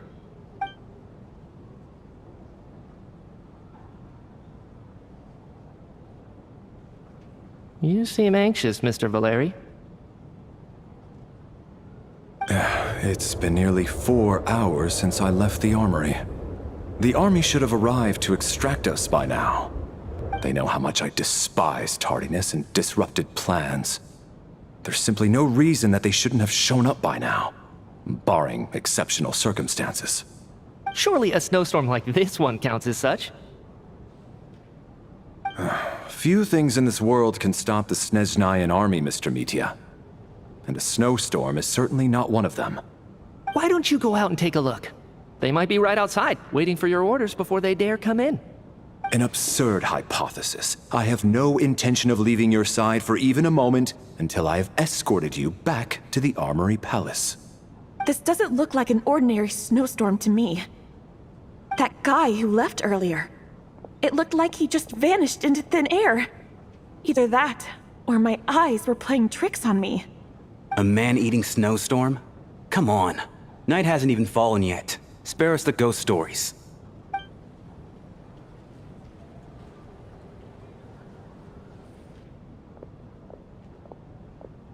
Traveler, didn't know you were coming today. How come you didn't say anything? Oh, right. I assumed you were looking for me and Vodyanitsa. Odette's still backstage. Whoa, that's quite a snowstorm out there. I've been working backstage this whole time, so I didn't even notice. No wonder the audience hasn't left yet. Is weather like this rare, even in Snezhnaya? Yeah, snow like this. I'm sure I've seen it out in the wild before, but never in the city. Actually, I take that back. I don't think I've seen snow this bad even in the wild. This is something else. It's not normal. If even alyosha thinks snow like this isn't normal, could it have anything to do with that monster people have been talking about? We can't stay cooped up here forever. Someone needs to go out and take a look. No need. I have plenty of experience with snowstorms. Besides, I work here while you're an audience member. I should be the one to do it.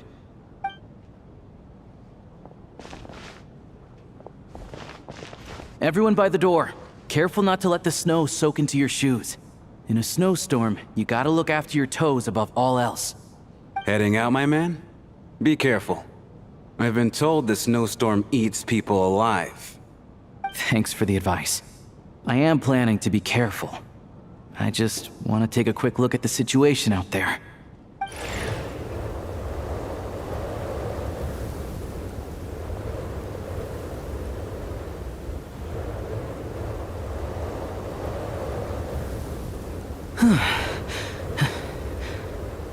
He's back! He's back! How was it? What's going on out there? Did you see any soldiers patrolling the area? Something about this storm isn't right.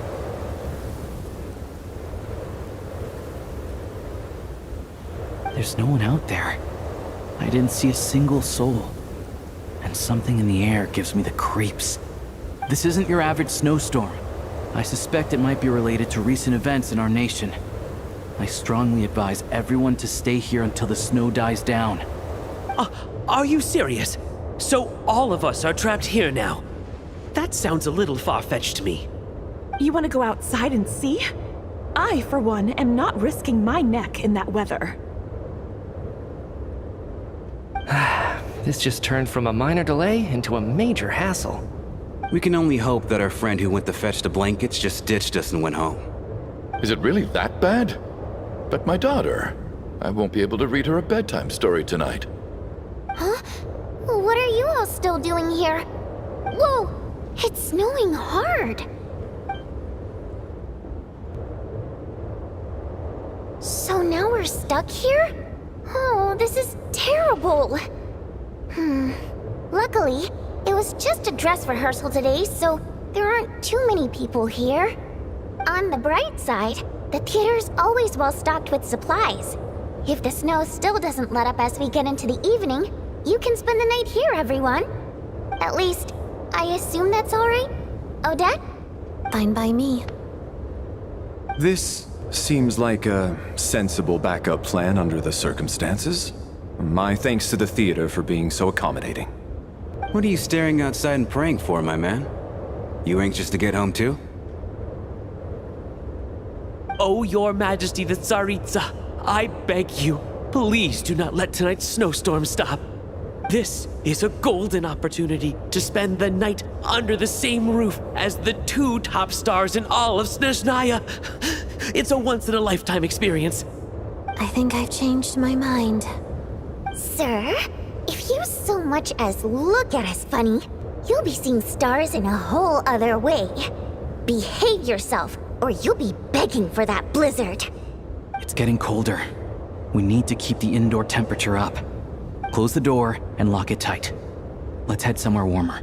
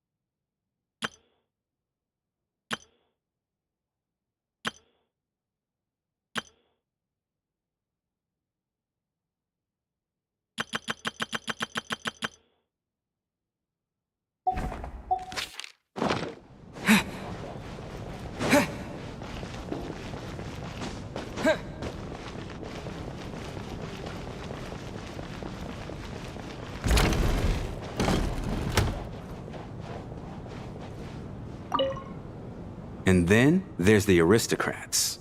Easiest of all to deal with. You don't need to use any force whatsoever. All you have to do is show them the rope you plan to tie them up with. Do you know why? I don't. Do tell. Because nothing horrifies them more than the thought of a cheap, coarse rope leaving creases on their precious million more coat. They'll do whatever you ask to avoid that fate. Unexpected, but funny nonetheless. Tell me another one. Well, look at that. I got myself a new listener. Hey there. Let me introduce myself. The name's Shram, and I'm a mercenary. The kind that gets paid to do odd jobs for rich folks. And I am Chuganov, an entrepreneur. If my name is unfamiliar to you, you will no doubt have heard of my factory, the renowned Iskra manufacturing plant. Are you really that famous, Mr. Chuganov? How come I've never heard your name before? Excuse me? Is that a joke? Or are you being serious? Oh, I'll have to ask my rope later. It's probably tied up more entrepreneurs than I've ever heard of.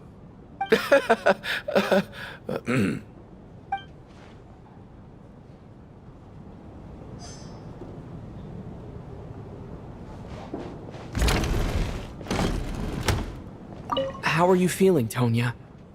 I'm fine. Sorry to worry you.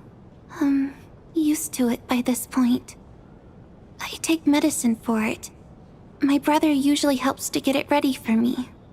Child must take great care of his sister.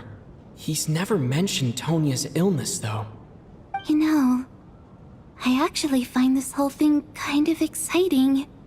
Stuck in a strange place thanks to a snowstorm, having to spend the night with a bunch of interesting characters. It's pretty cool, don't you think? Exactly. It's like one of those stories where an ordinary school trip turns into a magical adventure. I've always wanted something like that to happen in real life.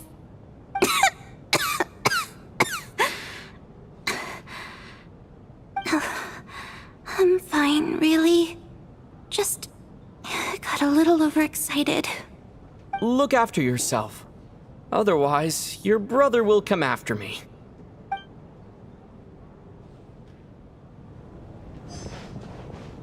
My husband has major trust issues. To him, I doubt even this snowstorm is a good enough excuse for me to stay out all night. That's the price of marrying into wealth. You'll get used to it. I'm not about to stop you if you want to leave, but don't drag me along. Hello? Can I help you?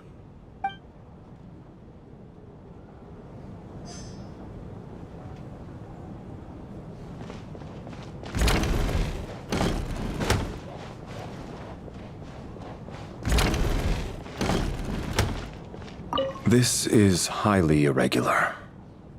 A delay of over an hour during an operation like this theoretically warrants a Harbinger-level response. I wonder what the issue is. The storm, or something else. Sarge, the day you learn to let go and just enjoy moments like this is the day you'll finally understand the meaning of life. Why, hello, sir. I believe you were the one sitting at a nearby table back at Podvorye restaurant. Any friend of the theater's star performers is a friend of mine. It's a pleasure to meet you. I'm Mitya, from the Energy Commission. Greetings. Major Valeriy, head of the Special Assignments Battalion. Armory Palace Royal Grenadier Guards, 1st Regiment. I am here to ensure Mr. Mitya's personal safety. Please let me know if I can be of any assistance. Mr. Traveler, I cannot help but notice that Miss Odette is stealing glances at me. Any idea what that could be about? I've racked my brains, but I can't think of anything I might have done to offend her. Perhaps she noticed me spacing out during her performance? What? You mean I really did do something to upset her? Well, thanks for letting me know. So, Mr. Mitya, is your work related to Project Stuzha? Yes, that's right. The higher-ups in the Fatui transferred me from the Energy Commission to the Armory Palace because they wanted me to... Really? I can't even talk about that? Pretty sure it counts as part of my private life. All right, I won't say anything. Sorry, Traveler. As you can see, I'm afraid this pleasant chat will have to end here.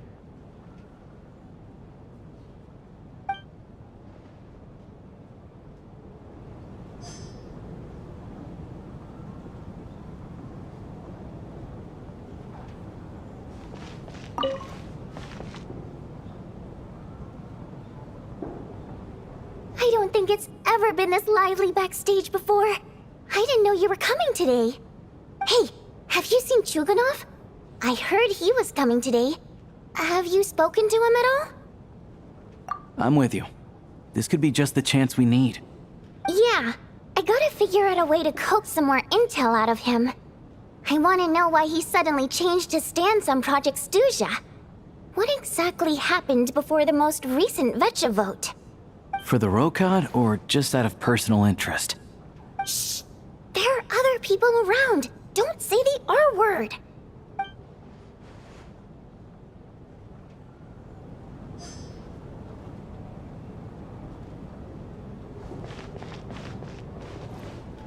I have to say, even though today was a rehearsal and there were some hiccups along the way, Miss Odette's performance was one of the best I've ever seen. even compared to an actual show. Oh, I couldn't agree more, especially considering the weight of the subject matter.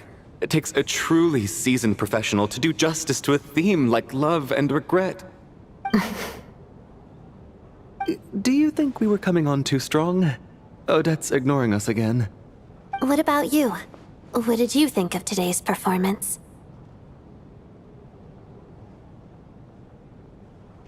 Oh my, that's very flattering of you. Thank you. I'll make sure to save a ticket for you when the show's performance ready. This doesn't seem like the time or place to bring up the subject of Lelik. I need a chance to speak with her in private. So unfair. Talk about double standards. And now it looks like I've been spotted.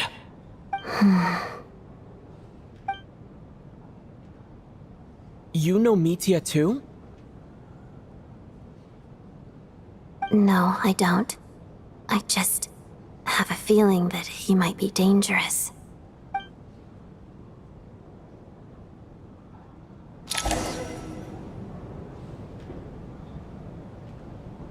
How's it looking, Alyosha?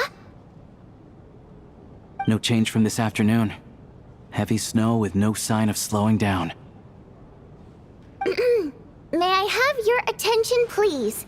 The storm is unlikely to stop tonight, and it'll be even more dangerous outside at night than it was during the day. We at the theater owe everyone here a duty of care. Therefore, we strongly suggest that you stay on site overnight and avoid going outside unless absolutely necessary. In a few short moments, we'll give you a tour of the theater's various quarters. You can choose to sleep in the VIP room, the office, or backstage. Or on the stage if you'd prefer. We won't mind. I'll pass on sleeping on the stage. What if the snow is stopped by tomorrow morning? The early birds in the audience might think we're part of some experimental new show. A drama about sleeping? That could be fun. Maybe we could come up with a title for the production. Not bad. Clear selling point, at least. Could be a big hit. Anyone who doesn't wish to sleep on the stage, please follow me. I'll show you to the rooms.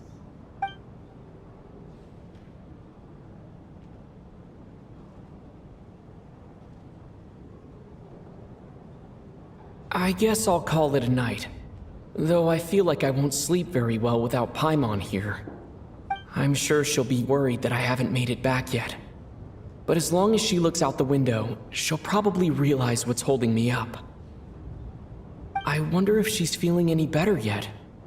At least she hasn't been getting any worse. Still, I should try and get back first thing tomorrow morning.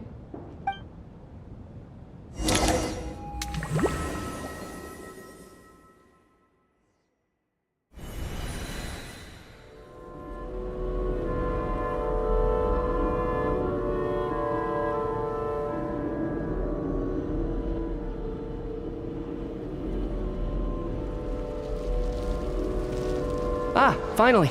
Welcome back to the world of the living, lazy bones. I was about to wake you. The black mist is almost on us. Still waking up, huh? You know, the black mist. It's been chasing us from below ever since we were born. You're just dozy. There's no way you've forgotten. Come on, let's keep heading up. Onwards and upwards is the only way to survive. Don't listen to a word those black mist cultists say. Here we go again. The endless march toward survival. What's going on? That black mist down there is creeping me out. And it's rising. Guess I should head upwards and get away from it. The black mist cultists believe that being swallowed by the black mist leads to everlasting peace. But if you ask me, they're just lying to themselves. We're the only heretics left. The only ones who refuse to give in. We have to keep going. But how do you actually know that they're wrong? Dangerous question there, Torgoff. The moment your faith wavers, you start a chain reaction that ends in the collapse of your will. Put the question out of your mind. Stay strong and believe that the black mist means certain death. Okay, but it's not my mind that's the problem. My body's about to give up on me. It's already starting to falter. I can't do this anymore. I've had enough of being forever on the run. What's the point of it all? All this will pass eventually, I promise. Keep fighting. It will be worth it. You accuse the Black Mist cultists of being liars. But you're lying too. There is no end to this path. It keeps going up forever. There was never any hope to begin with. The cult of the Black Mist has poisoned your mind, Sobolova. Are you thinking of giving up as well? I am. I think I'll take my chances with the Black Mist over this perpetual torture. As much as I detest the Black Mist cultists, I'm just too weary. Then I bid you both farewell.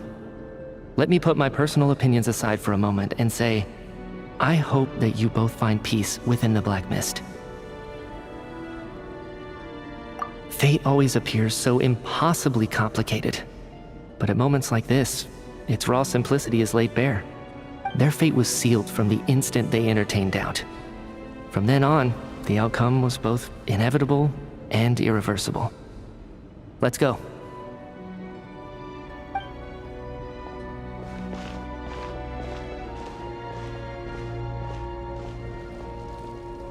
Torgov and Sobolova are gone. I never thought the day would come when even they would be swallowed by the Black Mist. It's just you and me now. Yes, it looks like it's satisfied. For now. This happens from time to time, but it won't be long before the Black Mist starts chasing survivors once again. No one knows how to stop its advance for good. Well, we should make the most of the precious moments of rest that those two bought for us. Huh? Are you really that sleepy, traveler?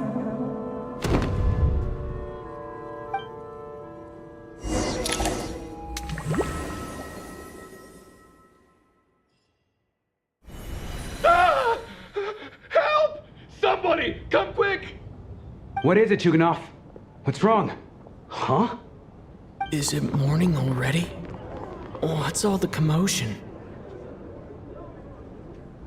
Sounds like it's coming from next door. I should check and see what's going on.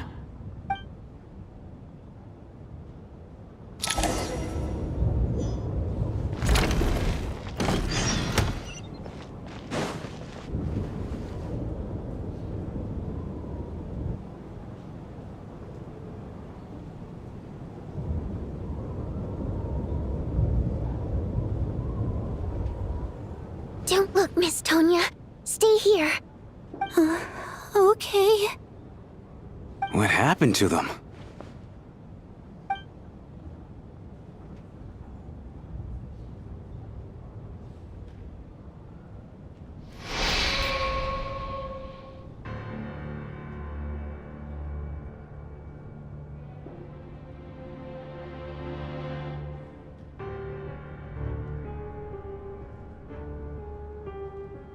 These two people have passed away. And the strange thing is that somehow, I knew this was going to happen. I knew that they would be the ones to die. Have I seen this moment before? Or did I have some kind of premonition? I can't remember what it was. Let me take a look.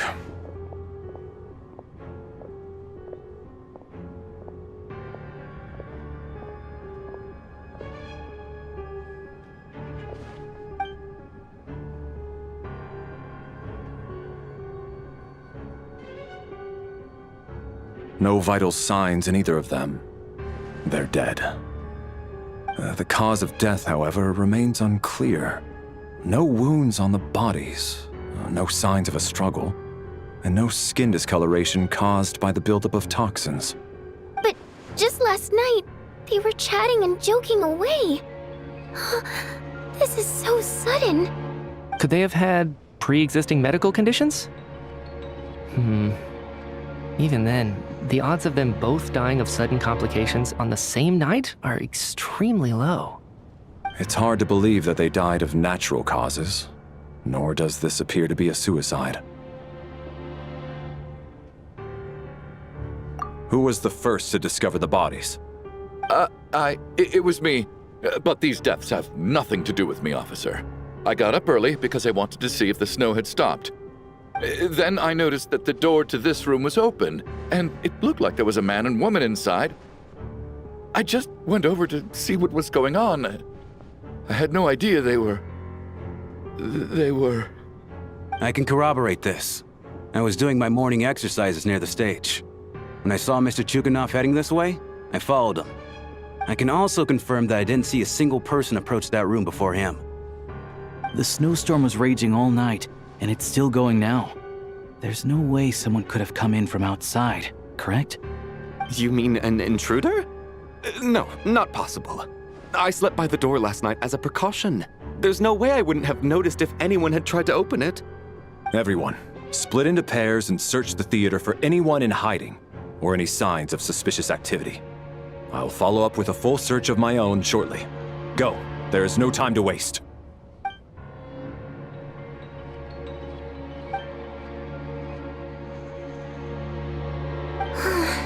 Nothing on your end either?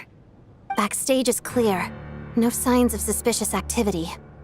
We checked the basement. Also clear. I don't think there's anywhere here that a living person could hide.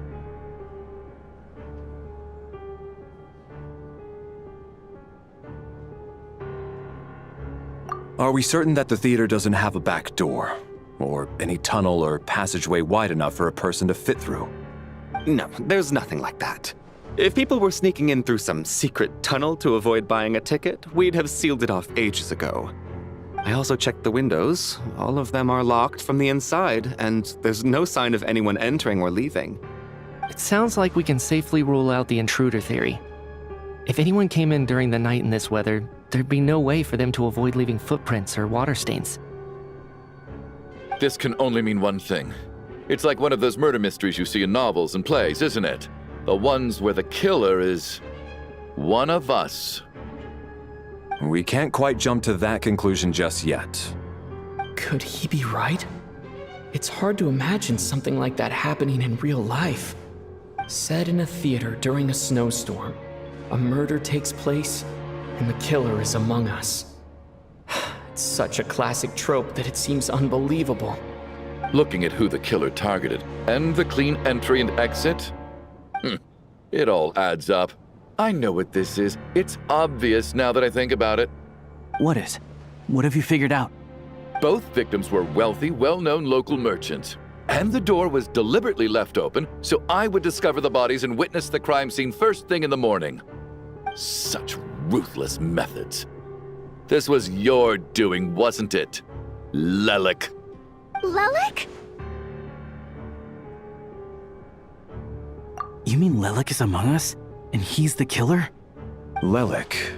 I know this code name. Member of the Rokot, anti-project stuzha. Always works alone. I've read the case files at the Armory Palace. Walk me through your reasoning, Mr. Chuganov. What do you know about Lelik?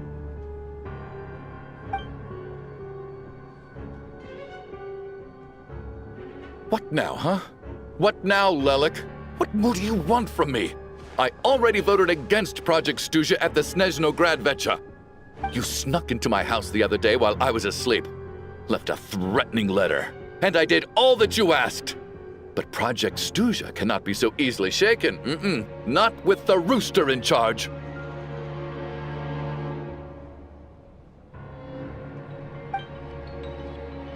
So he really was threatened by Lelik. That makes sense. And now you're resorting to murder to threaten me. Isn't that right? I knew it. The Rokot despises the rich. The lives of the wealthy are but refuse in your eyes.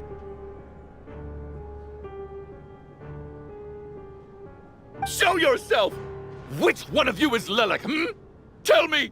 I'll do whatever you want! Just stop playing these mind games!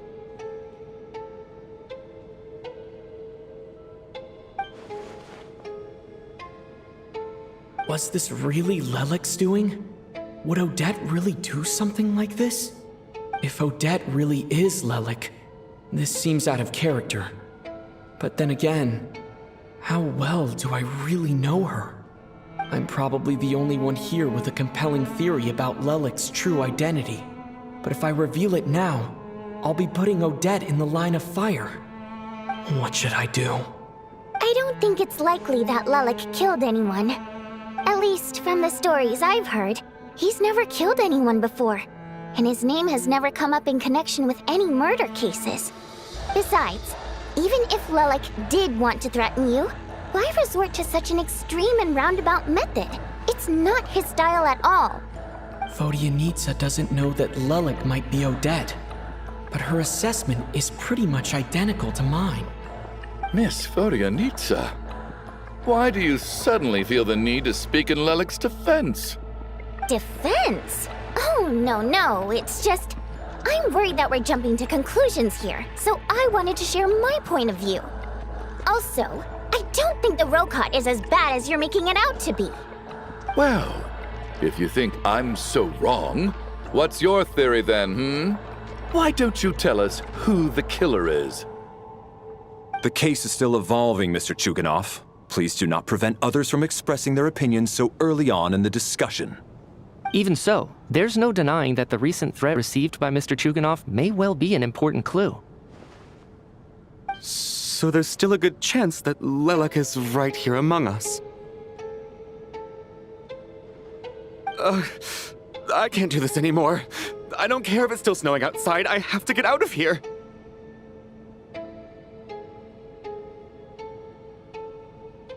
Whoa, take a beat. We all know it's far too dangerous out there. Even the soldiers can get to us. Go out that door, and you might not live to tell the tale. And whoever this Lelik is, they're surely not going to murder anyone in broad daylight. Be sensible, my man. You're safer inside. As much as I regret having to say this, I'd like everyone to cooperate and refrain from exiting the premises until further notice. Because as things stand, every one of us is now a suspect. Unless anyone has further information to share, let's adjourn for now. Feel free to keep searching for clues, but make sure you don't go off alone.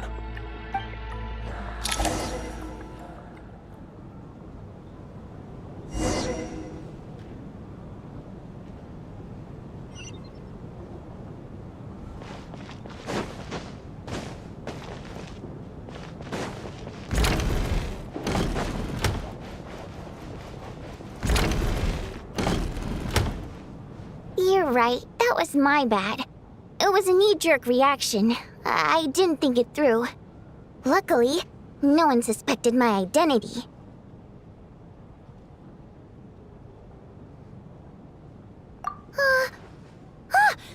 Oh, phew. It's just you. I thought someone was eavesdropping. Since Vodyanitsa and I were on the same page earlier, I think I should share my thoughts with the Rokot members first.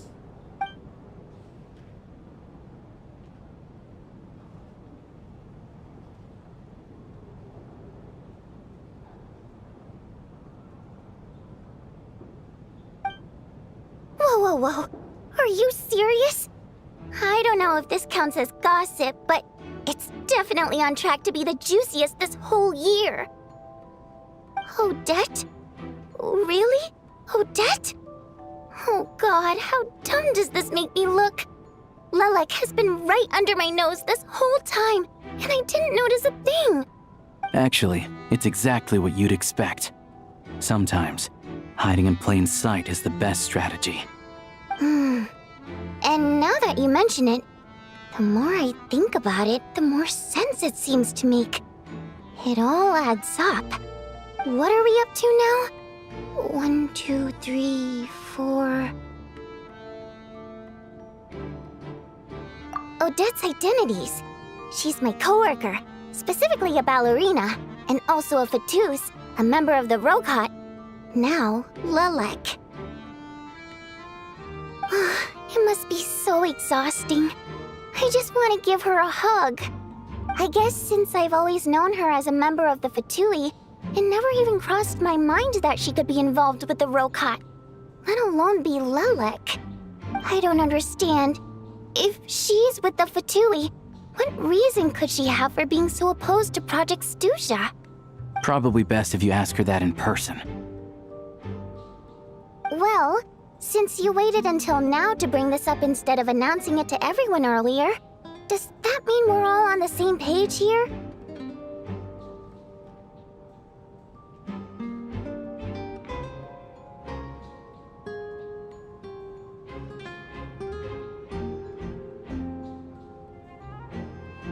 Yeah.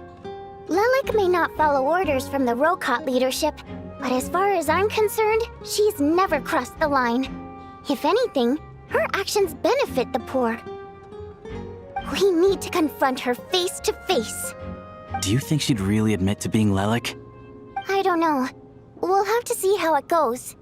For now, we'll work on the assumption that she didn't kill anyone, and see how much she's willing to tell us.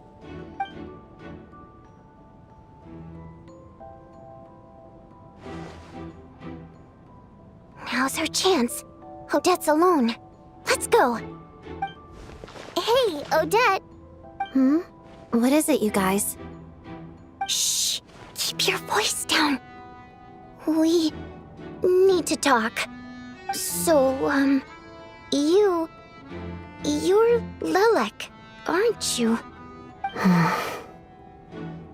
Alright, fine. You don't have to say anything or explain yourself. Just hear me out first. None of us believes you kill innocent people. Whoever murdered those 2 people last night, it wasn't you. The Traveler was the first to figure out your identity, but he kept quiet during the discussion just now. Still, it's clear where the group consensus is heading. Everyone believes Lelik is the culprit. If your identity is exposed, you'll be in a really bad spot. We're your colleagues, and we know what kind of person you are. I don't want anything bad to happen to you.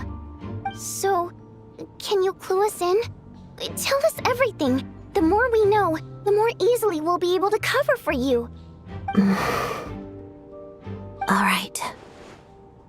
Yes, I'm Lelik. And no, I'm not the murderer. And thanks, but I don't need you to cover for me. Actually, I'm planning to reveal my identity. Huh? You're gonna reveal that you're Lelik? Here? That's right. I'll admit I was surprised at first when Chuganov guessed that I was here. It was just a lucky guess, but it caught me off guard.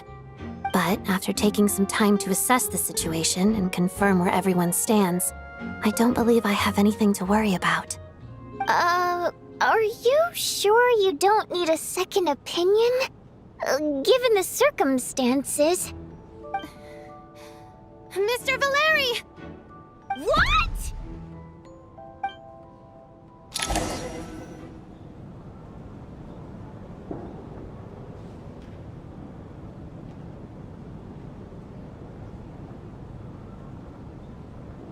So... Odette is Lelik? I don't know what game you're playing, but you've got a lot of nerve. It's just one identity. So what if it's exposed? I can disappear and adopt a new identity anytime I please. I made my peace with this when I chose to become Lelik. But more importantly, I promise I am not the murderer, which means that someone else is. So, if anyone still insists that I did this, you'd best produce the evidence now. Otherwise, I suggest that you bite your tongue. Because if you really believe I killed 2 people without making a sound or leaving a trace, pointing fingers at me would surely only make you my next target. Is this really the truth, Miss Odette? That's confidence, all right. I believe you. A real no-nonsense attitude. I can see why Marionette said that she's on track to inherit the title of the Fair Lady. Are you seriously buying this? Hey, officer! She just admitted to being Lelik. Aren't you going to do something about this? I do have one question, Miss Odette. Why have you chosen this moment to come forward and reveal your identity? If I didn't say anything, everyone would be focusing all their efforts on finding Lelik. And that is exactly what the real culprit wants. I don't want to be the scapegoat who lets the murderer get away with this crime.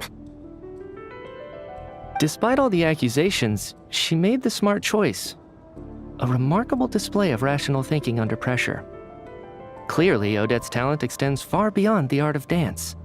She thought so far ahead.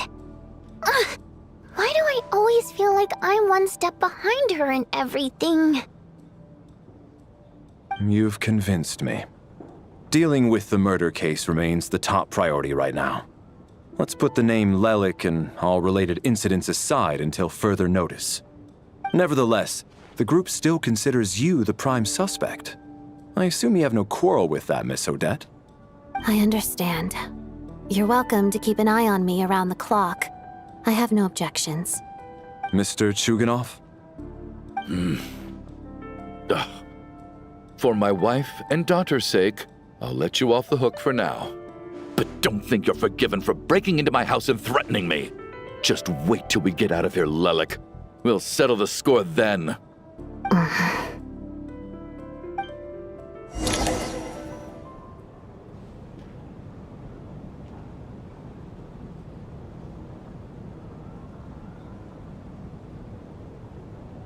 Good work, Lelik guard team.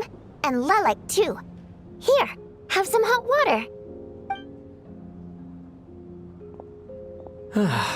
Turns out Valeriy knew about my exploits. So now I've been told I have to guard Lelik with him. Shouldn't you be facing my way if you're guarding me? At the moment, it looks more like you're my bodyguards. If the true culprit is indeed still at large, as you have claimed, we must keep our guard up against them also. Don't worry, Tonya. We'll get through this. Once the snow stops, the officials will step in. The investigation will get easier, and then we'll be safe. But once the snow stops, won't everyone just leave? You're gonna miss us, huh? Well, some of us work at the theaters, so we'll still be here. I'll even give you a special backstage pass. Really, Miss Vodyanitsa? That's awesome! You've made a fan for life. Aw, you're so cute, Tonya. All right, let's swear to it. I promise to give you the pass, and you promise to never change your mind about being my fan. Promise. Don't indulge her, Tonya. You don't have to swear an oath over things like that. You really do get carried away sometimes, don't you, Miss Vodyanitsa? Hey, mind your own business.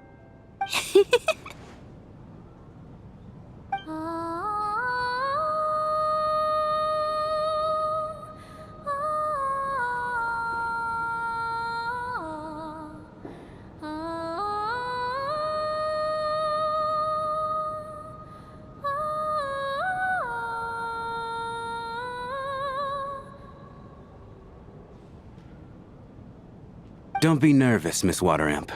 Everyone's here. There's nothing to be afraid of. Excuse me? Do I look nervous? Don't be ridiculous. No. You sound nervous, lass. Oh. Wait, but how... Okay, plenty of people know that I'm a water imp, but still... How come you understand our primary mode of expression? Primary mode of expression. I've not come across that concept before. Do enlighten me, Vodyanitsa. Well, it's just... We water imps tend to communicate our emotions to each other by singing rather than facial expressions. The emotions we convey through song take precedence over our facial expressions. So, we think of it as our primary mode of expression. I'm impressed, Shram. I didn't take you for a man of culture, but you're clearly rather learned. It's not about being cultured or not. The thing is, this mode of expression can usually only be understood by other water imps. It's not a simple case of a song sounding happy or sad. And yet, you're clearly human, Mr. Shram. It's really not the big deal you're making it out to be. I think I just have a knack for it. Plus, I have a... very close friend who's a water imp. A delightful lady. But keep that a secret. Anyway, we spent so much time together that before I knew it, I noticed I could understand her expressions. Oh, I guess that makes sense. Still, the fact that you have a water imp friend is even more surprising. I'd better watch what I'm singing when I'm around you from now on. Hey, what are you implying? You're not secretly insulting the audience in your songs, are you? Heavens, why would I do a thing like that? It's getting late. We should discuss our sleeping arrangements for tonight. To guard against the killer, someone needs to keep watch. I suggest that we don't sleep in separate quarters tonight. It will be safer if we all stayed together. As long as someone keeps an eye on Lelik, I'm quite sure we won't have any trouble. Are you saying that you wish to bet your life on Miss Odette being the killer? Nonsense. Of course not. Then I propose the following arrangement for tonight. The Traveler, Odette, and I will form the Night Watch. We'll sleep in shifts, but 2 of us must be awake at any given time.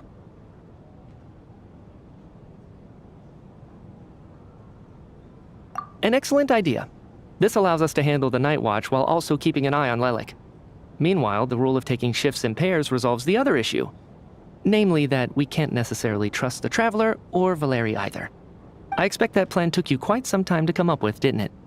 Actually, our field combat manual outlines a similar approach. Although the scenario there involves guarding prisoners overnight during field operations. That being said, I must clarify that I harbor no disrespect towards you personally, Miss Odette. In fact, Lelik's numerous covert operations make fine textbook examples for military agents. I care less about respect and more about the fact that you just robbed me of 2/3 of my sleep tonight. I'm calling dibs on being the first to rest. Good night.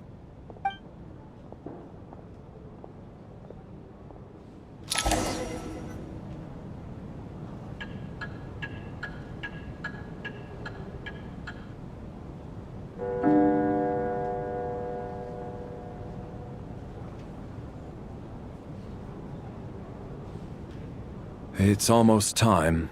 We should wake Odette. How are you faring?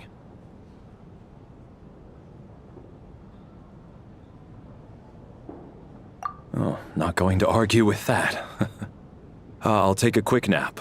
If you start to feel sleepy, wake me up anytime. It's finally time for Odette and I to share the Night Watch. I should wake her up.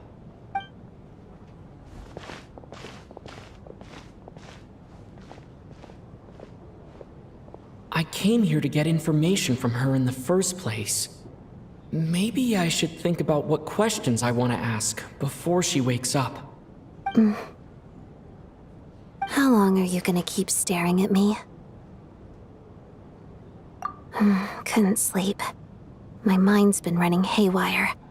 Plus, there's something I've been meaning to talk to you about. I had a hunch that you wanted a conversation, too. Let's take this chance to clear the air, shall we?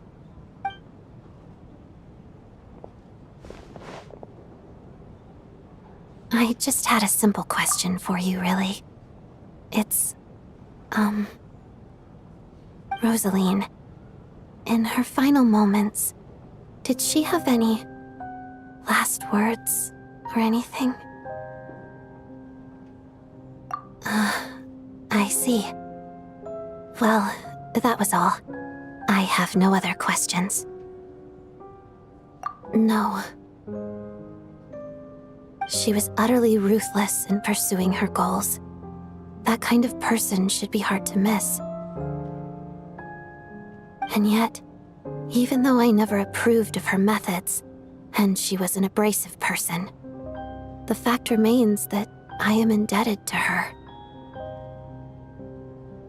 Oh, she told you. I guess that makes sense. I think she and Rosaline were on pretty good terms.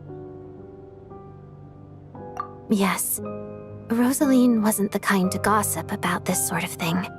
Not that it's any huge secret to me, though. When I was a child, I had to join the Fatui for the sake of my mother and me.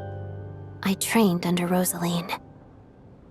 It was extremely grueling, and it didn't exactly come naturally to me. All I could do was try to ignore the biting cold and practice, practice, practice.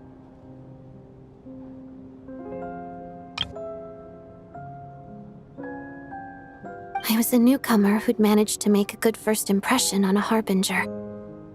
There was pressure to live up to her expectations, to be worthy of the fair lady's reputation. Every day was a struggle against the cold, pain, and fatigue. And most nights, I struggled to fall asleep. After enduring all that, I've become almost immune to the sensation of pain. I suppose that was the cost of survival. Surely, any child who had to experience that would grow to hate her lot in life, don't you think? So, I put an equal amount of effort into my ballet. Because in my young mind, that was the only way to defy my fate. It was my way of telling her, the Fatui's demands and your expectations of me are not what I wish for. One day, I will leave. I think she probably blamed my poor performance in training on my passion for ballet. She knew my heart wasn't in it. One time, when I was secretly practicing a dance at night, she suddenly showed up. I knew she was there to catch me red-handed. I told her, "You don't deserve to watch the dance I learned from my mother." She looked stunned. I guess she was surprised that I lashed out first, before she had the chance.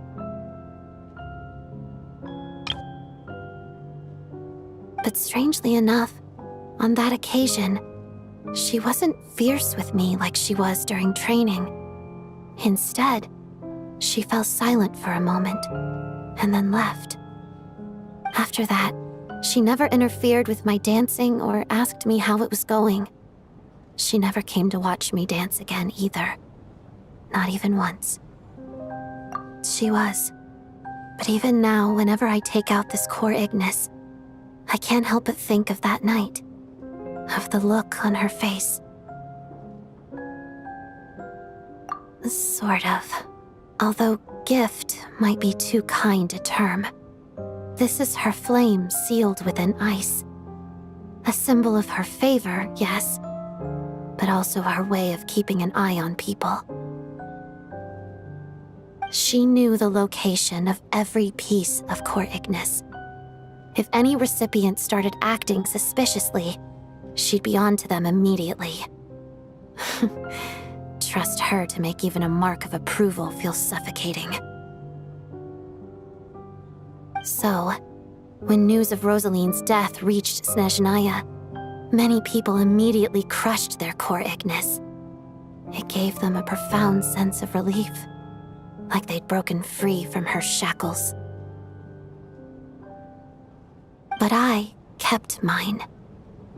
With my sensitivity to pain being as dull as it is, the warmth from this core Ignis is one of the few things I can still feel clearly. I still wonder, did she really come to stop me that night? I wasn't sure, but I was scared, so I said some really awful things. I guess she didn't leave anything behind. Not that I expected her to. It's fine. It's just a bit of a shame that we couldn't settle our differences before the end. She did. Are you sure she was talking about this event?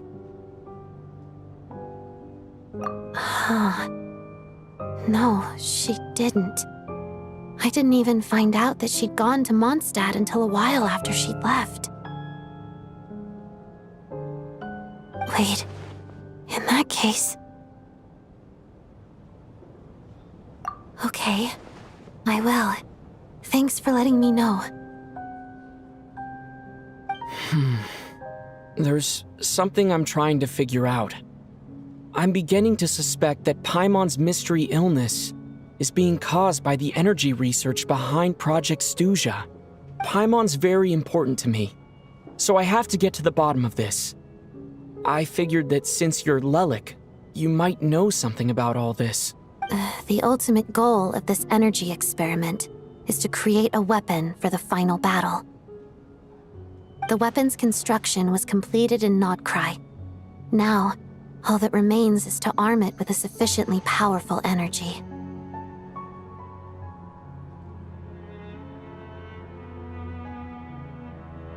Yes, the weapon's development and all the related experiments are overseen by Lord Pierro, the jester, and the lab is located deep within the Armory Palace. I'm not sure why this experiment would be making Paimon feel unwell, though. The best way to get to the bottom of it would be to go there in person. Once we get out of here, I'll help you apply for an entry permit. And I'm hardly the organization's proudest member, as you know. You answered my question about Rosaline. I want to do you a favor in return. It's that simple.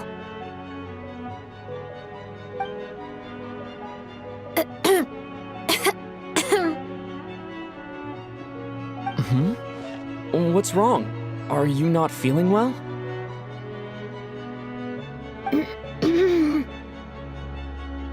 You two seem to be hitting it off. I thought you were sleeping. Of course I was.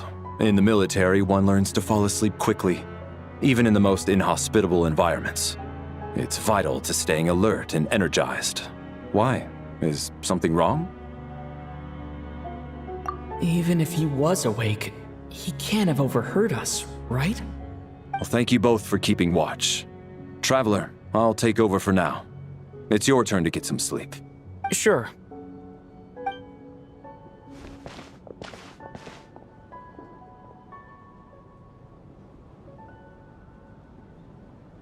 This is our second night here, but at least I've found out a little more about Paimon's condition. I hope she's been sleeping well the past couple of days.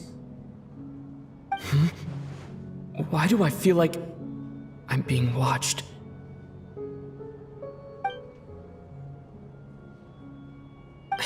Seriously? Is this payback for when I stared at her earlier? But I thought she was asleep.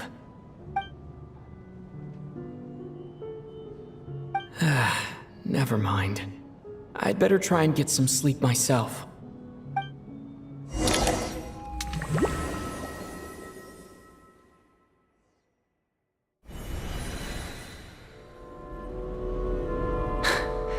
Hey, what are you spacing out for? Are you reaching your limit too? How long have we been walking for? Do you remember? Time's lost all meaning. Ever since we noticed that thing above our heads. What was it called again? A star key? Or key star? Anyway, the person who named it was swallowed by the black mist. Whatever it's called, ever since we noticed it, we've been walking up and up, hoping that as long as we reach it, we can find a way out of this place. But it seems like no matter how far we walk, we never get any closer. Well, we've come this far. You never know. Maybe we're almost there? Come on, enough moping. Let's go. The black mist is catching up.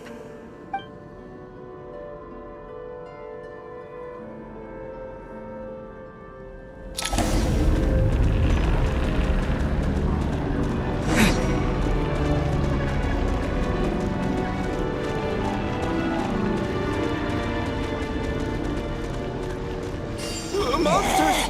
Watch out! Not again! I've lost count of how many times we run into them. Careful!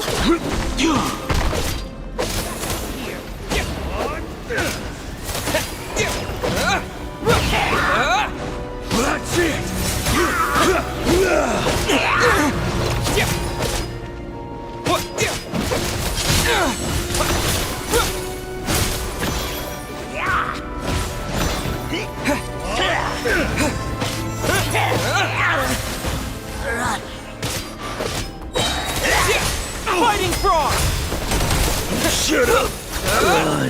faster.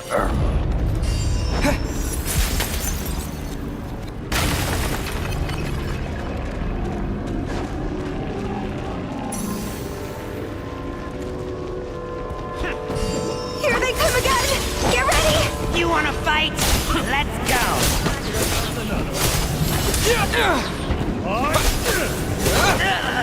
Having second thoughts?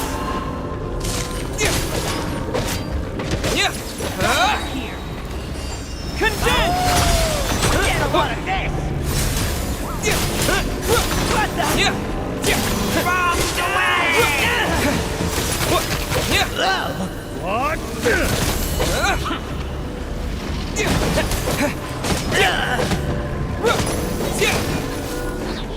Encase!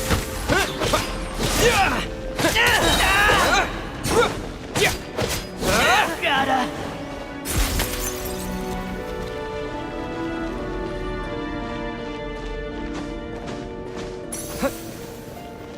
Monsters ahead of us. The black mist behind us. Feels like there's no escape. Should've run faster.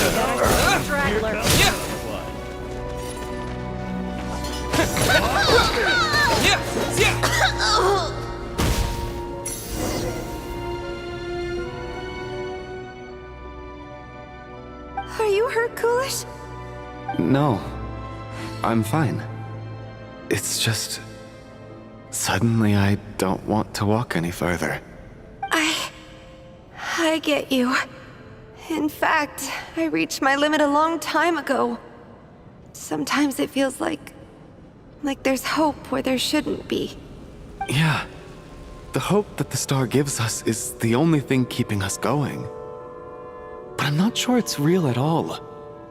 It may just be a collective illusion. Otherwise, why would it always be out of reach? We know you mean well, but you're only saying that to try and encourage us to keep going, aren't you? Thank you, friend. But enough is enough. Please don't give me any more false hope. Hope is poison in this place. You're going to continue, aren't you? I admire that.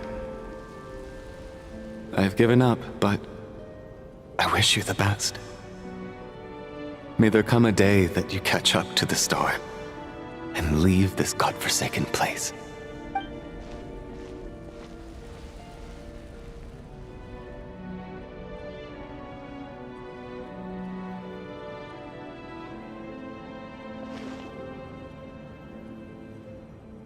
It's not an illusion. We really are getting closer to the star.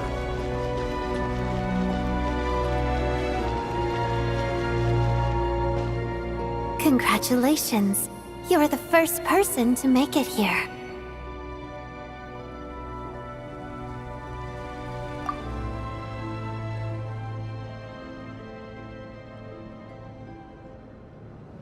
I'm the star's envoy. The black mist has stopped rising.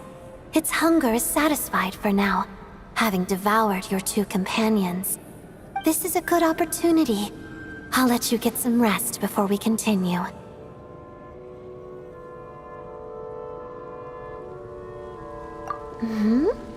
What do you mean, leave? The star represents the starting point. It's the waypoint for the beginning. Congratulations on reaching the starting point. Once you are ready, we will head out and walk upwards. I will be right by your side the whole way.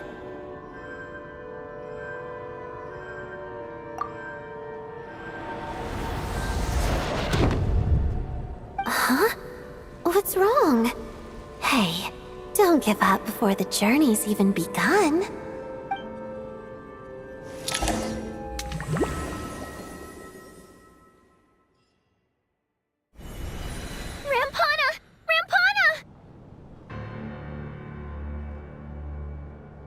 Is that Vodyanitsa's voice?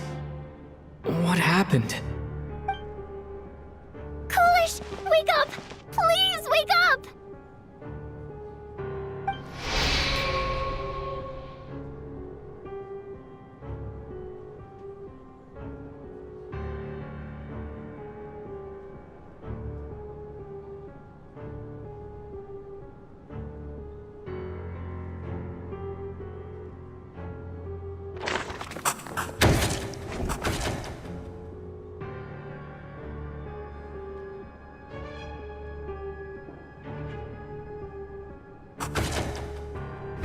situation is identical to that of the 2 casualties yesterday.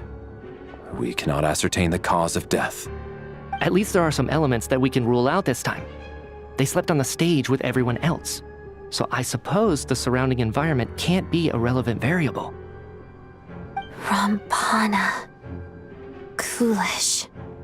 Weren't some of us keeping watch last night? 3 of us, in fact. How could you not notice something was wrong? I'm as confused as you are. Certainly nothing unusual happened on my watch. Likewise, and from what I've observed so far, both Miss Odette and the Traveler can be trusted. To be honest, I didn't get a wink of sleep last night. I couldn't help but think I was the target, so I just laid there with my eyes closed. I heard the Traveler and Lelic chatting, but otherwise I don't recall hearing any commotion during the night. Me too. I didn't want to wake everyone up, so I was concentrating hard, trying not to cough. I hardly slept at all. If anything had happened, I'm sure I would have noticed. Then, what could possibly be causing this? Once was bad enough. I can't believe it happened again. I worked closely with Rampana and Coolish for so long. I never imagined that one day they'd... And on the stage of all places... Vodyanitsa. 4 victims in just 2 days, and we still don't have a single lead. I need to get to the bottom of this as soon as possible. And above all, keep Tonya safe. I'd never be able to look Child in the eye again otherwise. Still snowing?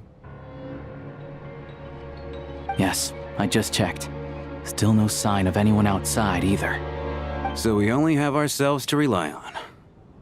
If you ask me, this killer can clearly strike whenever they please. The Night Watch was a useless endeavor from the start. Lelic must be an expert in poisoning. Clearly she used some poison that can't be detected on the corpse. Here we go again. Listen, I was already thinking to myself last night, was Lelic's reason for revealing her identity the real story? Well, now I have my answer. It most certainly was not. She's been playing us for fools. You get off on this, don't you? Revealing your identity, only to carry on with your killing spree? That's a hideous thought. One that only a hideous mind like yours could dream up. How dare you? That's enough. Yesterday, you named Lelic as a suspect because the victims were both wealthy merchants. Lelic might have had a motive then, but today's victims were just ordinary people. Not to mention that they were colleagues of Odette and mine. What reason would she have to murder them? Let me guess. Just to scare you? Who knows? Maybe you don't know her as well as you think. I implore you all to ask yourselves, how many people are there really in this world that have what it takes to kill another person? Not many, I'd wager. Lelic is well known to be a ruthless operator, and now she has revealed her identity. How could it be any more obvious? Everything you've said so far is still just conjecture, which doesn't constitute a concrete lead. You need to back up your claims with some evidence. How can you defend her, officer? What did she say to you while you were on Night Watch? Maybe I shouldn't be so surprised. You military types are always colluding with criminals to target the rich.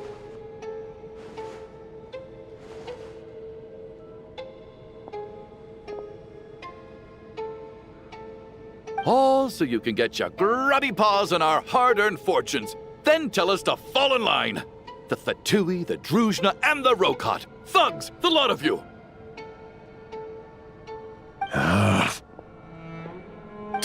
Don't you dare!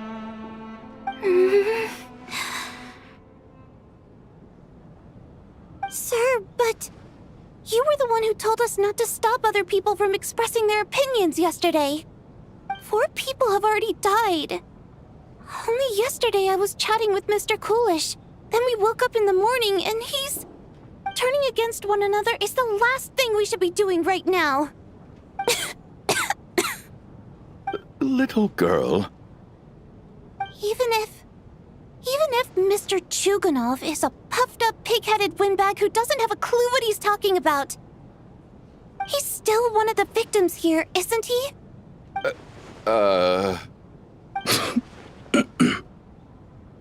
Quite. I had no intention of resorting to violence.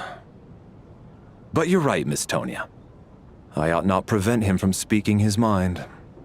In any case, I believe Mr. Chuganov has calmed down a little now. We may resume our discussion. I don't think there's any need for that. What is there to discuss? Nothing about this situation is normal. Did you have an idea, Mitya? You're the brainiac here, right? Come on, clue us in. I've been mulling something over. All the leads we have so far concern things from outside the theater. Miss Odette's alter ego, the threats Mr. Chuganov received. But then there's the 2 double murder crime scenes themselves, which have given us absolutely nothing to go on whatsoever. That's highly unusual. Even with the most careful killers, there's always some evidence left behind. So what are you suggesting? I think this could be a supernatural event. It isn't characteristic of human-on-human homicide at all. Correct me if I'm wrong, but aren't you supposed to be a scientist? That doesn't sound like a conclusion someone like you is supposed to make. I got into scientific research because of my insatiable curiosity. But if the present situation defies all known scientific explanations, I don't mind shifting my curiosity toward the paranormal instead. Now that you mention it, I remember when I first came to the theater. I heard rumors about this place being haunted. Haunted? Yeah, I think I heard the same thing. But I mean, they're only rumors, right? We've worked here for years. Surely we would have noticed any spooky goings-on by now. Well, this has taken an unexpected turn. A haunted theater? If Paimon were here, she'd probably be hiding behind me in fear right now. Why don't we take this opportunity to look for clues again with a more open mind? Maybe a different perspective will help us see something different. Very well. Whether it's criminals or ghosts we're looking for, the same rules apply. Everyone needs to tread carefully. I'll move the bodies into the same room for now.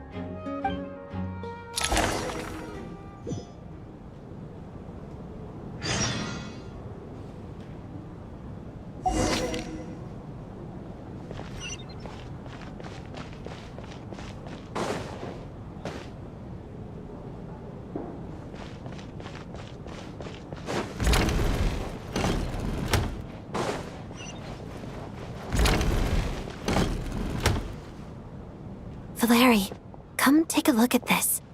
You too, traveler. Some sort of notebook. What is it for? It's the on-duty logbook for the theater. Kulish was the main person to use it. He mostly used it to record any unusual incidents during a show, audience numbers, exit times, and so on. Yes, he'd always have this logbook with him when he checked tickets at the entrance. This should confirm a lot of key details about the recent show. So, you find anything unusual? Yes. The number of people. I've checked and double-checked, but the numbers just don't match what's recorded in the logbook. Apparently, we have an extra person among us. Are we certain that logbook is accurate? Could someone have sneaked in without buying a ticket or something? Unlikely. Kulish took his duties very seriously. I've rarely seen any errors in his work. Not to mention that this was a dress rehearsal, meaning smaller audience numbers and tighter ticket restrictions than usual. Everything would have been well within his control. We no longer have our tickets with us, do we? They got collected on entry. I assume there's no way we can check them again. Unfortunately not. The theater recycles tickets. Once people are in the door, they don't tend to leave until the show ends, so we collect the tickets at the point of entry.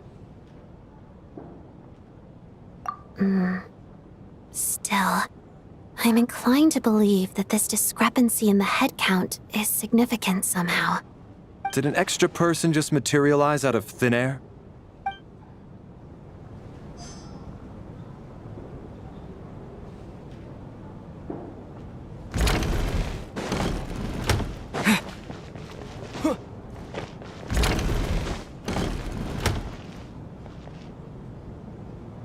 Ah, Traveler. Since you're here, come take a look at this. Alyosha found it. We're both curious to hear your perspective. It appears to be an investigation report. And the focus of the investigation was the rumors of haunting we heard about earlier.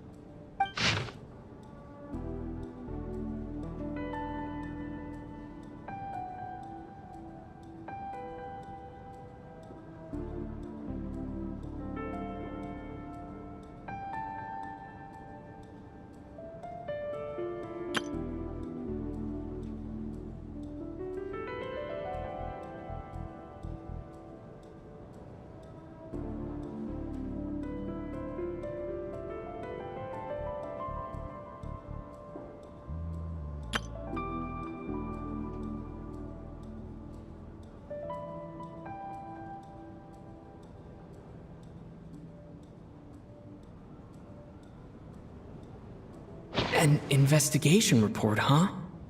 Looks quite old. This person's name looks to be of Sumeru origin to me. Was the investigator from Sumeru? The theater manager must have hired an investigator once specifically to look into this issue. But it doesn't look like anyone ever looked at the report. Presumably, the manager wanted to know if the supposed haunting was dangerous, while also being fearful of word getting out in case it affected the theater's business. Anyway, the bottom line is, the haunting is actually real after all. It's caused by an obstruction in the ley lines. Is there any chance this is the key to finally making some progress with the murder cases? Ley line problems are pretty unexceptional to me by this point. And while it certainly offers an explanation for the ghosts, it's hard to imagine what connection it could have to these two murder cases. Some of the language that appears at the very end of the report caught my eye. Angel civilization, ley line renovation? My area of research doesn't touch on any of that, so it's completely outside of my wheelhouse. Huh? A piece of paper just fell out from the report. It landed right by your feet.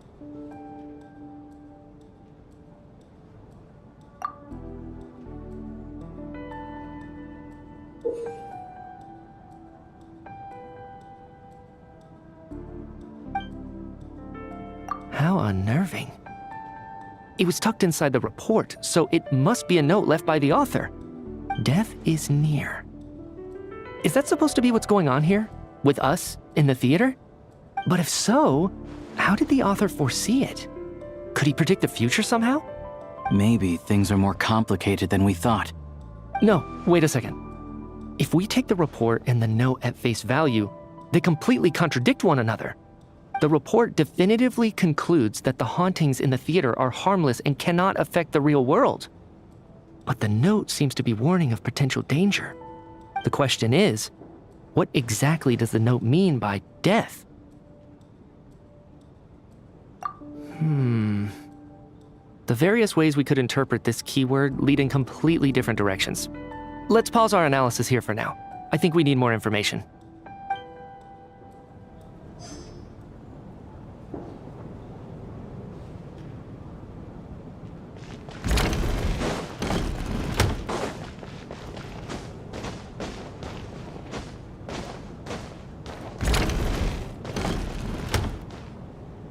Tonya, did you find anything?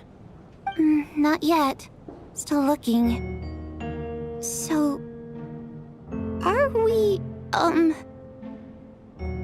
we supposed to be looking for something paranormal? I think I'd prefer teaming up with you than looking around on my own.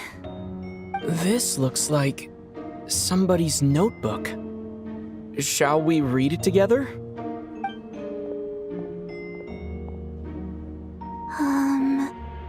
Well, it doesn't look scary or anything, so I guess it should be fine. All right, let's read it together.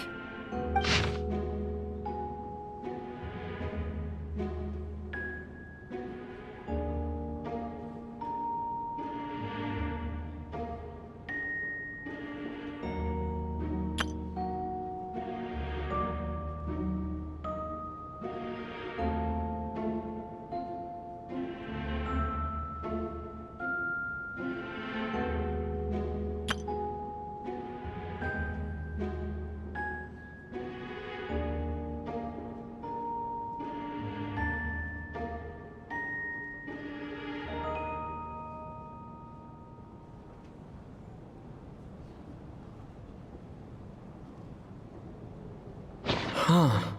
This has to be Vodyanitsa's writing, surely. Maybe it's a little rude for us to peek at this. I feel like I just read someone's secret diary by accident. It sounds like she's writing this for her parents, right? I don't understand. Why put this stuff in a notebook instead of mailing it in a letter? Because her water imp parents belong to the aristocracy, who were driven out of Snezhnaya by the tsaritsa long ago. And now they live somewhere new, where the postman can't get to. We're sorry! It's fine. My fault for not storing it properly. I can't leave things lying around and expect them to get ignored when everyone's scouring the place for clues. All right, give me my notebook back. I'll take over the investigation in this room.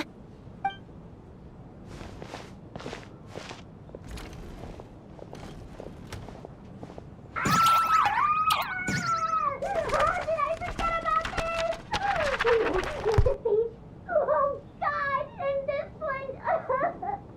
Oh, my. Why am I so embarrassing?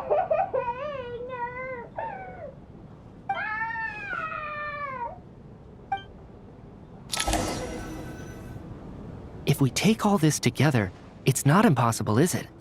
If anything, it's the natural conclusion. Oh, I beg to differ. This sounds to me like a product of a researcher's vivid imagination. And perhaps it's because I'm still viewing this through the lens of a typical murder investigation. But still, I'm struggling to be persuaded by your theory. Does it really sound that far-fetched? All right, well, let's treat that as speculation for now. I do agree with what you've said, so let's go with your idea for now. Good. Okay, now that we finally have some meaningful leads, I think it's time to reconvene. Let's get the others.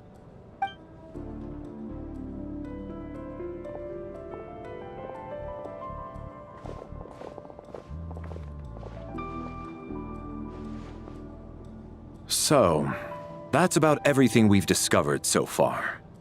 I'll share my theory first. Based on what we've learned from the logbook, I believe the extra person among us is most likely the killer. If the killer had simply bought a ticket, it would have greatly increased the risk of their identity being exposed. I expect he or she either hid in the theater ahead of time, or found a way to slip past the ticket inspection. They then blended in with the group and waited for an opportunity to strike. What about the note found in the investigation report? Any thoughts on how that fits in? The killer may have simply planted it there as some sort of sick joke. I've seen my fair share of psychopathic killers. They love playing cryptic mind games. So, it has nothing to do with the haunting of the theater after all. This theory makes sense to me. If we have an audience member unaccounted for, chances are they didn't come here to watch the show. Could it really be that simple? So, in other words, all we have to do is find out who got in here without a ticket, and all our problems will be solved? Then let me make one thing clear. All the theater staff should be well aware that I came here for the rehearsal legitimately, yes? There's no way I'm the one who didn't have a ticket. It's true. I hear you used every trick in the book to get a hold of that ticket, too. Everything short of throwing a temper tantrum and rolling around on the floor at the entrance. I most certainly did not degrade myself in such a way. Probably a stupid question, but I might as well ask. Did anyone here get in without having their ticket checked? Guess it was naive of me to expect them to just admit to it. Especially after the unprompted Lelik reveal. Once was already a miracle. Twice would be unfathomable.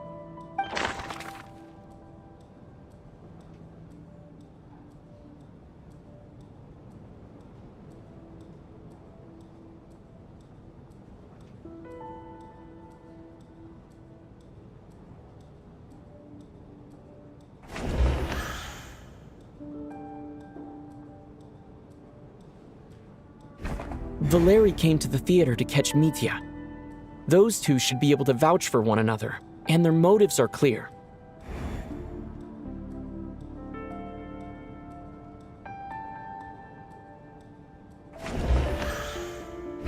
Sounds like Chuganov went to a lot of trouble to get his ticket, because everyone at the theater knows about it. Tonya received her ticket the same way I did. I assume Child got both of them together. As things stand, the audience head count doesn't add up. I guess we can rule out the theater staff. I don't believe any of us here knew Shram before all this. If no one can verify Shram's identity... Mr. Shram, did you really go through the ticket inspection to get in here? Huh? Me? Why am I being singled out, my friend? Do I seem that suspicious? It's not that you stand out as suspicious, more that everyone else has been ruled out as trustworthy. Okay. Well, we spent the best part of 2 days together now, so I'm sure you can all tell what kind of person I am. I'm a true gentleman. I never dream of doing something like sneaking to the theater without a ticket. Yeah, I have no doubt that you're a good person. But the problem is, none of us here actually know you, so no one can say for sure that you are who you claim to be. Although, actually, what was it you said last night?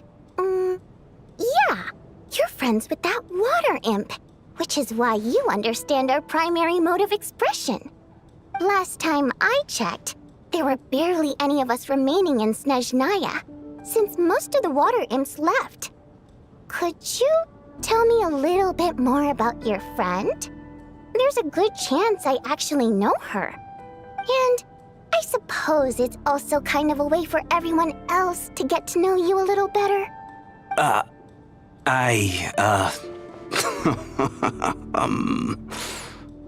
Good grief. Are you blushing? Pull yourself together, man. Stop giggling like a teenage boy. It's revolting. Hey, revolting is a little strong. All right, fine. I'll admit it. That water imp friend of mine, the truth is, we're dating. I was just the bodyguard hired by our family. But the stars must have aligned, because sparks began to fly between me and their daughter. Never in my wildest dreams did I think I'd get so lucky. We don't need details. Just get to the point. Okay. I'm just a little hesitant to reveal her name, that's all. You know how it is. These are delicate times. Even with me to protect her. If word gets out that she's dating a human, both the Fae and human factions will give her a hard time. Really? Wait, no. That can't be. Huh? Shram, what the devil are you talking about? Why is everyone looking at me like that? Surely you can understand where I'm coming from. Delicate times? Factions? Yes? You know, the Civil War? Last time I checked, the Fae and the humans were still at each other's throats. If I'm not mistaken, the last significant civil war in Snezhnaya history was over 400 years ago, when Her Majesty the Tsaritsa had just taken the throne and was consolidating her reign. What do you mean, 400 years ago? What's going on here? Is Shram from the past? All right, Mr. Mitya, you win this round. As far-fetched as it is, it appears that your theory may be correct. I'm just as amazed as you are. I didn't even believe it myself, to be honest. Is someone going to explain what's going on here? From the look on your face, you figured it out too, haven't you, Traveler?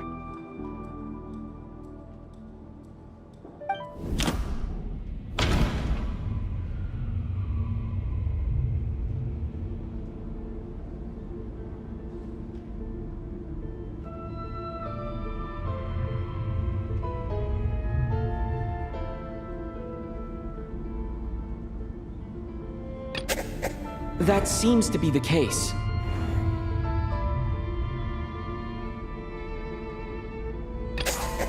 The theater's ley lines have been modified to block souls within its grounds from returning to them. Some souls can even wander this place forever. Mr. Schramm's statement proves he is from hundreds of years ago. And according to the investigation report on the theater hauntings, Mr. Schramm is very likely a lost soul wandering the theater.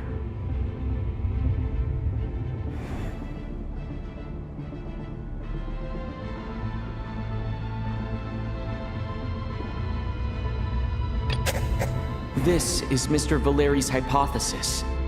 If there is no supernatural element to this incident, it's very likely to be true. For some unknown reason, the soul that has been wandering the theater due to the ley line issues has joined our group and blended in. Yeah, that must be the immediate reason why the ticket count doesn't match the number of people present.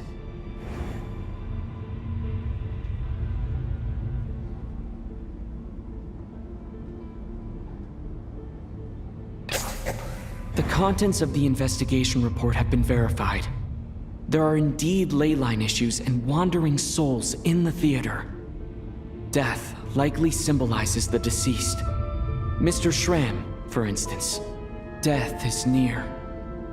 That must mean that there's a dead person in our midst. That's the truth, isn't it?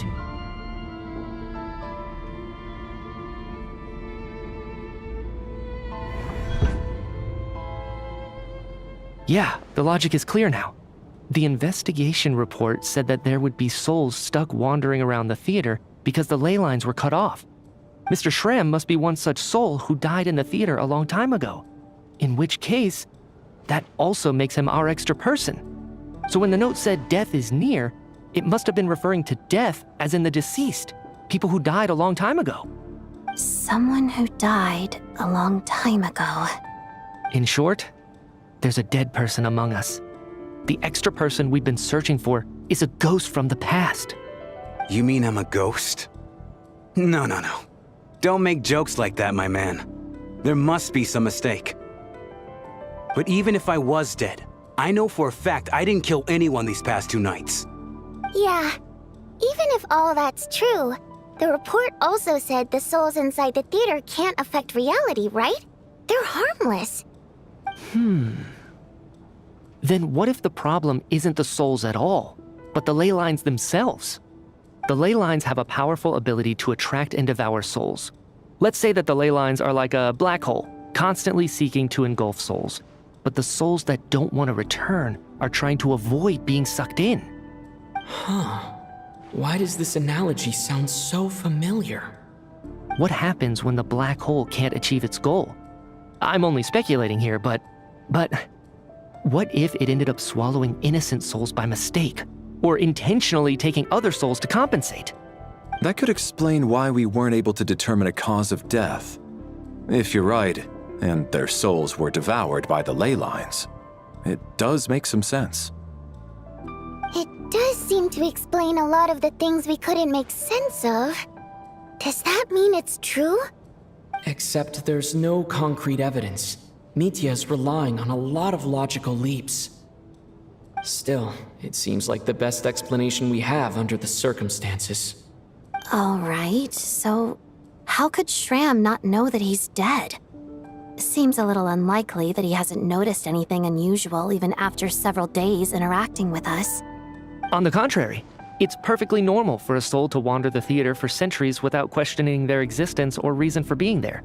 It's simply what's natural for them.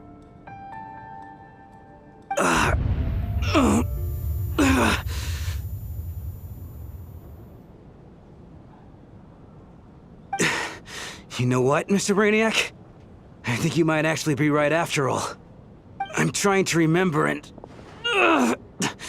even though my head feels like it's going to explode, I think... it's all coming back to me.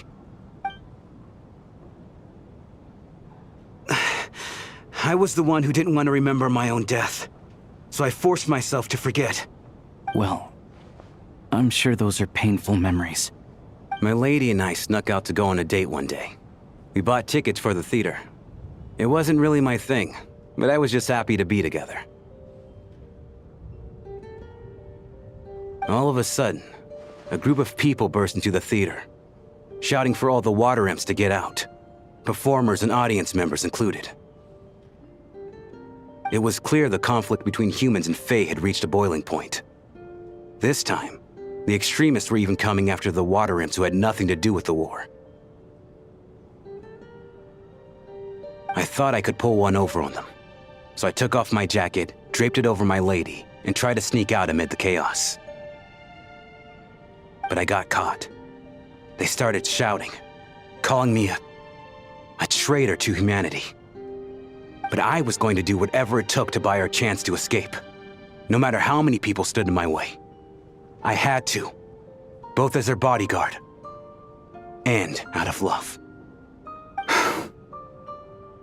It's all right, friend. You can stop there if you want. You don't need to dig all that up again.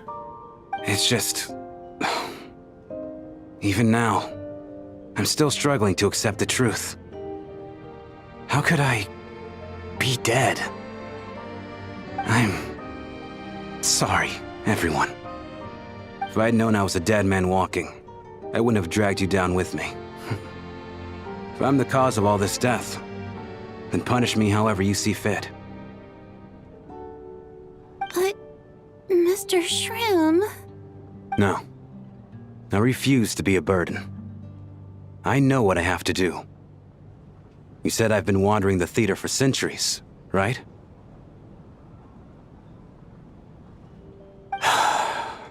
I guess it's high time I got a breath of fresh air.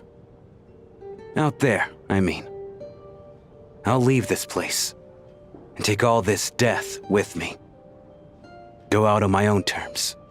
Mr. Shram, I'm sure we can figure out a different course of action. My good sir, we both know I'm not supposed to be here. I should have accepted my death long ago. One way or another, this has to end. Unless you're saying this goes against another one of your military principles somehow. No, I'm speaking on a personal level this time. Let it go, man. Oh, wait. One last thing. Miss Waterimp. My lover. Her name was Mitya. Mitya Ozarova. Do you know what happened to her? Ozarova. Oh, Auntie Ozarova. That's what we all called her. I remember her as a very kind elder. She had a bunch of kids, too. I'm so glad she survived. And she had lots of kids? Good. That's... good. I could hardly expect her to stay single just because of what happened to me, right? As long as she went on to be happy, that's all that matters. Besides, I'm dead. My soul has been wandering around here for so long because I was worried about her.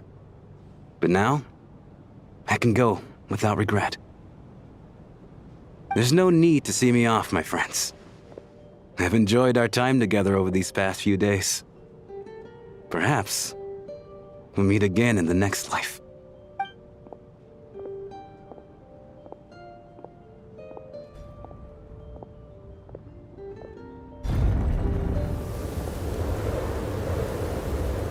Take care, my man. I knew Mr. Shroom was already dead, but... I still feel so sad. Death is cruel, no matter how we might try to make sense of it. So, was the conflict between Fae and humans really that bad back then?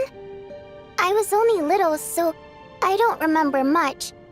It's terrible to think that so many innocent people had their lives turned upside down. Even the historical records about that time period don't say much about it. All people know is that the Tsaritsa founded the Fatui, drove out most of the Fae aristocracy without explanation, then used her terrifying power to suppress the humans. It seems to me like the Tsaritsa chose to make herself the enemy. She downplayed the conflict, directing whatever animosity both sides had for each other at herself instead. That's also why, despite how brutal the conflict was at the time, there hasn't been much lingering tension between humans and Fae since. Things have been fairly harmonious for the past few centuries. So, the Tsaritsa banished the Fae to protect the Fae living in the city? She offered herself up to be hated in exchange for peace. Maybe it's not quite as bad as it sounds. I don't think Her Majesty is too concerned if mortals hate her or not. And besides, there are very few who truly do. All this time, I had no idea. All right. If Mitya's theory is correct, then I think we can consider this matter settled. Let's all take a break.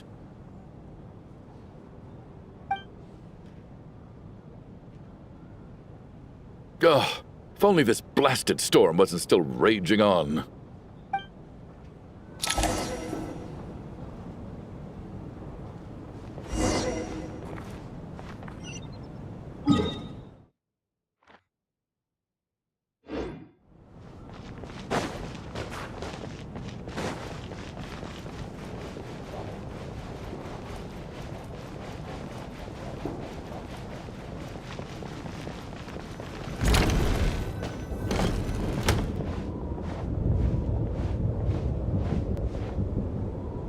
Looks like now we can just rest until the snowstorm stops. I still can't believe Shram turned out to be a ghost who'd been in the theater for hundreds of years. To think he was dead this whole time. What a strange turn of events. Knock knock. Huh? Knock knock. You know the door isn't closed, right? You don't have to knock. Think of it as a signal then. When I'm entering someone else's room and I knock, I'm here as Odette. If I don't knock, it's Lelic.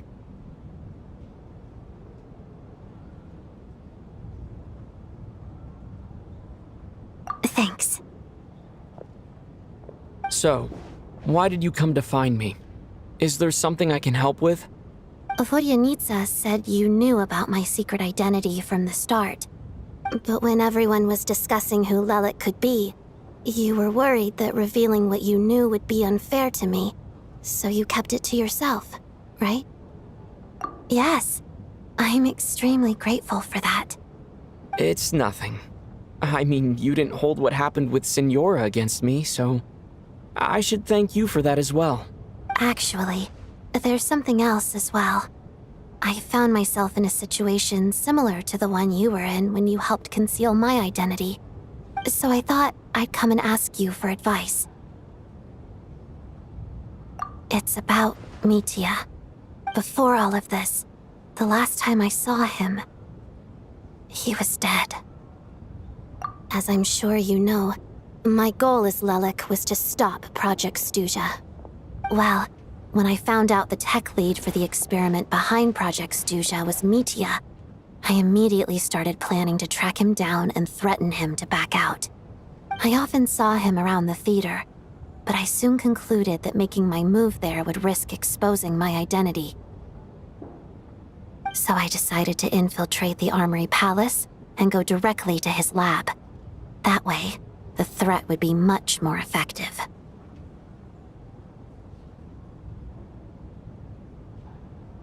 Well, I suppose there was a bit of luck involved.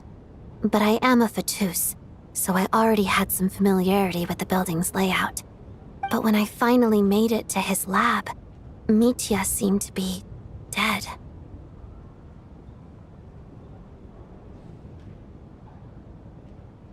I checked his breathing and his pulse. He had no vital signs whatsoever. I'm certain of that. I thought maybe another anti-Project Stuzha activist had beaten me to it, and chosen a much more brutal method, so I made myself scarce. That's why you were so on guard around Mitya that first night here. Yes. When I saw him sitting in the audience during the performance, I could barely contain the shock. To me, it was a miracle. Somehow, he'd come back from the dead. But then, the murder started happening and things got so complicated that it wasn't really at the front of my mind. That is, until Mitya himself said there must be a dead person among us. Then, I couldn't ignore it any longer. And yet, you thought that bringing it up right away would single Mitya out. Just like when everyone was suspecting Lelic. Exactly. I thought there could be something I was missing. Besides, we soon figured out that Mr. Shram was a ghost, and we knew there was only one extra person, so we thought he had to be the one. But now, it seems like there's another candidate. I understand why you kept it to yourself. There was so much information being thrown around during that discussion. Bringing up mitya would have just introduced more confusion. So, what do you think we should do? Let me confirm one thing first. When was it that you found mitya dead? Around a week ago. Sometime in the afternoon. A week ago? That's earlier than I thought. I saw him just a few days ago at a restaurant. That definitely would have been after you found him dead. He seemed completely normal to me, chatting with vodyanitsa, trying to avoid valeriy. So he was definitely alive on that day. Huh. Well, all I can say is I know what I saw. Here's a thought. The reason we even suspected a dead person could be among us was because of the problem with the theater's ley lines. But mitya's death happened inside the armory palace. The ley lines affecting the theater shouldn't reach that far. You're right. I guess he doesn't fit the profile of the person we were searching for. I think the chances of it being him are very low. Surely he can't have died for real in the armory palace. Unless... Unless what? Unless he really did come back from the dead. You're right. Do you think we need to disclose this to the others? Huh, what's this? A private meet and greet? Where do I line up? That's not what's going on here. Well, I was just making the rounds. Thought I'd try to lighten the mood a bit. Vodyanitsa's handing out food if you're hungry.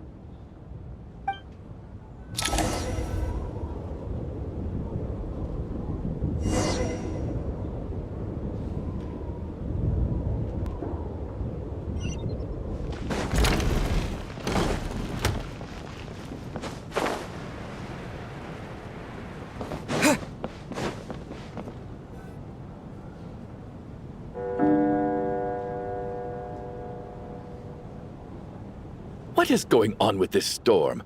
Could it be connected to that monster that just arrived in Snezhnaya? I almost hope it is. Her Majesty the Tsaritsa left to vanquish that beast herself. We just need to wait for her triumphant return. Do you think people still feel the cold after they die? I'm wondering about Shram. Oh, maybe we should have given him a coat before he went out there. Death itself is cold, isn't it? I'm sure the storm will embrace him. Well, I hope he has a safe journey. I'm going to miss him, I think. It's not like we can blame him for Rampana and Kulish's deaths. Thinking back on it, we barely made it out alive ourselves. Once we get out of here, how are we going to explain what happened to their families?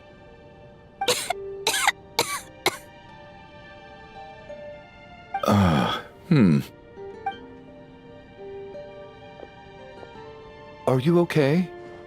Here, take this. I've never used it.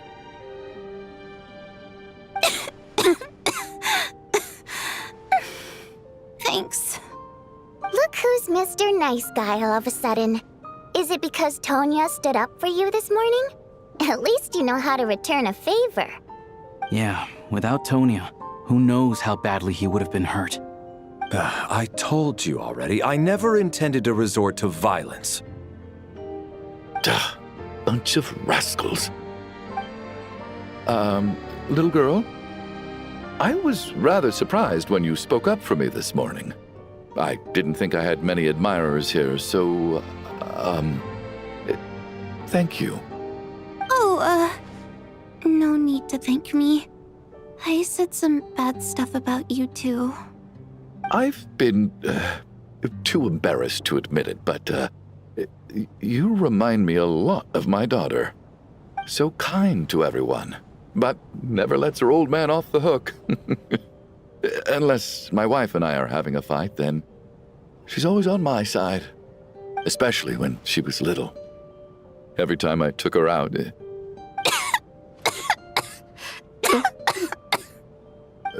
All right, easy now.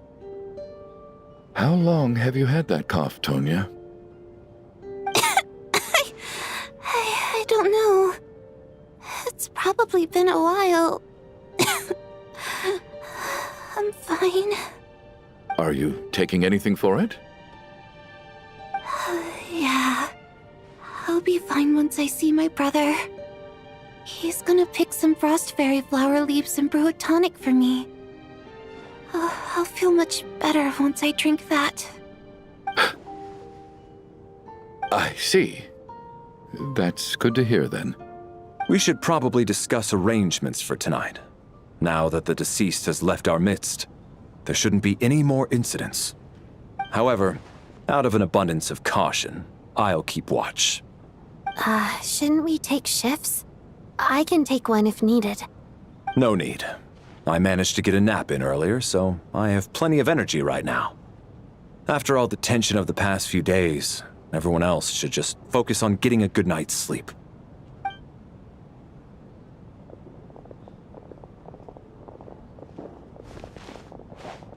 What a long day.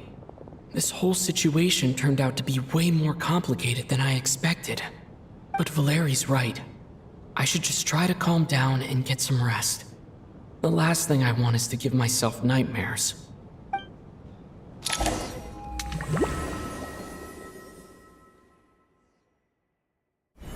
He's awake! He's awake! Get over here, you big lug, and take a look! If you must call me something, call me Mr. Door. The Black Mist is coming. You need to go. Are you all right? Can you walk? We just got attacked by monsters on our way up. That Mr. Door fellow protected us. He just seemed to come out of nowhere. Not much of a talker, but when it comes to taking down monsters, that man doesn't hold back. Curses! The Black Mist is catching up to us. We need to keep going. Mr. Door, I don't believe I've ever seen you around here before. Why is that? There's no need to try to get to know me. I'm just Mr. Door. Mr. Door! Looking for trouble! Get rid of them! I can just push these ones off. Oh, well, anyway, we're lucky to have you here. Thanks for saving us earlier. No need to thank me. This is where my duty lies.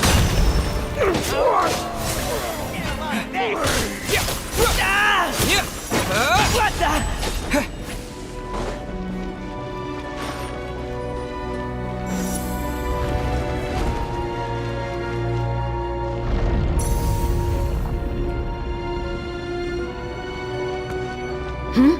Oh, so we're doing this the hard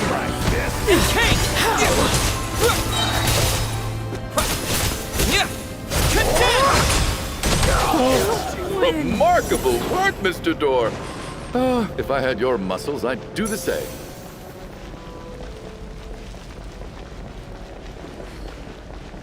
Are none of these doors the one you're looking for? No.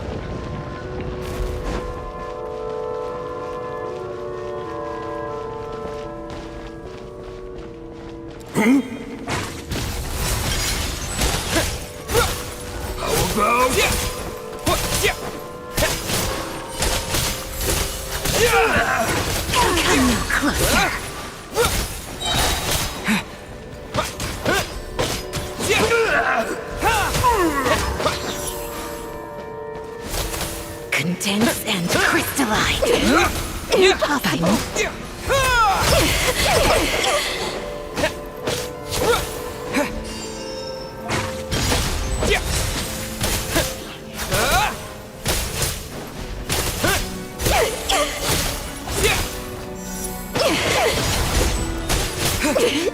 Impossible.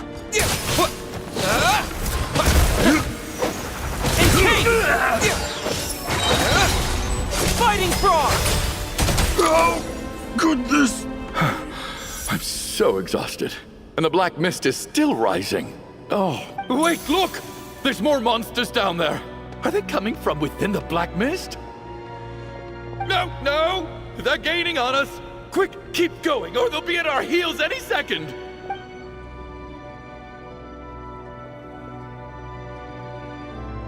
Mr. Door, what are you doing? We need to get out of here. They're coming! Found it. This is my door. What? You mean you're going to stay here? I am a door. This is where my duty lies. No! You saved us. We can't leave you behind. You must keep going. A door can only keep things out for so long. You must make haste. But... Oh, you're right. Let's go. We can't let Mr. Door's sacrifice be in vain.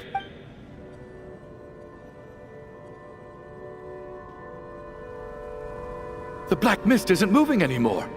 Looks like both the monsters and Mr. Door are gone. I didn't just imagine all that, did I? Surely I wasn't so scared out of my mind that I hallucinated a door as a human being. Oh, okay, good. There's no way we both hallucinated the same thing. Getting sleepy? Well, looks like we're safe for now. Go ahead. Let's get some rest.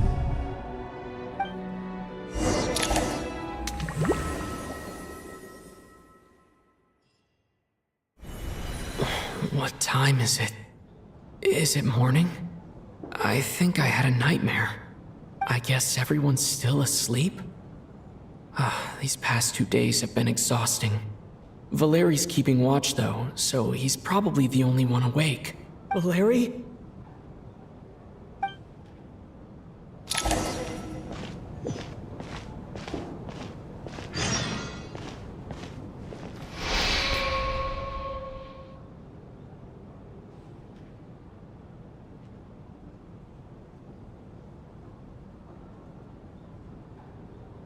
Wake up!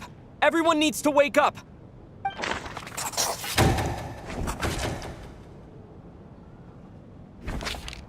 Just like the last 2 nights.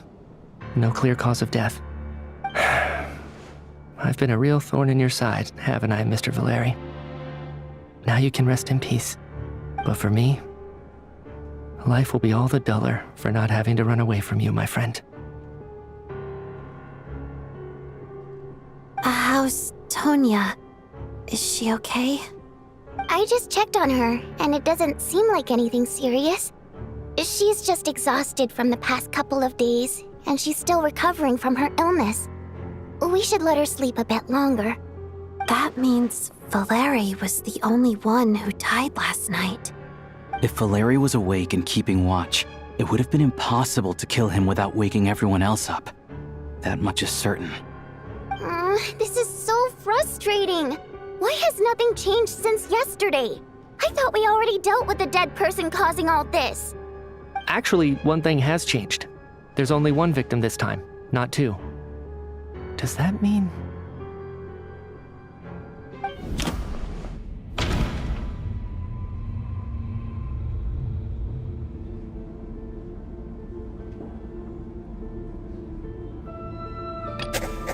Can a death at night?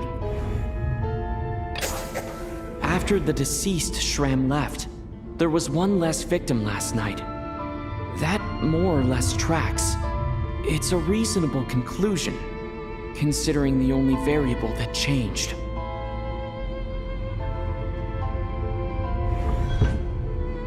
The number of people who die each night is equivalent to the number of dead among us.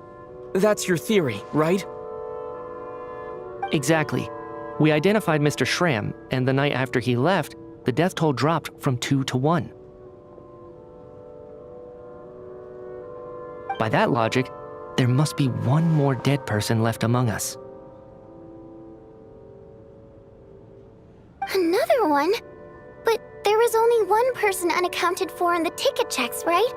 The head count should match up now. Having an extra person was definitely a cause for alarm, but being 1 person short isn't nearly as unusual. Someone could have left in the middle of the show, or made it out before the storm hit. 1 more dead person among us. If Mitya's theory is right, then what Odette told me seems a lot more relevant. It's just, at the time, We had no reason to think there was more than one dead person. If only we'd taken it more seriously as a possibility. Maybe this could have been avoided. I'm sorry. This is my fault. I had information that could have been helpful, but I held back. I should have brought it up right away. I'm partly to blame as well. I was too quick to dismiss Odette's concerns. What is this about? What have you two been getting up to behind my back? Sounds like there's some big news you've been keeping from the rest of us. Well, we're all ears.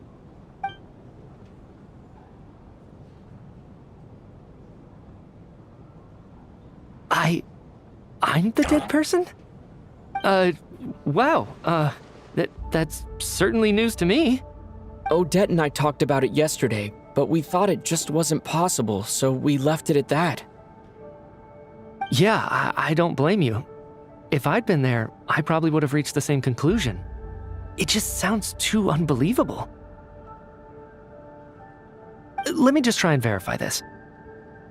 I just scoured my memories trying to think back to the afternoon Miss Odette mentioned. But I honestly have no recollection of dying. That's where I'm different than Mr. Schramm. Having seen Mr. Mitya a few days ago myself, I also find it hard to believe he could be the other dead person among us. Well, if it isn't Mitya, then who? Do we vote on it? If you don't mind me asking, Traveler, I believe you mentioned that you know Tonya's brother. Had you ever met her before all this? No, never. Wait, are you saying... Now just 1 minute. I know where this is going. You can't just randomly point a finger at anyone you want. You're in the hot seat, and all of a sudden you want to divert our suspicions onto somebody else? Trying to pick a fight, Mr. Chuganov? Whenever you open your mouth, all you do is attack people, and I've had enough of it. If you don't want to engage in a civil discussion, you can shut up. You little brat! Did Mitya ask about Tonya because he suspects her? I suppose I only identified her by age, and nothing else. Could that mean... I'm just saying, you're going around casting suspicion on people for no reason. How could Tonya be dead? I can vouch for her, if nothing else. I've seen her before. She's the sister of that Harbinger, isn't she? The one called Child. Oh, really? You're telling the truth? Since being here, I don't think I ever mentioned she was Child's sister specifically. Does Chuganov actually know her? If Chuganov can vouch for her, then it can't be Tonya either. In which case, it seems unlikely that there's another dead person among us at all. Miss Odette, could you go over that afternoon with me one more time, when you found me dead? No problem.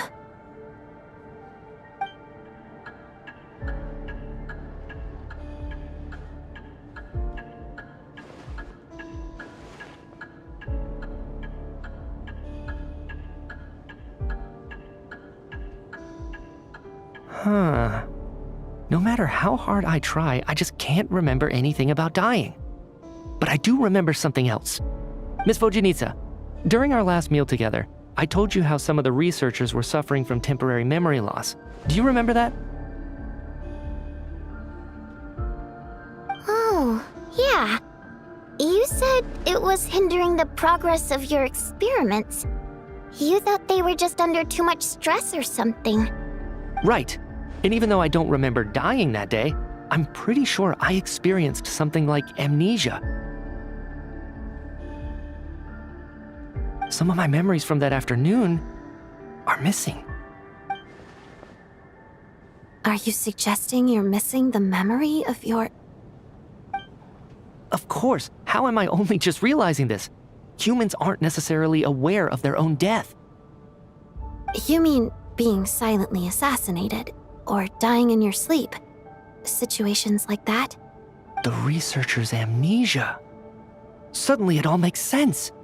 I must thank you, Odette.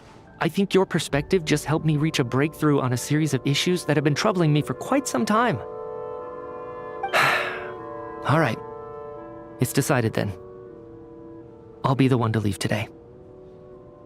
Oh, leave? Hey, wait a minute. Aren't you rushing into this? What if you're wrong? You'll pay with your life. Come on, kid. Aren't you gonna fight for your life? This seems like a rash decision. I have other reasons beyond what's been discussed. In fact, thinking back, I remember during Miss Odette's performance, while I was sitting in the audience stalls, a brilliant new idea for my research popped into my mind. But then, my train of thought suddenly cut off. I can't remember it now at all, and I didn't take any notes. I guess that must be another instance of temporary amnesia. No. Hold on. I see where you're going with this. You're suggesting that each instance of temporary amnesia is a death, right? There's a glaringly obvious flaw in that idea, no? How can one person die so many times? I believe Miss Odette's account. During the period where my memory is blank, I must have been either dead or in a similar state. All it would take is for the same thing to happen in the theater, and I would come under the effect of the ley lines in this vicinity. This increases the likelihood of me being the deceased, does it not? But... There's no evidence to suggest that anyone other than me is a candidate for the deceased. So allow me, as a scientist, to treat this as an experiment. Please relax, everyone. I don't think things are as bad as they may seem. If I really am the deceased, then to leave the theater will be a relief for me. If, on the other hand, I'm still alive right now, well, apparently you've all witnessed my resurrection recently anyway. Who's to say I won't return from the dead again this time? Mitya's right. This is the only thing we can try right now. I think he's deliberately downplaying the gravity of the situation, though. He probably doesn't want to burden everyone. What is a scientist if not someone who gambles on experiment after experiment in an attempt to obtain the truth? With this snowstorm, the ley line phenomenon, ghosts of the dead, and my amnesia, we've been paralyzed by not knowing and powerless to do anything about it. It's a terrible feeling. But if I do get resurrected, you can be sure that I'll come back with the truth of all this. Just you wait.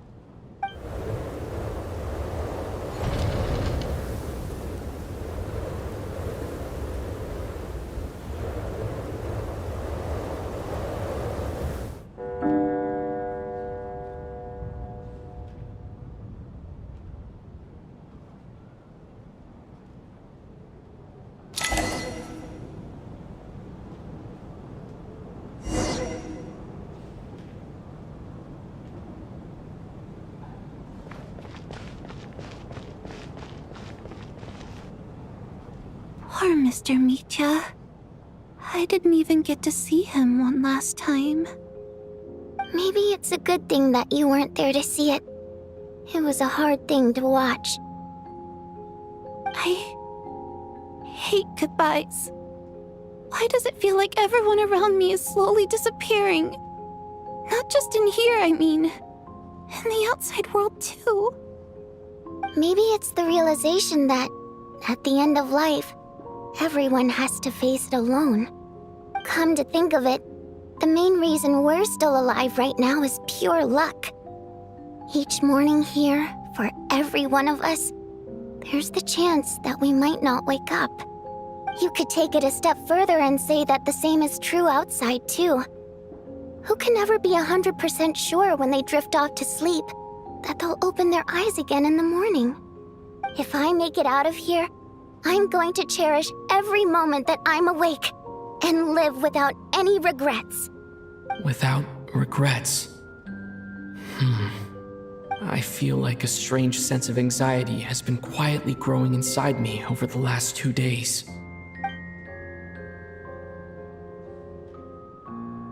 Are you okay? You look really glum. If something's bugging you, let's talk about it. There's only a few of us left here now. After everything we've been through, what's the point in keeping things bottled up? I have a travel companion named Paimon. Alyosha and Odette have met her before. She's been feeling unwell recently. You're worried about her, aren't you? That makes sense. We've been trapped in here for days. To be honest, I used to feel like I was just a spectator in this world.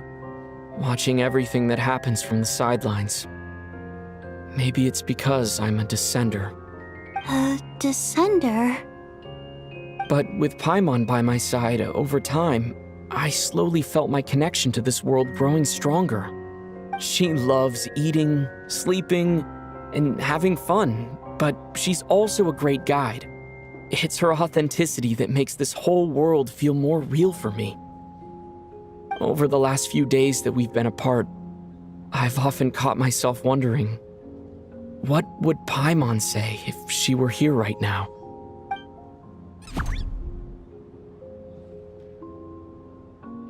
But by the time I snap out of it, the conversation has already moved on, and I'm still in my own little world.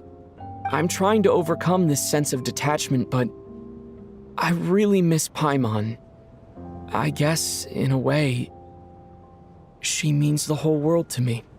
I bet she misses you when you're not there as well. Maybe you're her entire world too. I don't know if this will make you feel any better, but back when the water imps left Snezhnaya in droves, I also felt like the whole world was suddenly empty. I could be surrounded by people all smiling and having fun, and still feel completely separate from it. So, I totally understand how you feel. Later on, I started to think, maybe accepting the fact that our loved ones won't always be with us is something that takes a lifetime. All we can do is cherish their companionship from moment to moment. So, once we get out of here, you better hurry back to our side as fast as you can. You can't let your story end in regret. That's the trope I hate the most. Thank you. That's exactly what I needed to hear. But vodyanitsa, if you hate goodbyes too, why didn't you leave with your people? That's just the choice I made. I used to regret it, but I don't anymore. Like I said before, singing is a water imp's primary mode of expression. It's how we convey our emotion. Our songs have echoed through this theater for hundreds of years, each one a story pieced together through moments of joy and sorrow. But does a story exist without someone to read it? To me, the answer is no. So I made the choice to stay. That way, there would still be someone left to sing these songs and listen to their stories. Otherwise, they could have been lost forever. Could you teach me how to understand your people's songs sometime? I want to be able to truly hear them, like Mr. Shram. A fan after my own heart. Thank you, Tonya. How about I sing something for you, and you tell me what you hear? Okay, I'll do my best.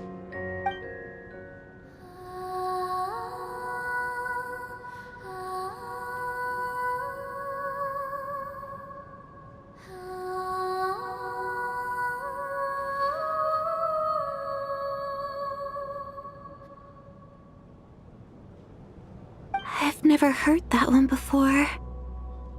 I feel like I can hear a sense of longing somehow. I wonder why that is. Color me impressed, Tonya. You're a keen listener. Most people can only tell if a song is happy or sad. I didn't think you'd be able to pick up on such specific details. So, what's the song about then? Come on, tell me! I've actually never performed this song in the theater before, because it has more of a ceremonial purpose for our people. It's not meant for the stage. It means something like, "May those we have lost watch over us, and follow this song back home in the night, so that we might be reunited once more." No wonder I could hear that sense of longing. You sing it for loved ones who have passed away. I hope it reaches them. It's getting late, Tonya, and you're not well. We should all turn in early. I suppose there's no reason to keep watch tonight. Okay, but, Before I go to bed, could you sing that song a couple more times for me, vodyanitsa? Of course. Anything for my #1 fan.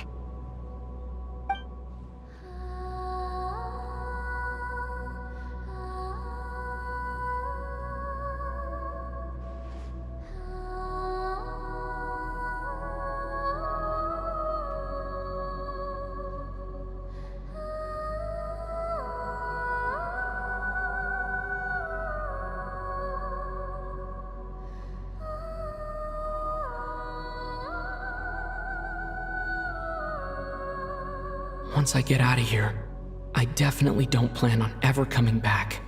But I guess that means I'll never get to hear vodyanitsa sing again. That's a sad thought. Before I fall asleep, I should cherish this moment of companionship while it lasts.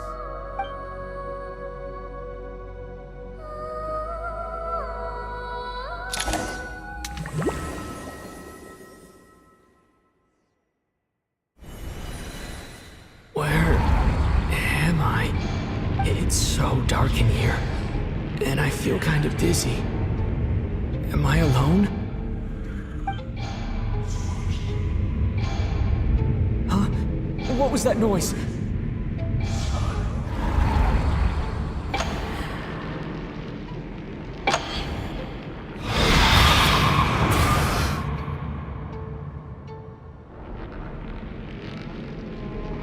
Return, O spirits. Fulfill your oath of protection.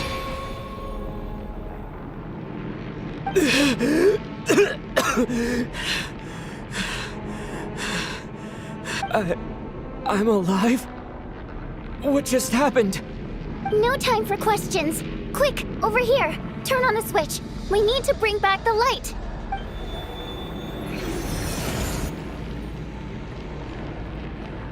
All right, we're safe. The spirit just now is called Night Prayer. The light subdues her, but she'll attack without a second thought in the dark. Sort of. I know it's hard, but you can't let this place go dark, or she'll kill you again. Yep. Luckily, I was here to resurrect you. Otherwise, that'd have been a real bummer. A bit more than a bummer, I'd say. Wait, so you have the ability to resurrect people? Sure I do. I'm your guardian spirit after all. I specialize in soul recall. Oh, it's nice to meet you, by the way. Thanks. It's nice to meet you too. All right, there's no time to waste. The black mist is already catching up. We need to avoid it at Night Prayer at all costs. Come on, let's go. We need to reach the next switch before the place gets too dark. If we bring the light back, Night Prayer won't be able to get to us. Sweet, sweet light! It's back! Shh! It's Night Prayer. We need to move quick, but don't let her notice you. Look out!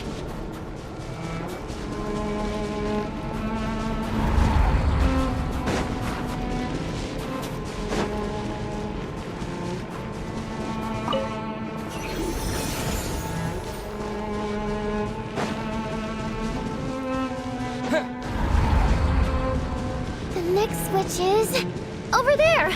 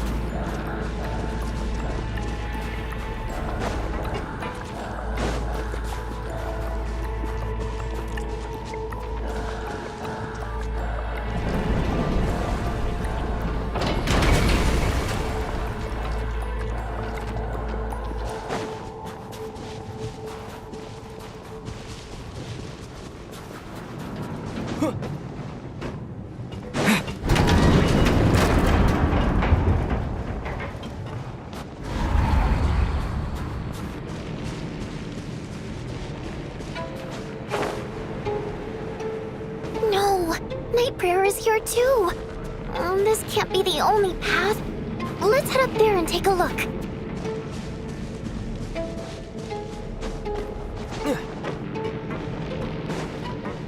The switch is just up ahead. Hurry! It's too dark. We're not gonna make it. Come on, faster!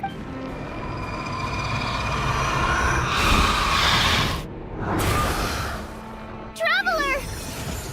I won't let you die like this. Not on my watch.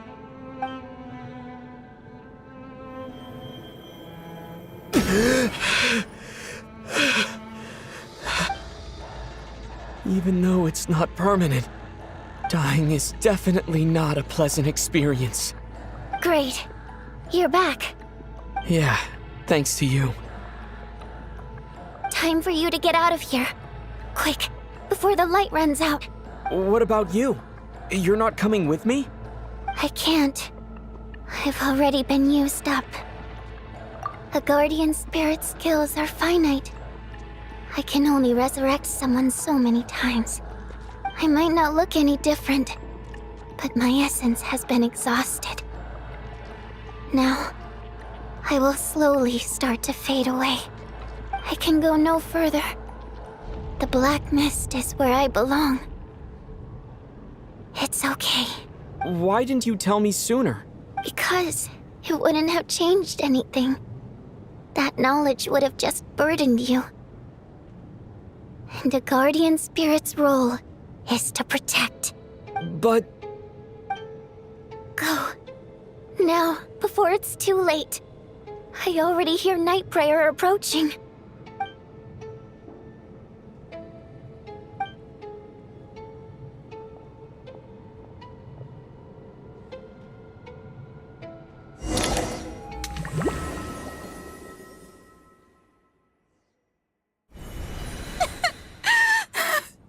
Vodyanitsa!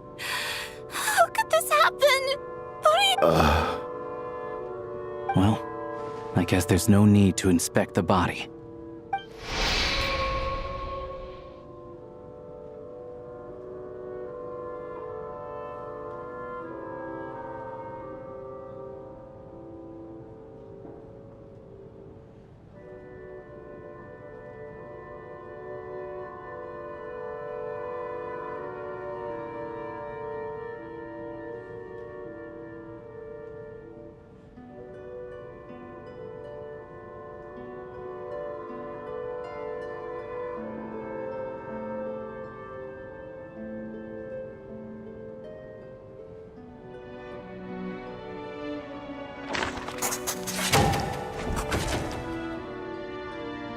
This wasn't supposed to happen. You lied to us, didn't you, Chuganov? You've been lying from the start. Take a long, hard look at yourself before you go around accusing other people. I suspected you on day one, Lelik, and now look where we are. By some strange coincidence, you've never been targeted. You just happen to have survived this long? No, you should be the prime suspect. And you, little hunter, ever so content with staying on the sidelines. Yet, you were the one who stopped us from leaving from the start! Why are you trying to keep us here? Now you're just lashing out indiscriminately. That's either a sign of anxiety or a guilty conscience. Where was all this passion and bravado before? Decided to fight until the bitter end. Is that it? Is that a threat? Fine, bring it on. You think I'm afraid to die after all this? You want to kill me? Go ahead. I'd like to see you try. After all the trauma of the past few days, everyone's been pushed to the breaking point. Valeriy and Mitya aren't here anymore. Someone else needs to step up and take charge. But first, I need to think this through. Considering everyone left, who's the most likely candidate for the deceased?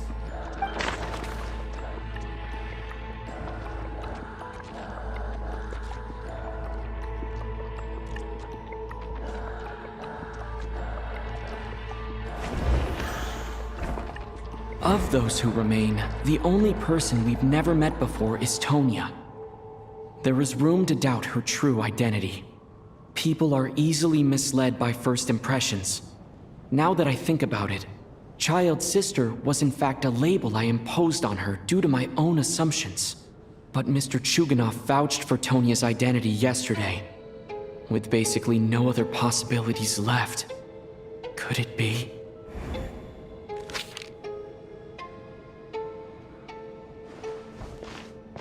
Tonia, how's Tusser been lately? Tusser? Your brother Ajax must have mentioned me in his letters home, right? Did he say anything about a blonde traveler? No. And my brother's name is Razik, not Ajax. Chuganov, looks like it's your turn to do some explaining. Yesterday, you said you could vouch for Tonia. Why did you give us a false testimony? I knew you were behind this, Chuganov. You've been lying through your teeth from the start. Everything about you is fake, down to the wife and daughter you're always talking about. Your entire family man persona is a charade, isn't it? That night, when I infiltrated your place as Lelik, I noticed you were home alone. Didn't think much of it at the time. Just thought everyone else was out. But thinking back on it now, that doesn't seem very likely. My guess is, you live alone, don't you?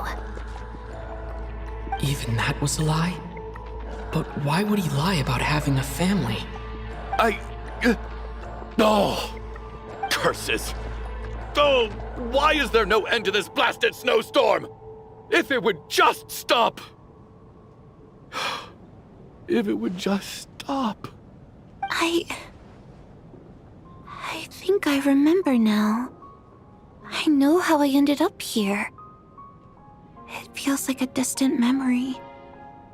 But at the same time, it's just like it was yesterday. The reason I'm always coughing is because I got sick with frostbite. The locals usually call it the snow cough. It's not a very common illness. It's partly genetic and partly caused by the cold climate, but it can be fatal. They sent me to the hospital as soon as they found out I had it, and I spent so long lying there in that hospital bed. After a while, I felt myself growing weaker and weaker. Nothing seemed to be working anymore. Neither the treatment that the doctors were giving me, nor the medicine my brother was brewing from frost fairy flower leaves. So one day, I told my brother that I wanted him to take me outside for once, so things could be like they used to, just for one day. I wanted to meet loads of friends, experience new things. He agreed. He snuck me out of the hospital, and we escaped. We got to the theater, bought tickets, and went inside. Oh, it was all so exciting. I remember the show very clearly. It was amazing. But I found myself getting sleepier and sleepier. Oh, Tonia. When I woke up, I couldn't find my brother anywhere, so I guessed he'd already left. But there's no way he'd leave me behind. So I decided to stay here and wait for him. At the time, I figured he'd probably gone to brew some more medicine for me. I was planning to chew him out for abandoning me when he got back. Tonia, it sounds like by then you'd already... Yeah, I know. I understand now. Dead, aren't I? This cough and the feeling weak, it's probably just my body's memory. After all of that, it turns out I can't blame my brother after all. I was the one who abandoned him. I'm sorry, everyone. I realized this much too late. It seems like death skewed my perception. And now I've dragged you all into this mess. Your name probably isn't even Tonia, is it? Didn't that ever strike you as odd over the last few days? Well, when I was little, my brother and I read a storybook, and Tonia is the name of one of the characters. When we escaped from the hospital, our family and the hospital security were looking everywhere for us. So when you first approached me and said my brother had sent you, and called me Tonya, I thought he must have chosen a fake name that only the two of us would know. Because he was afraid of getting caught. No. It seems like that was just wishful thinking. At least your memory of death isn't painful. That is a small comfort. Now it's your turn, Chuganov. Talk to us. I believe no lie is ever told without a reason. You're right. I was lying. I happened to know that the Harbinger child and his sister Tonya managed to get tickets, so I lied to you and pretended I knew them.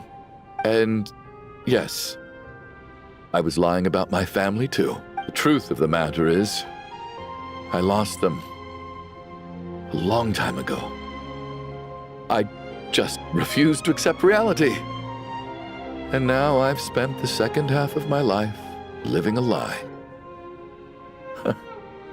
I'm a joke. My daughter's name was Iskra.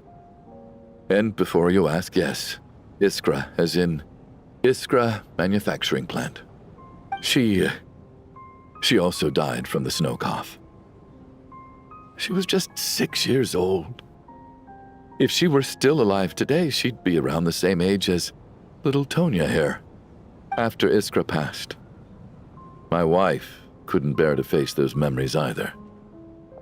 So she chose to start a new life without me.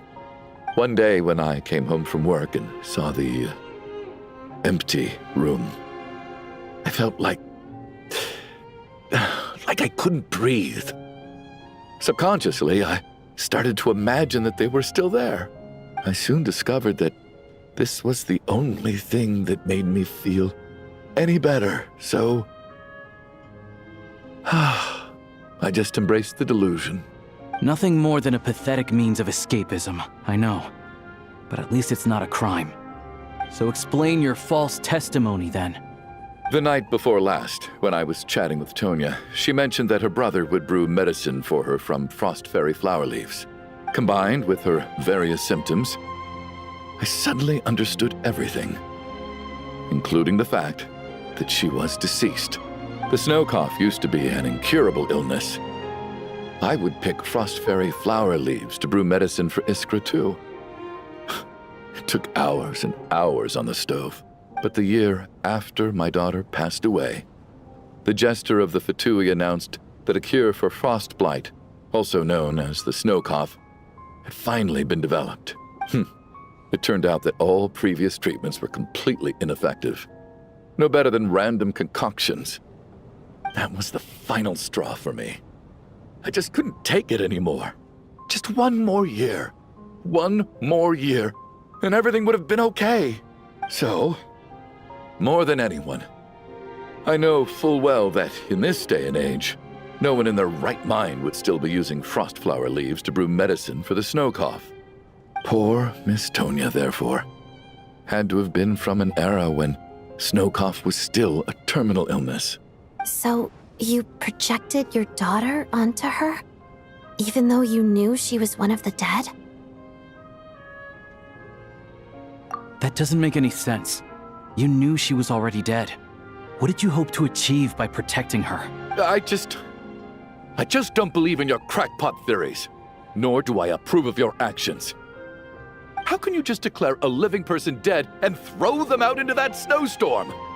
Mitya's gone. My good buddy Shram's gone. And now it's Tonya's turn, isn't it?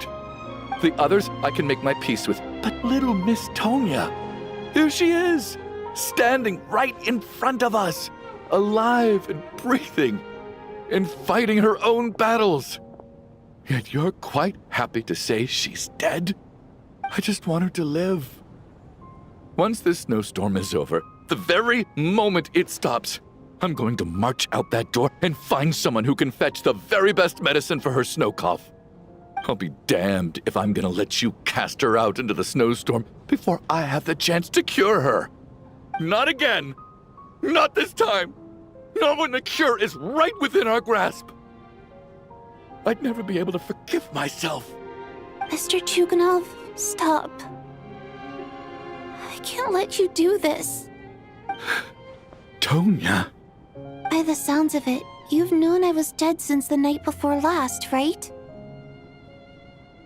I really liked Mr. Valeriy, Mr. Mitya, and Miss Vodyanitsa. And now they're all dead because of me. I'm not happy about that. The reality is, you've been trying to fight your own demons through me. But all you've really done is trap me inside your delusion along with you. No! Listen to me. I want to save you. I do! Well, at this point, I'm quite sure that I'm dead. I don't need to be saved. The time I got to spend with all of you is more than enough for me. Despite all the bad things that kept happening, I got to meet so many interesting people and spend so many days and nights by your side.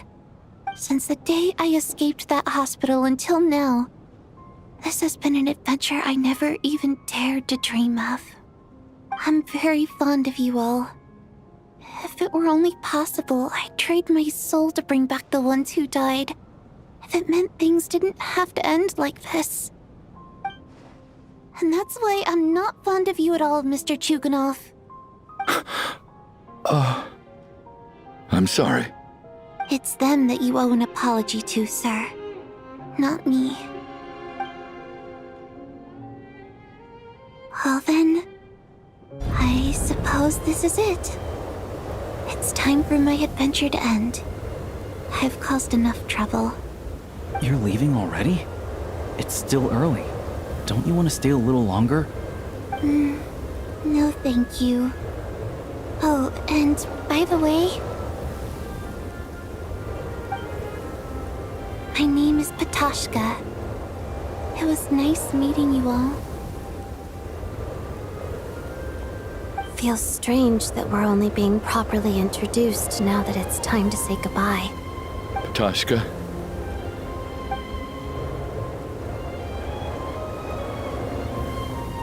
What are you doing, Chuganov? Are you crazy? Let me leave.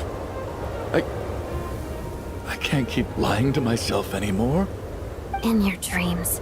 Don't think you're getting off that easy when you had a hand in the deaths of so many people. The Fatui have honed quite an array of enhanced interrogation techniques since they were founded. Once we're out of here, Lelik will personally give you a taste of every last one.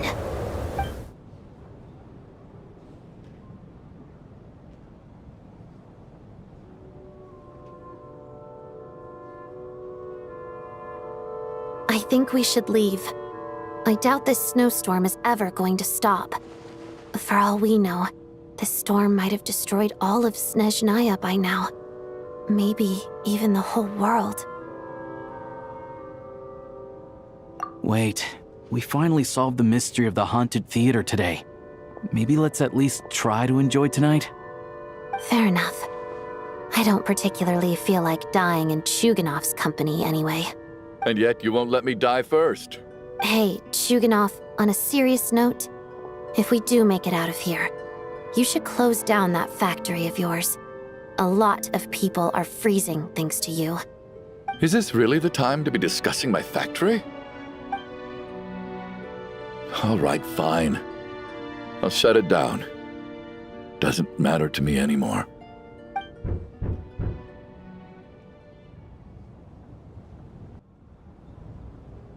Am I hearing things? Or was that a knock at the door?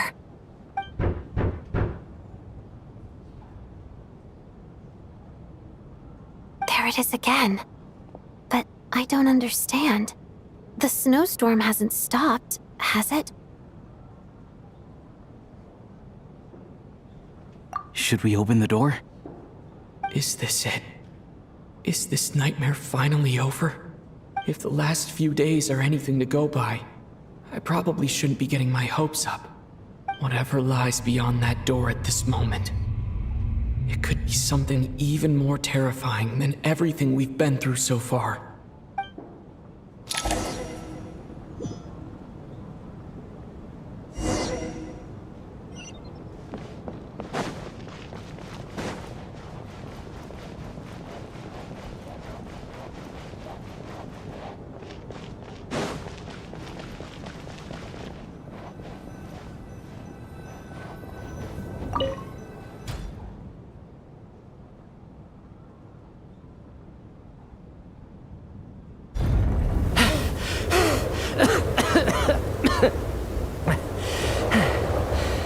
Hey everyone.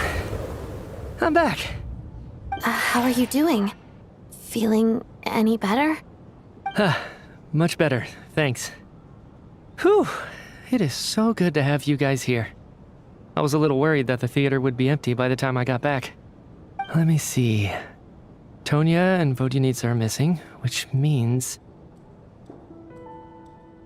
Vodyanitsa died last night. And then you discovered that Tonya was the other dead person. Am I right? Not Tonya. Pitashka. First, tell us how you made it back here. Given the conditions outside, no one should be able to return alive. You're right. The thing that got me back safely was a song. I heard someone singing. After walking into the snowstorm, my mind grew hazy. I don't know how long I walked through the storm before my mind completely slipped away. Then, suddenly, I heard the sound of singing. The voice instantly brought me back to my senses, and I regained consciousness. So I followed the voice, searching for the source of the singing. I searched and searched, until finally, just a few moments ago, there was the entrance to the theater, right in front of me.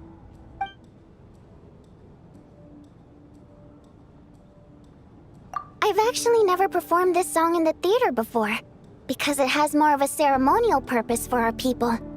It's not meant for the stage. It means something like, "May those we have lost watch over us, and follow this song back home in the night, so that we might be reunited once more." That must have been Vodyanitsa's requiem. Who knew it actually worked? That song is meant to guide the souls of the dead. Mitya, that must mean that you... Huh. No kidding. Seemed like I guessed right then. This is what I've been so desperate to tell you about. When I first stepped out of the theater, I was still quite lucid. My memory of it is still pretty intact. I remember the outside world being completely different than what I'd expected. It was like this was a world where only the snowstorm existed. There wasn't a trace of any humans or buildings ever having been there. I don't know how else to describe it, except to say that it just didn't seem like the real world. And as for the requiem, if I was guided here by Vodyanitsa's song, it can only mean that I must already be dead. And this is my soul, not my body. But I didn't experience a clear moment of death while I was out there. Nor do I feel any different now than before I walked into the snowstorm. You don't seem any different to me either. In fact, this is something I've been wondering about for a while now. If souls aren't physical, shouldn't they lack tangible form? Both Shram and Pitashka were clearly deceased, and yet their souls didn't look or feel like ghosts at all. They were visible, tangible, no different than you or me. This raises a truly terrible thought. Is that really what Mitya is suggesting?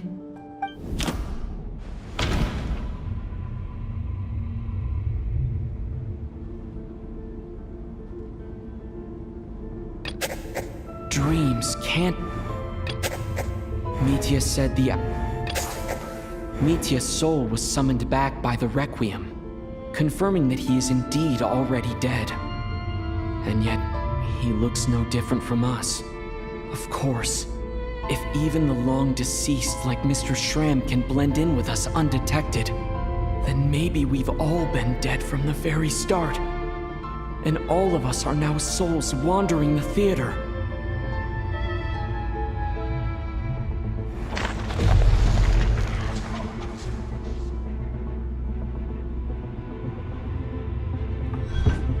Yes. I think that this is probably the afterlife. What did you say?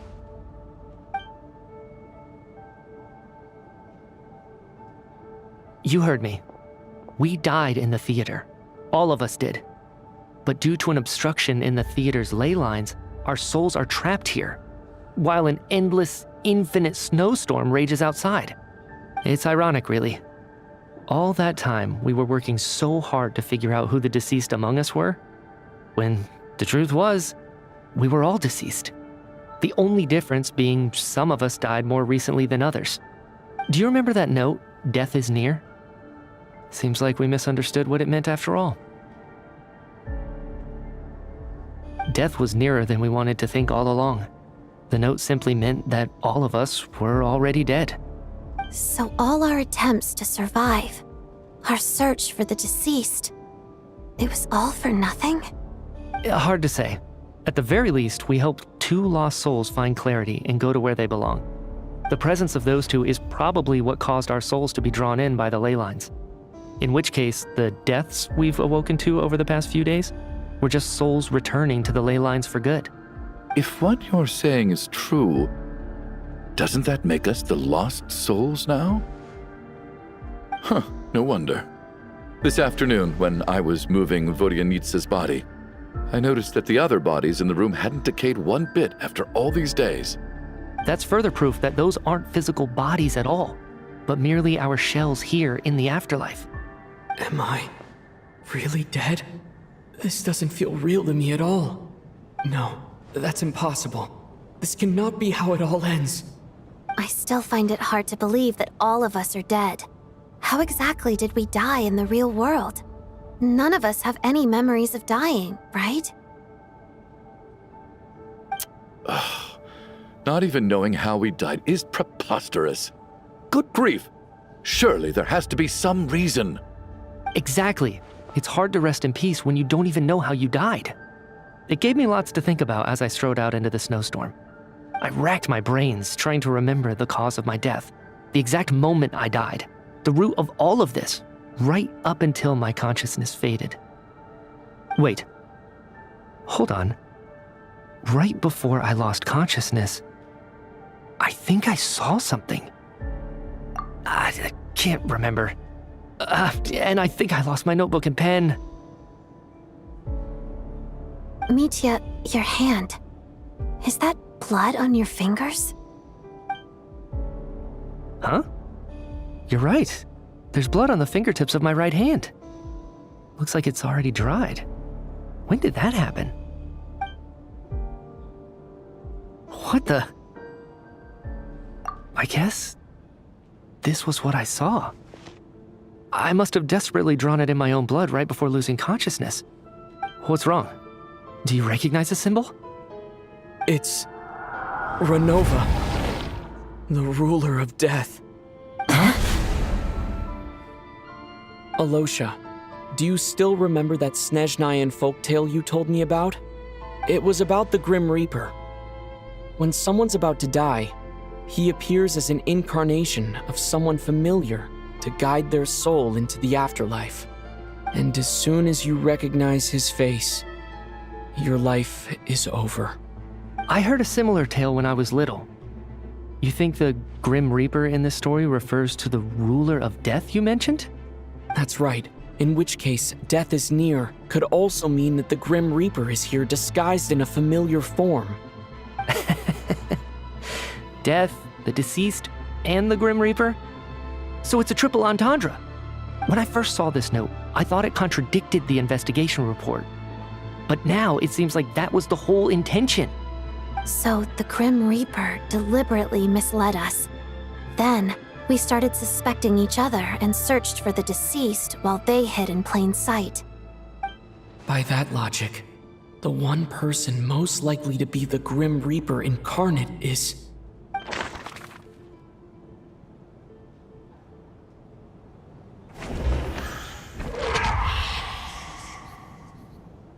No doubt about it.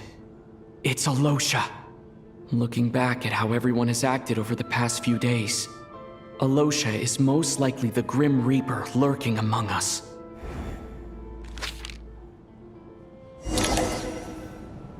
Is it you, Alyosha? You were the first to discover the investigation report, and you had plenty of time to slip the note inside to mislead us. So?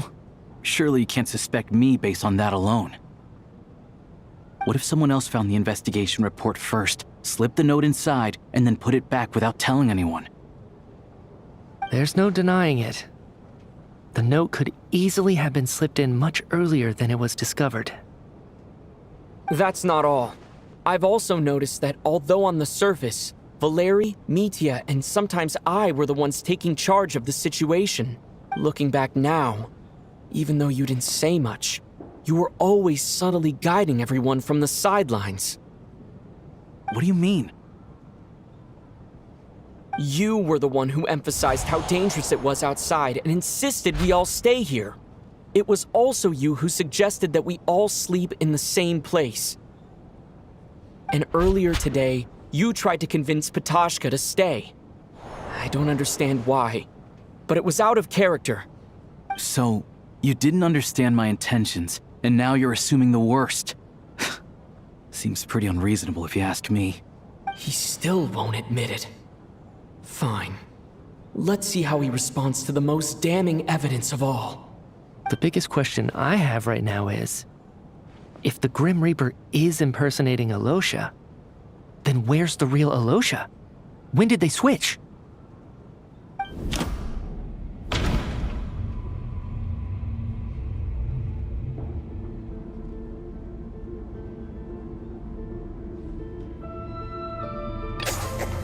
That's right. This was the moment. Right at the start. Before any victims had even emerged, Alyosha was switched with the Ruler of Death while everyone's guard was still down.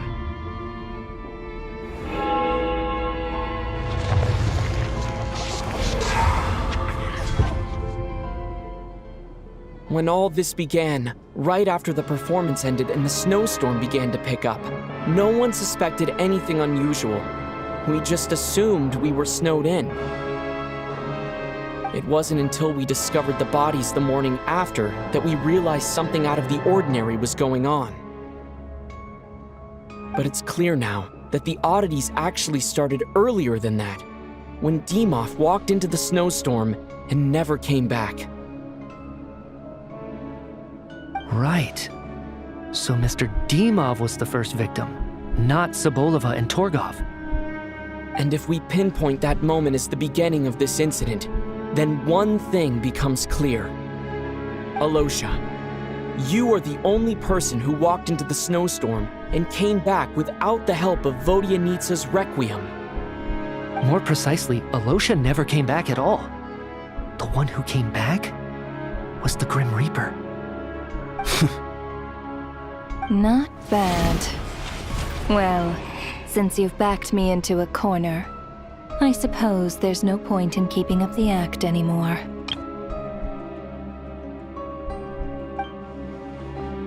Alyosha? You're the Grim Reaper? I am no such tired cliché. Mortals should address me as the Ruler of Death.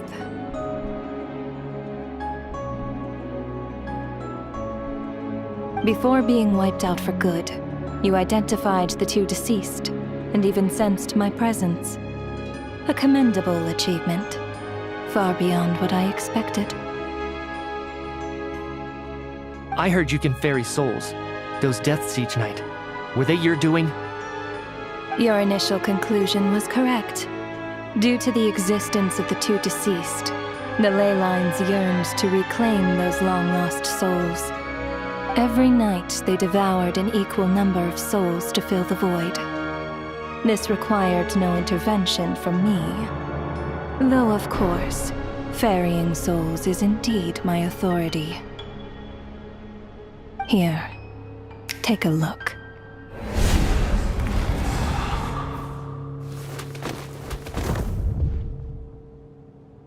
What are you doing?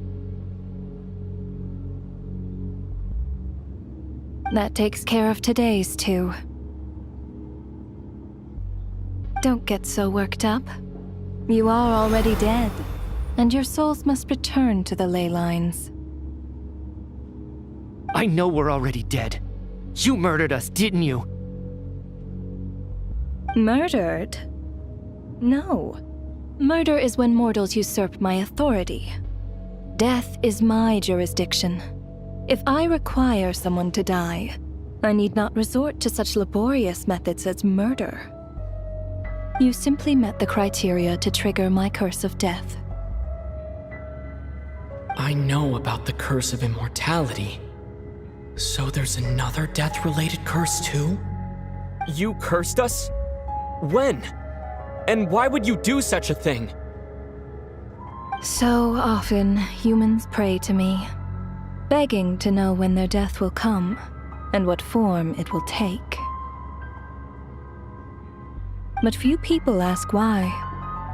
If you must have an answer, know that death comes simply because one's time has come. So you're not gonna tell us the truth? Hold your tongue. By all rights, you shouldn't even be allowed to speak with me. Those angels from the past are to blame for the reckless renovation of the ley lines here. It's made my work on this occasion infuriatingly complicated. Work? So trapping us here, making us watch our friends die, that's just another day at work for you? You clearly have a lot of questions. Fine. As a reward for your remarkable accomplishments over the past few days, I shall answer a few of your inquiries, provided they aren't too unreasonable. After the physical body dies, the soul must return to the ley lines for that person's death to be considered complete. My work encompasses the entire process of death, including, naturally, the guiding of souls into the ley lines, with which you are now so familiar. You must also be rather familiar with Natlan's Night Kingdom, I presume? It was I who supported the creation of the Night Kingdom.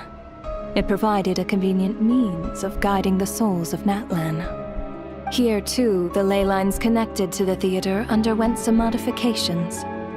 The angels hoped to make them capable of accommodating the souls of some special creations. But this actually hindered their ability to accept ordinary souls to some degree. This effect manifested itself after you died from the curse in the theater, leaving you stranded in the afterlife, unable to achieve a complete death. But if souls who die from the curse of death fail to return to the ley lines within a short window of time, they will miss their chance for good. Then, they will remain forever suspended between life and death, no longer subject to the authorities of either. So if you don't resolve this matter soon, and see all our souls return to the ley lines before long, we'll escape your control. Mitya's sharp. This must be what Ronova was worried might happen, and the reason she got involved to begin with. But if you have the authority to guide souls, why didn't you just show yourself and get it over with? Why hide among us in the form of alyosha? You seek to understand the mind of a god. Very well. I'll tell you. This is a theater, and I decided I wanted to watch a show about death. That's why I encouraged you to take the events to the stage. I found myself getting quite immersed. I suppose the entertainment you provided makes up for all the trouble you've caused me by being so defiant in the face of death. There. Are you happy with my answer? Can't say I am. Really? But it fits the stereotypes you humans have about gods. Just moments ago, you were complaining about how infuriatingly complicated your work here has been. Work is work, I get it. There are times when it's a huge pain, but you just have to get it done, right? That's a rather unique perspective for a human. You are in fact correct. There is a pain point in this case. Due to the obstruction in the theater's ley lines, there is a hard limit on the number of souls they can receive each day, making it impossible for me to ferry all your souls at once. Revealing my identity too soon would inevitably have led to futile resistance, and there was a risk that any souls who chose to run would disappear. Then there was the issue of the 2 lost souls you called the deceased. The way you resolved that quandary was all part of my design. That's what I don't understand. If all of us were souls of the dead, what made their presence among us special? For centuries, they have refused to return to the ley lines, exploiting the issues created by the angel civilization to resist being drawn in. Centuries of obsession accumulated during this process. You may think of this obsession as the resentment of the dead, and in this quantity, it was a bomb that could have detonated at any moment. It reached the point where I could not afford to leave it unchecked. But the only way to fix it was to help them acknowledge their own deaths, make peace with their regrets, and willingly walk into the snowstorm. Only then, with my guidance, could they finally return to the ley lines. Otherwise, you would not like to know what the consequences would have been. I vaguely remember seeing Batashka, but in the most terrifying form. Was that in a dream? Is that what would have become of her if she hadn't returned to the ley lines? I see your dreams brought you many revelations. So you see, death in fact grants wisdom to mortals. Souls connect to all things in the world and see the chain of cause and effect between them. It's nothing unusual. Anyway, giving psychological counseling to lost souls is not my strong suit. That is more of an angel's role. It was something I could not resolve directly using my authority, so I decided it was easier to leave the bomb defusal to you. Meanwhile, of course, their presence caused the souls of other members of your party to return to the ley lines each night. From where I stand, that was killing two birds with one stone. As both issues slowly resolved one another without me having to lift a finger, all I had to do was stay close by and keep the situation under control. Then use my authority to wrap things up at the end. And, of course, while I was at it, I thoroughly enjoyed watching this drama, dealing with death from a mortal perspective, play out on the stage. Sounds like you had it all figured out, Grim Reaper. I just did the math. You said there's a hard limit to the number of souls the ley lines here can receive each day. It's 2, isn't it? That much is obvious, even to a fool. It's time to review this whole affair. If the ley lines can only take in 2 people per day, I need to go over the deaths from these past few days again.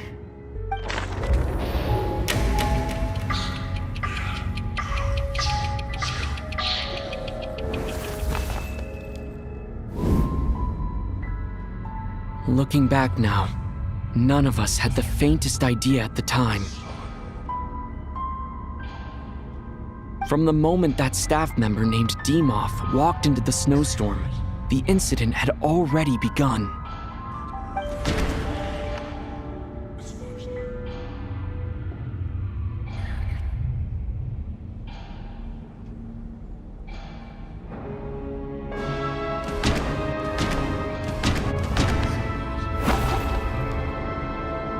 No, let me go over.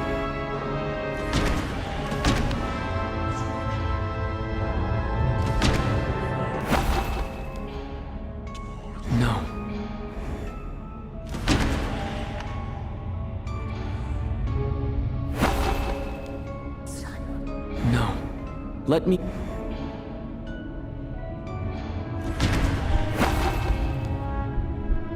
No. Let me go...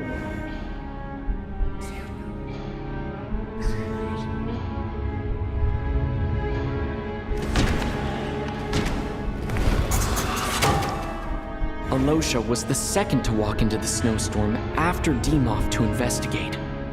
During this process, the ruler of death assumed his identity, making him one of the victims.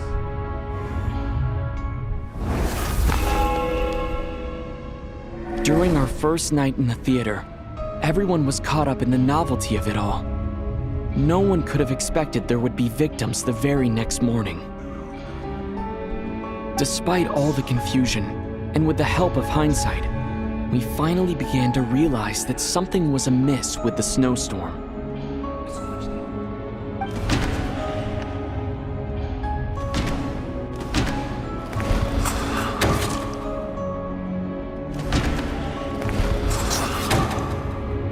ley lines devoured Torgov and Sobolova on the first night. At the time, we thought this might be a murder case connected to Lelik.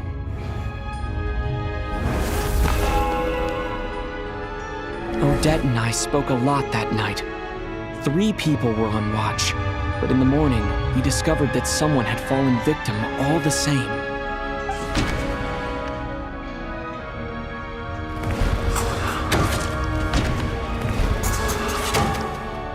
The deaths of Kulish and Rampana caused everyone to stop suspecting Lelik. Unexplainable phenomena occurred one after another, leading... Later, we discovered that there seemed to be an extra person among us, and subsequently discovered the existence of the deceased.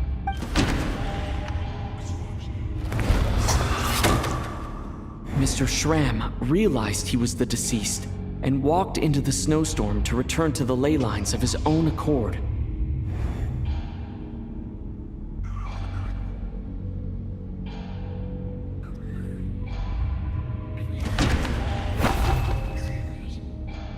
No, let me go. He thought it was all over, but Mr. Valeri's death was a rude awakening for everyone. A lot happened today.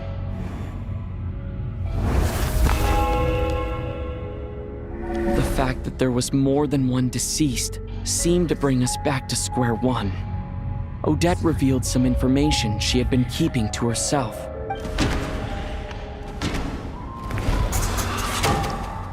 Vodyanitsa was swallowed by the ley lines in her sleep, but the requiem she sang before falling asleep was quite a game changer.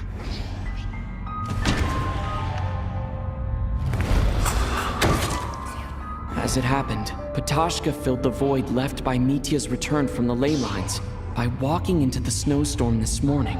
The girl I thought was child sister Tonya turned out to be another of the theater's deceased. Come to think of it, Patashka and Ronova, unaware that Mitya would return, was concerned that her soul would overflow from the ley lines.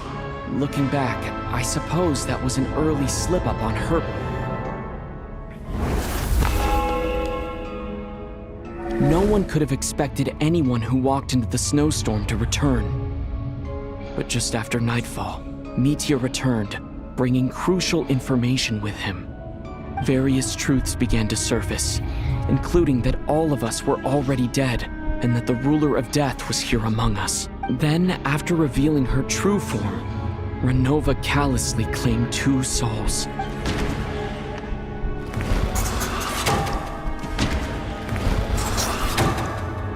In fact, everyone was already dead by the time we took the photo. And in the days since, we've experienced many more partings in the afterlife. Now, only Mitya and I remain. And the true culprit behind everything still stands before us. In Mitya's eyes, I see the same anger and frustration that I feel. That covers everything. It's all clear now. Your work isn't finished here yet, is it? The Traveler and I are still standing here, safe and sound. The water imp's song threw things off a little, but it is of no consequence. The ley lines have already anchored your soul, and the first ray of light tomorrow morning will take you back. I, meanwhile, need to review my attitude towards the water imp race. So the reunion in the night that Vodyanitsa mentioned, I suppose that was never meant to be a permanent reunion. That just leaves you, Traveler. My power only allows me to temporarily separate your soul from your body. The ley lines of Tevat would not accept you, and your soul is firmly anchored to your body by your will. For a descender like you, who is not bound by Tevat's rules, your death can only be brought through the most violent of means, such as directly destroying either your body or soul. I have no interest in involving myself with Descenders, for now. Although, this may change if Asmodee remains missing, Or you insist on interfering with our affairs? One last question then. All our struggles and sacrifices here, they were meaningless from the very beginning, weren't they? Death abides no reason. Besides, what you call sacrifice is merely a concept created by humanity. To me, it is nothing more than a self-indulgent charade in the face of death. Mere mortals fantasizing that their actions could reclaim something from my grasp. A truly laughable idea.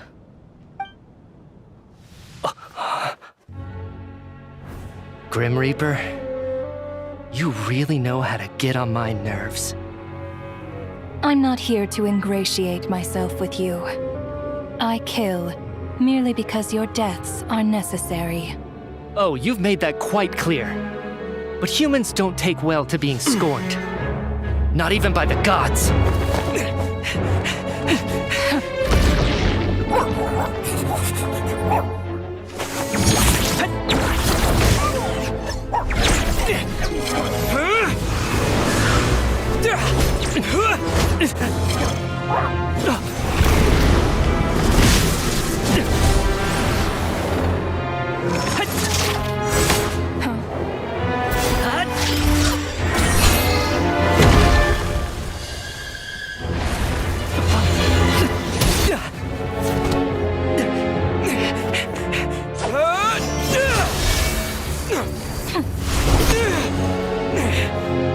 This is futile. You must know that you are powerless against me in my own domain. I suggest that you save your strength. For what? Maybe we can't change it. But if nothing else, we can at least teach you to have some respect for the dead. Audacious.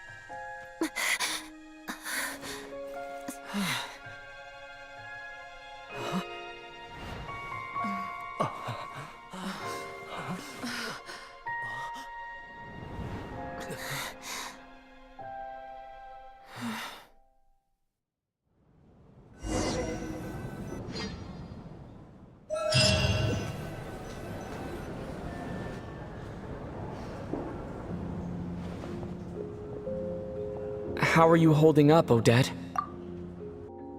What happened to me? How much do you remember? What do you mean? Is the performance over?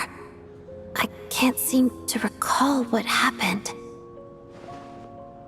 Has Odette already forgotten?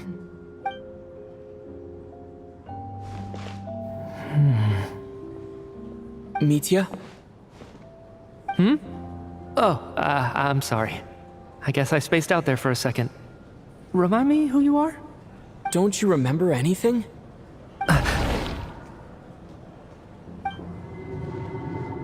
Yeah, I remember now, comrade. Looks like we guessed right. Just like me when Odette found me at the Armory Palace, for some reason, everyone killed by the Ruler of Death eventually came back to life. just with one catch. They forgot what happened while they were dead. Odette and the others have already forgotten everything. Why were you able to remember this time? Could this be the reason? You said this is the ruler of death's symbol, right? I don't see anything there. You don't? Huh. Okay, I guess that makes sense.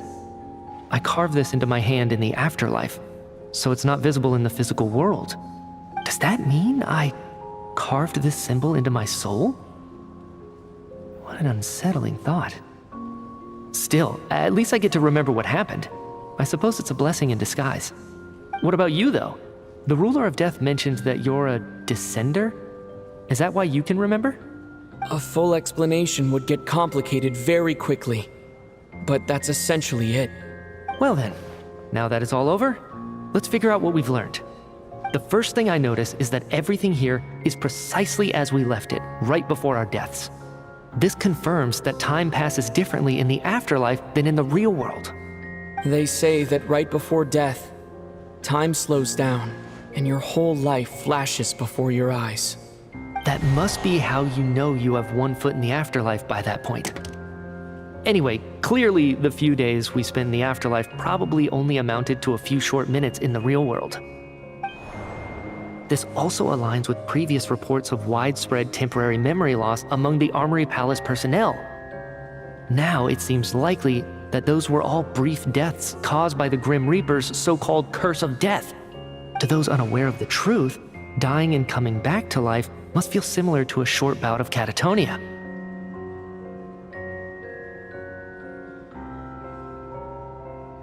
This leaves me with a couple big questions. What are the conditions that trigger this so-called curse of death? And why are we resurrected after we die? If nothing else, I think it shows that killing us wasn't her ultimate goal. We still don't know her true reasons for subjecting us to death. Right. This time only got complicated because of the situation with the theater's ley lines. That's why she had to approach it differently. If the previous incidents of amnesia among the researchers are anything to go by, killing us is usually a pretty routine matter.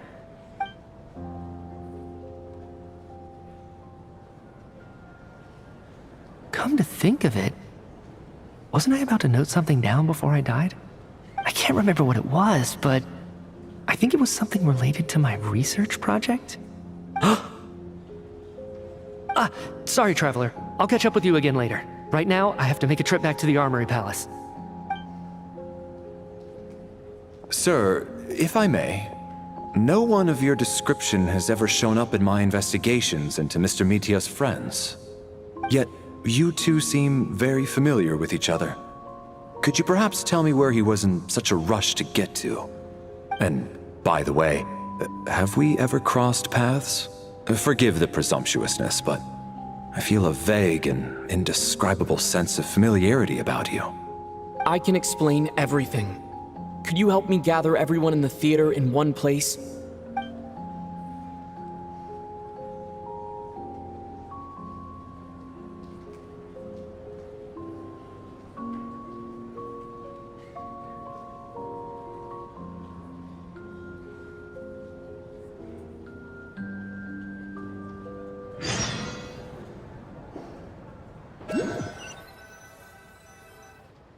So Chuganov really is going to shut down the factory.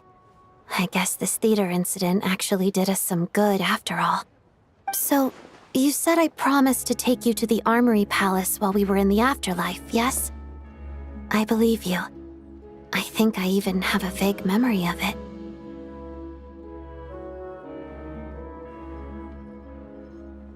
Agreed. Let's check in on her first.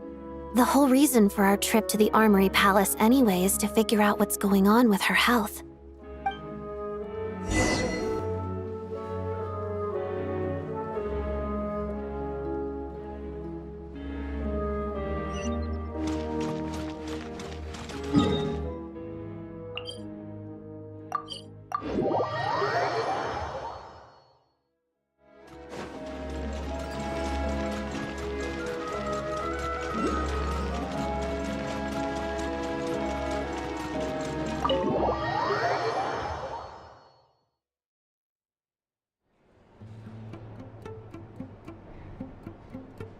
I'm finally back, even though a long time has passed from my perspective.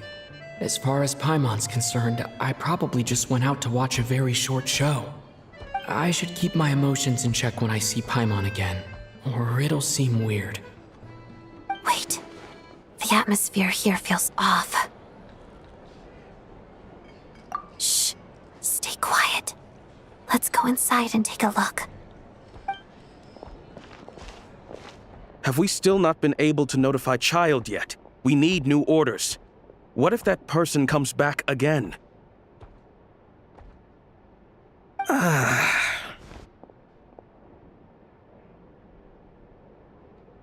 I'm so sorry.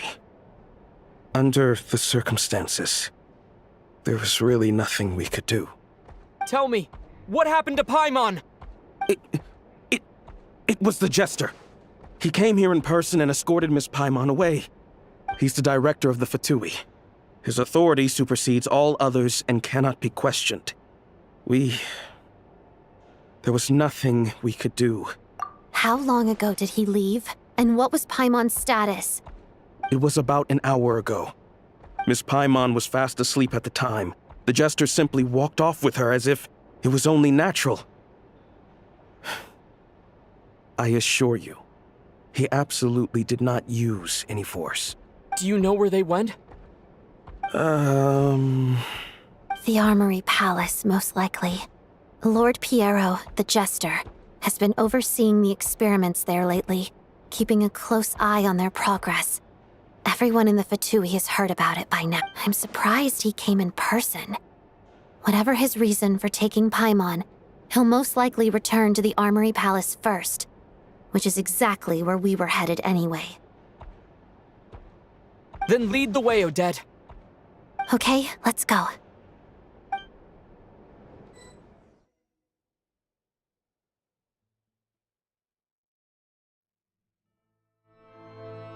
It's just up ahead. Quick, let's get inside. No, I'll go alone.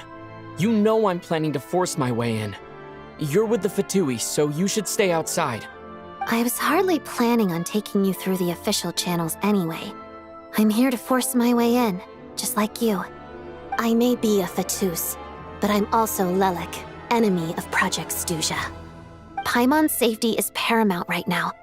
With me around, you'll have an extra pair of hands. There might be devices inside that are easier for an insider to deal with. If you say so. Let's go. There's no time to hesitate.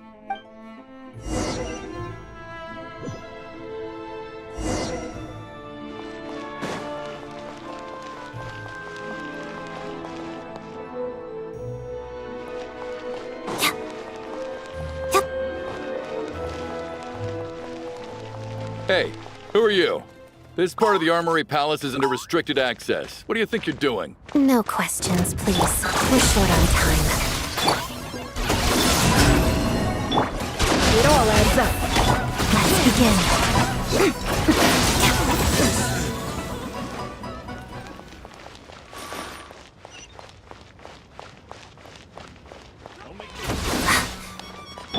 Defensive mode engaged. Cut it down.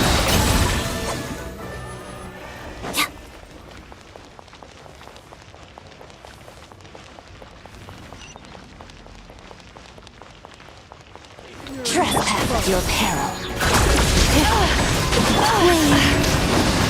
Shadow me. Pirouette.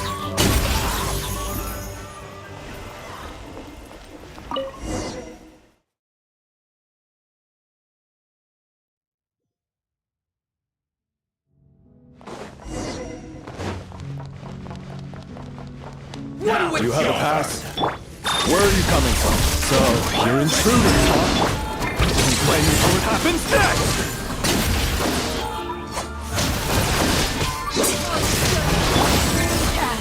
Can't hide the truth. Nowhere to hide!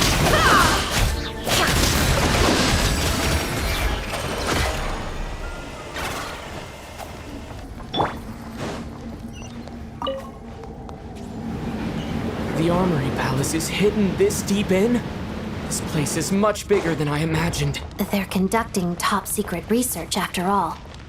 The deeper it's hidden, the better, is standard Fatui logic.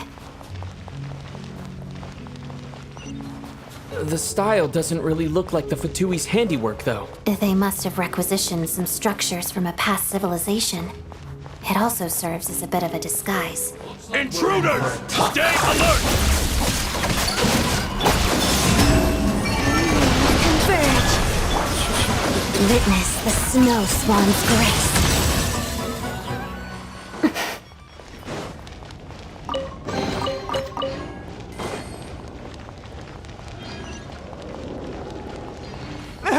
Intruders? Don't come any closer! Just what are you guys trying to do here? I'm short words your skull! Flame for the everlasting forest. No one interferes with a jester's work!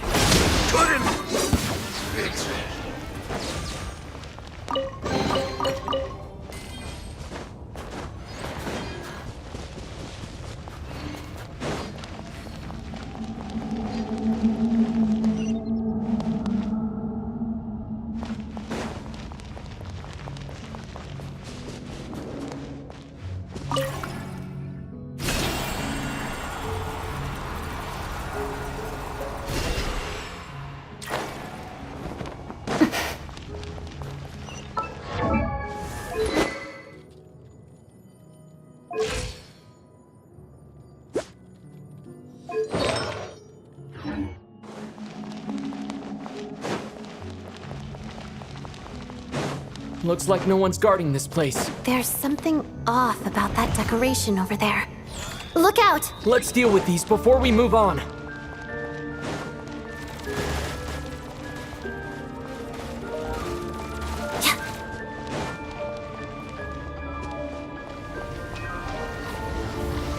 Installation chamber deployed. Forest, protect us.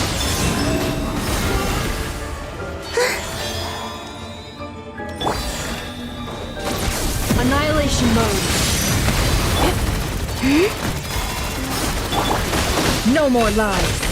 It all falls into place.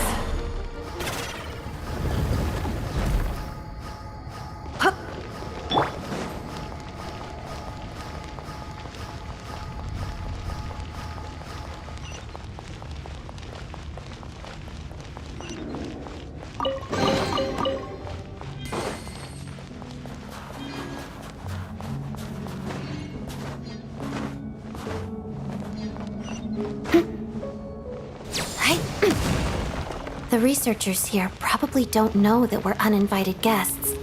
Let's try not to hurt them. What's the big star from the theater doing here? That's Miss Odette. She's a member of the Fatui. Don't tell me you didn't know that.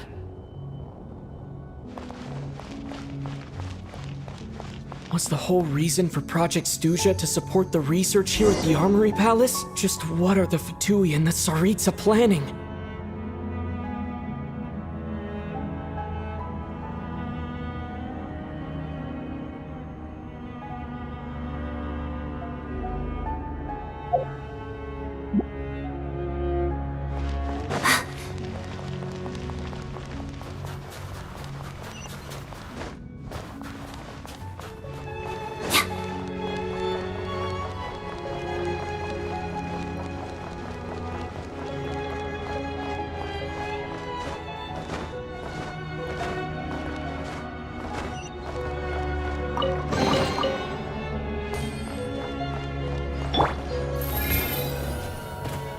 Whoa! Who are you? Never seen you around here before. Looks like there's no way through here. Maybe using the power of this prism could help?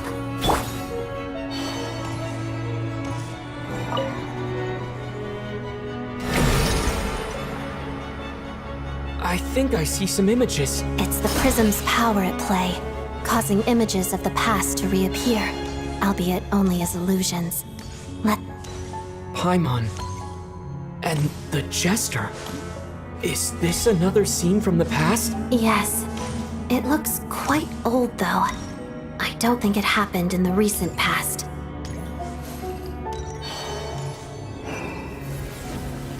What's going on here? What happened? The source seems to be the Armory Palace. They must have started some large-scale experiment. Wait, what if this has something to do with Paimon? We need to hurry!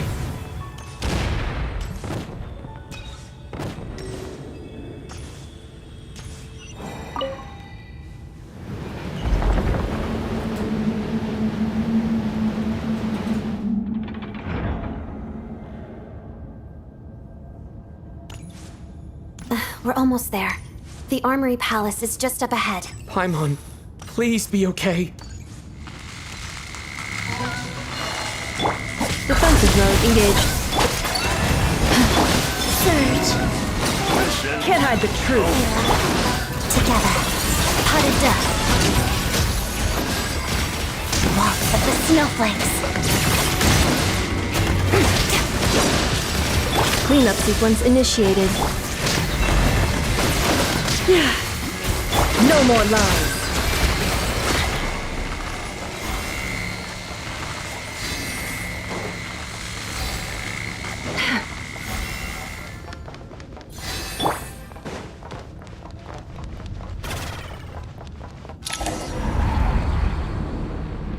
What's going on? Wait, I remember this feeling. It's the curse of death. No, not now. Why is the curse of death striking again already? Odette.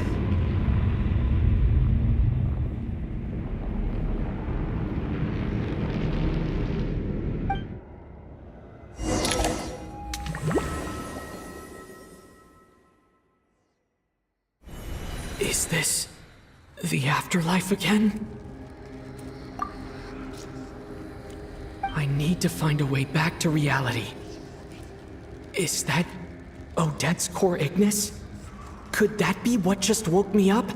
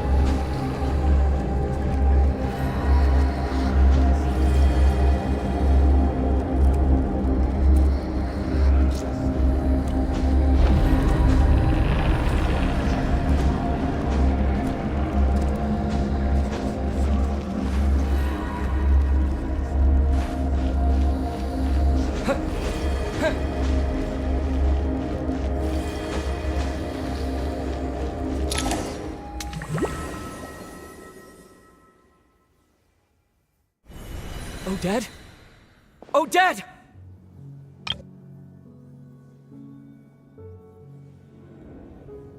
No signs of life. But past experience says that she should be resurrected before too long. Right? Did Odette intentionally use her core Ignis to guide my soul? I feel like something similar happened in a dream I had before.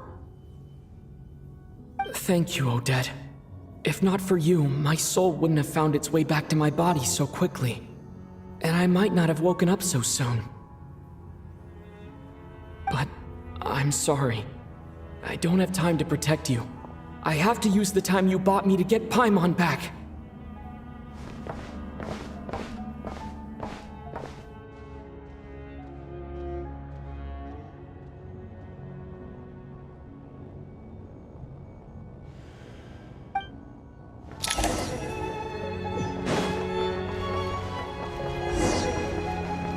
Sure enough, everyone here has been affected by the Paimon! Paimon! No, wait. Paimon probably didn't escape Renova's curse either. She won't be able to respond to me right now. I'll have to find her myself.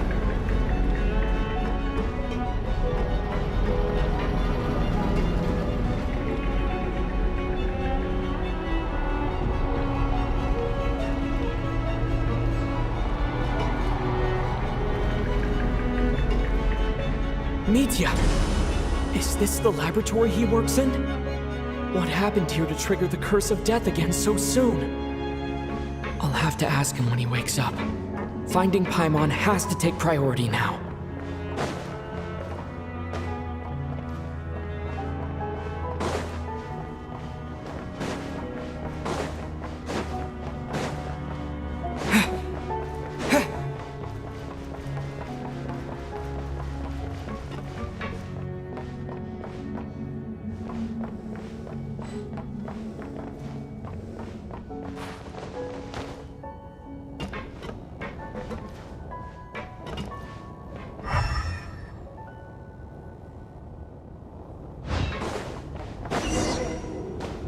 Found her! Paimon really is here!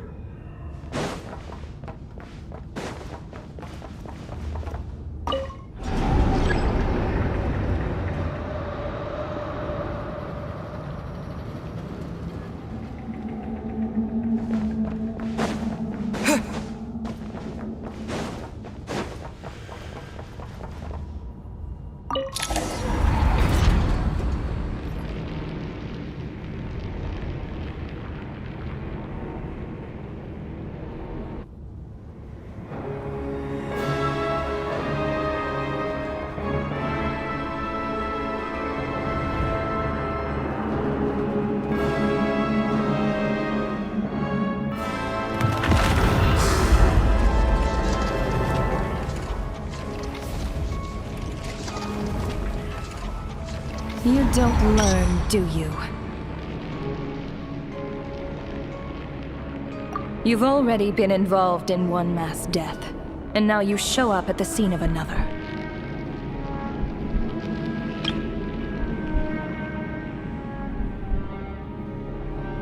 This might have passed for a coincidence the first time, but a second time? Am I to assume you are intentionally interfering in Snezhnaya's affairs?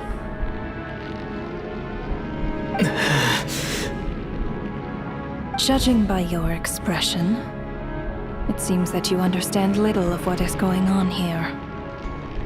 In that case, a word to the wise. Do not interfere in Snezhnaya's affairs. A civilization that fails to learn its lesson constantly depletes its own worth. It will one day lose any reason for its existence. And as a descender, you are perfectly suited to be the lifeline to which a dying civilization might desperately cling. Consider your position carefully. No advice needed. I'll make my own judgments. Suit yourself. When the day of reckoning arrives, not even a descender can hope to escape unscathed. The time for resurrection fast approaches. The mortals here are not yet worthy to behold my form. So that will be all for today.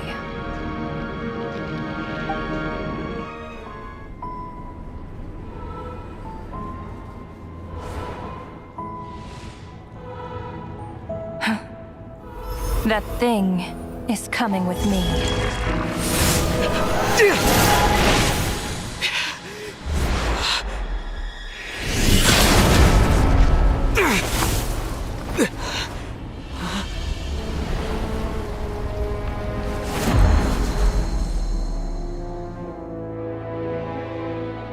You awoke sooner than I thought. The curse of immortality is stubborn, unable to enter the ley lines, yet not content to remain a spirit. Ruler of death, what do you want? You perplex me. Both you and you. That thing may be a creation of Celestia, but it possesses none of Celestia's power, let alone authority. Your obsession with it baffles me. No matter. The resurrection will soon begin. It's worthless anyway. I'll reclaim it next time.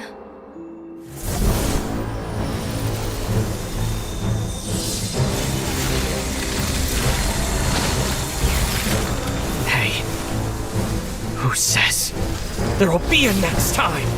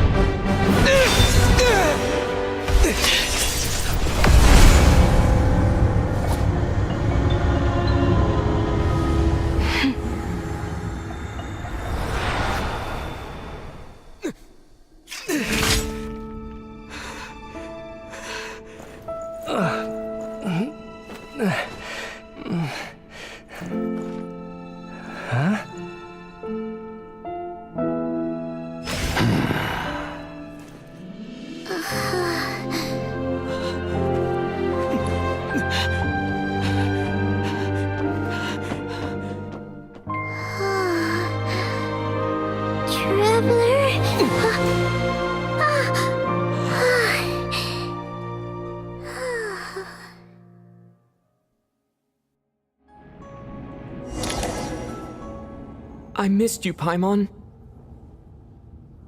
What are you talking about? We haven't even been apart for that long, have we? It was different this time. You seem to be in pretty good shape. Yeah, Paimon's back in tip-top condition. It's the weirdest thing. Paimon fell asleep earlier, and when she woke up, she found herself here. The jester and that guy talking to him used some kind of energy on Paimon, and she could kind of feel it canceling out that other thing that was making her feel unwell. So, Mitya helped too? Apologies for leaving in such a hurry at the theater earlier. I was in a rush to verify some theories.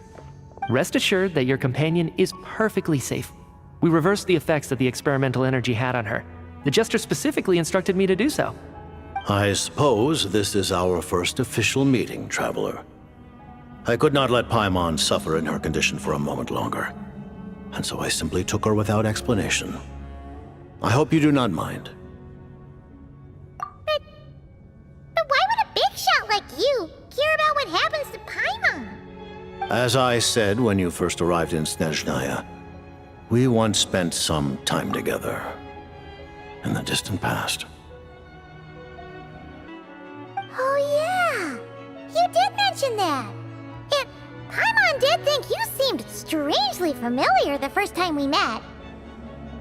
I'm afraid the reminiscing will have to wait. Mitya, let us continue with the report. What conclusions, if any, did you reach from conducting the final experiment of our energy research ahead of schedule? The good news is, my hypothesis regarding the ruler of death has been verified. As for the bad news, I recommend we suspend the experiments and Project Mistelton until further notice. Currently, we have no means with which to make a breakthrough. I say this purely as a scientist, guided by reason alone. I will trust your judgment. We shall put the project on hold until the ruler of death has been eliminated. Wait, what are you guys talking about? You want to get rid of Ronova? Like, how? By killing her? By whatever means necessary, so long as it removes the threat she poses to us. Until then, everything we do will be in vain. After what just happened, I've ascertained Renova's goal, or rather, the trigger condition for the Curse of Death. Okay, let's hear it. What she's doing is blocking Snezhnaya's technological progress, preventing us from possessing any means with which to threaten the heavenly principles. Just like the little lapdog she is. So, any ideas, research, or experiments that lead to technological progress can trigger the curse. Just now, for instance, I was set to launch a final phase energy experiment ahead of schedule. If the experiment was successful, we could have achieved a crucial breakthrough. As expected, though, the moment the experiment began, all the researchers, technicians, and witnesses died from the curse. All that effort, not to mention the energy and materials we relied on Project Stuzha to gather for us, went to waste. In the end, nothing was gained. Does that mean something similar happened when we were at the theater? That's right. During the performance, I thought of an important breakthrough regarding the experiment, and wound up dragging everyone into this. So the nature of the curse seems to be something like, when moments of technological progress occur, all life in the vicinity is taken away. What a violent method. Of course, that meant the curse was normally limited to the Armory Palace. Since outsiders are forbidden from entering, this mass death phenomenon went unnoticed, until Odette came along. I believe she was the first witness. The Curse of Death was triggered just before she infiltrated the Armory Palace that day. But you mentioned something about a final stage experiment. Doesn't that mean you actually made some progress? That's right. Even with the gods locking certain key components out of reach, humanity can still advance technology in incremental steps accumulated over time. But, as I'm sure Ronova anticipated, even incremental progress has its limits, a point where the truth you're seeking must be put to the test in an experiment. You mean the experiment you were just about to do? Yes, we were at a critical juncture, a moment where the quantitative was about to translate into fundamental qualitative change. With this single experiment, we could have brought everything we've worked for to fruition. But now, after already being forced to fumble around in the dark all this time, it feels like we've truly hit an impenetrable wall. As long as Renova's Curse of Death persists, we won't be able to advance the experiment or obtain any results. And with Project Stuzha having been in effect all this time, at our nation's current strength, repeated trial and error is simply unsustainable. Only by eliminating Renova first will it be possible to continue advancing our plans. But she's the ruler of death! She can just kill whoever she wants, right? That's gotta be the scariest power ever! Is it even possible to beat her? We'll see. But one thing's for sure. She definitely can't just do whatever she wants. The best proof of that is me, standing here, very much alive. You're saying... Wouldn't it be easier to just kill all of us researchers for good? Why resurrect us over and over again? Why let us advance our technology to this point? So, you're saying even the ruler of death has limitations we don't know about? Exactly. And I think that's where the key to our breakthrough lies. Regardless, the ruler of death has always been an obstacle we must overcome. Indeed, we must face life, death, time, and space.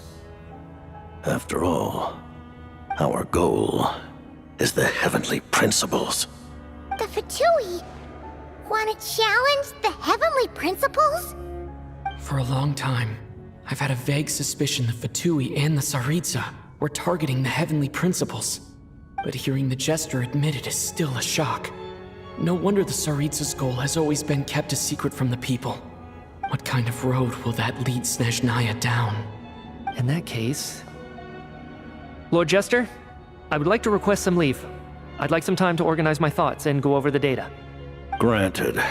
Get some rest, put the experiment out of your mind, and take care that the Curse of Death doesn't affect any civilians.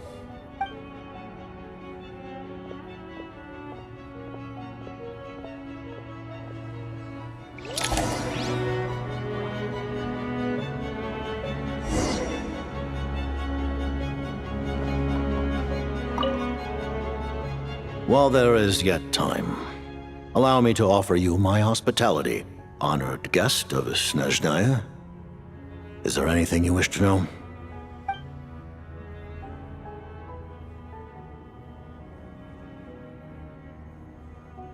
I remember hearing the term Mistleton from Columbina. Yeah, Paimon wanted to ask about that when the name came up just now. What is it? Paimon's heard of Project Stuzha, but not this one. As you know, Project Stuzha is a series of measures enacted to consolidate our nation's resources, the greater purpose of which is to serve Project Mistleton.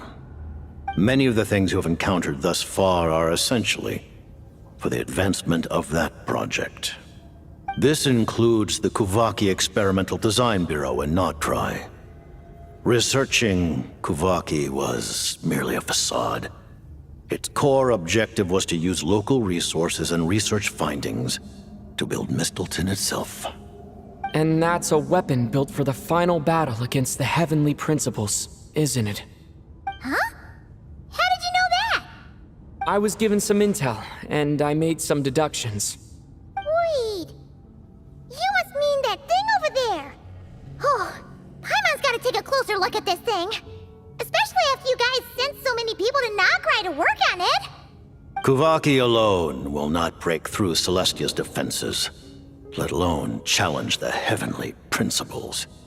The Heavenly Principles are no doubt accustomed to combating the power of the Light Realm, and elemental energy is simply the power of the human realm, converted to that form by the Heavenly Principles themselves. Any attempt to use this power against its creator would be a futile endeavor. For now, therefore, we have set our sights on the form of energy associated with the Third Descender and the stellar linchpins. This may hold the potential to allow Mistleton to contend with the Heavenly Principles. You could say that by reverse engineering the stellar linchpins to extract the energy within, we have obtained a source of anti-Celestia energy. The Kuvaki Experimental Design Bureau, Project Stuzha, and the new energy experiments. Huh. So, Project Mistleton is what ties it all together. And it looks like your plan is almost complete. No wonder the Ruler of Death came after you.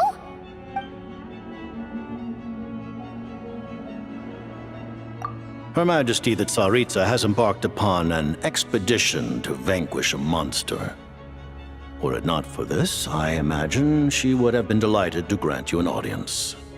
Seems like the powers that be in Snezhnaya don't intend to hold my past conflicts with the Fatui against me. The Harbingers have been granted significant autonomy in retrieving the Gnosis. But by the same token, they do not completely represent Snezhnaya's official stance. You read my mind. Speaking of the Gnosis, Paimon's been dying to ask this question since forever. Why exactly does the tsaritsa want to collect them? Is it something to do with the fight against the Heavenly Principles? The Gnosis will undoubtedly serve as a key bargaining chip when she confronts the Heavenly Principles. Beyond that, you had best ask the tsaritsa herself. I am not sure if this information is mine to disclose. What do you mean, not sure? Don't you make the rules? You're the highest-ranking Harbinger! Ugh, never mind. Taking on the Heavenly Principles is something most people wouldn't even entertain in their wildest fantasies. Why is the tsaritsa so fixated on this? Intervat today. Civilization is nothing but an illusion. Something whose very existence can be negated at any moment. Our civilization may very well be destroyed in the struggle, but as things stand, the Heavenly Principles could choose to negate our existence on a passing whim. And we must not sit back and accept that fate. Only by changing the state of affairs, only by overthrowing the Heavenly Principles, can our civilization truly be said to have taken root. Otherwise, the fate of the people of Conria and Hyperborea is a cycle doomed to repeat itself. Accepting potential destruction in return for getting to control your own fate. Furthermore,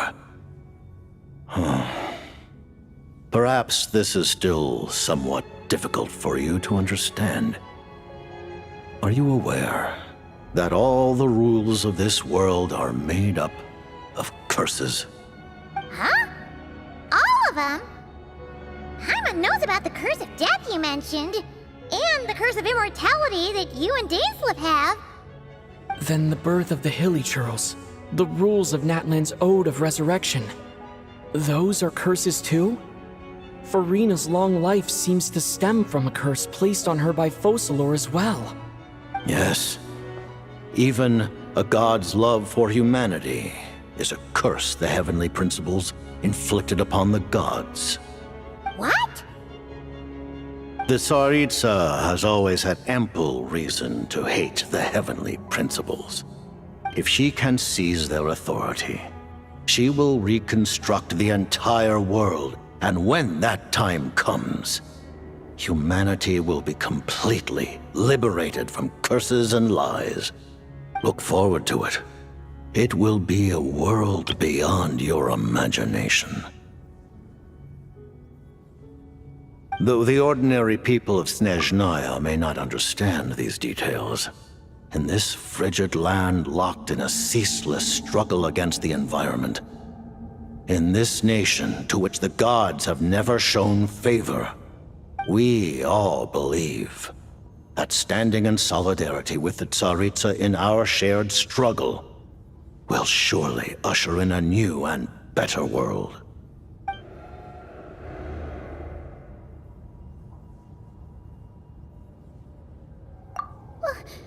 Paimon really doesn't remember!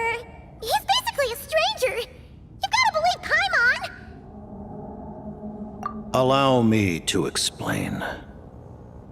The reason Paimon reacted to the anti-Celestia energy developed by the Armory Palace is because she comes from Celestia herself.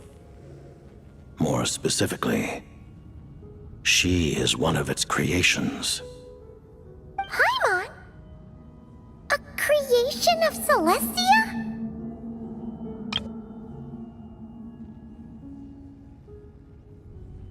Oh, right. I was blinded by anger earlier, but thinking back on it, Ronova also said that Paimon is a creation of Celestia. But she lacks Celestia's power or authority. As you know, the lunar fragments in Nodcry were pulled down from the sky using Fatui technology. But the first application of this technology was in Conria over 500 years ago. I used this technology upon the heavens, and the response I received was none other than Paimon descending from Celestia. I presented her to the Vinster King, but he took no interest in this gift, nor did it satisfy him. Paimon then took up temporary residence in my palace until, of course, the arrival of the Cataclysm.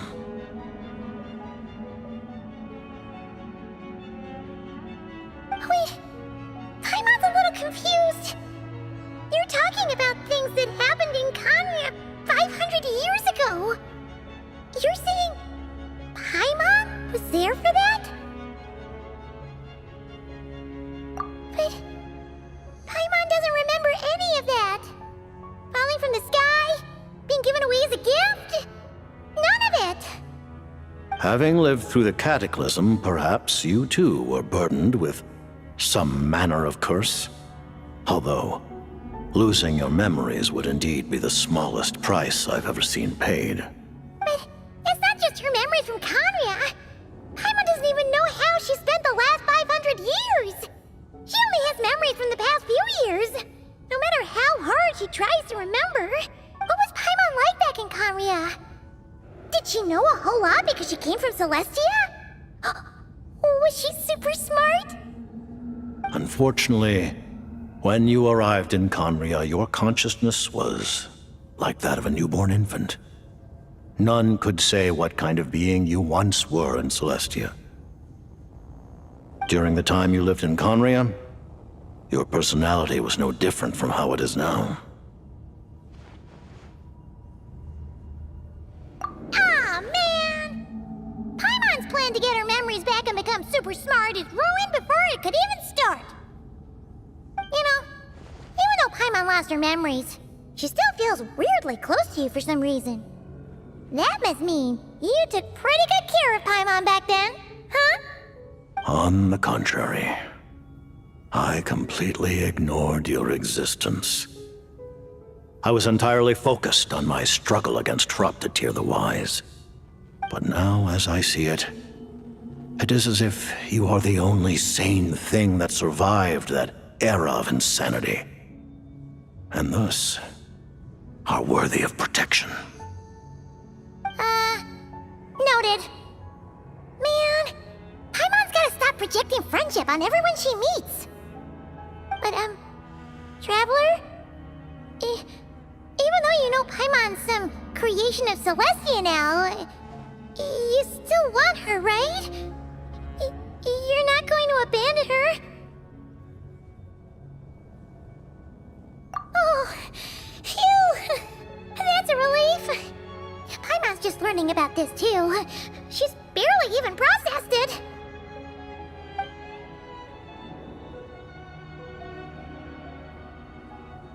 Thank you for telling me so much. I'm a bit surprised, honestly. I didn't expect you to be quite so transparent with me. Given the circumstances, the Fatui need not hide anything from our allies. Allies? To advance Project Mistleton, we must first resolve our issue with the Ruler of Death. And, if I presume correctly, you have no intention of letting her actions go unpunished either, do you? That's right. Ever since she said she intends to reclaim Paimon when we next meet, I figured reconciliation was out of the question. Against an opponent of this caliber, deliberating over our allegiances would waste time we do not have. We must join forces unreservedly with whomever we can, if we are to stand anything like a fighting chance. You're going to challenge the Ruler of Death? Just for Paimon? But Paimon's only... Thank you! Oh, thank you! Oh, gee! Now Paimon doesn't even know what to say! Anyway, Paimon's super touched! The tsaritsa will return in triumph in short order, and the Fatui shall hold internal discussions regarding the enemy. The time for us to meet again will come very soon. Got it. Thanks for your help with Paimon. I'll be sure to look after her for you. There was just one other thing. Well, it's just a request, really.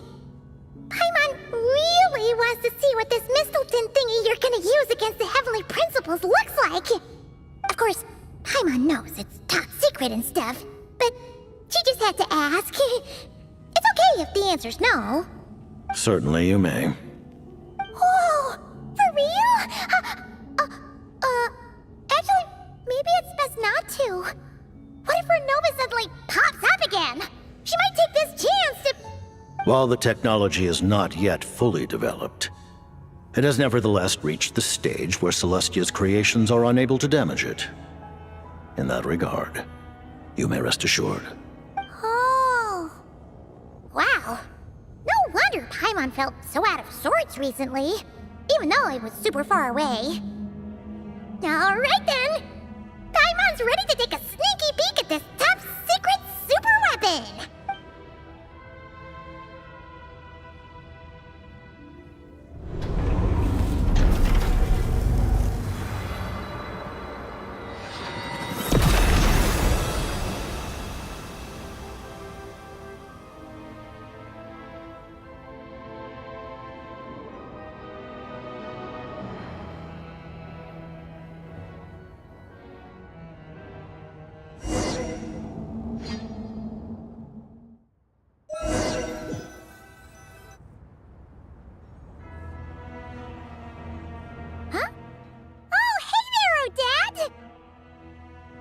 Paimon?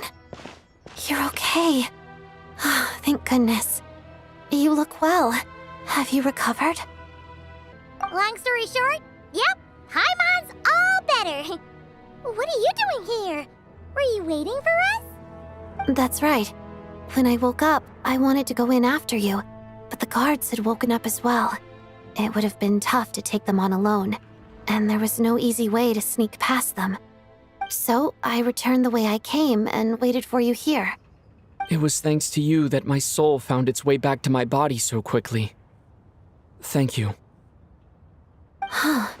That actually worked? Nice. I just figured I'd try my luck when that ominous feeling struck me. Really, you should be thanking this thing instead. Anyway, and now that things here are all taken care of, I have other things I should get back to.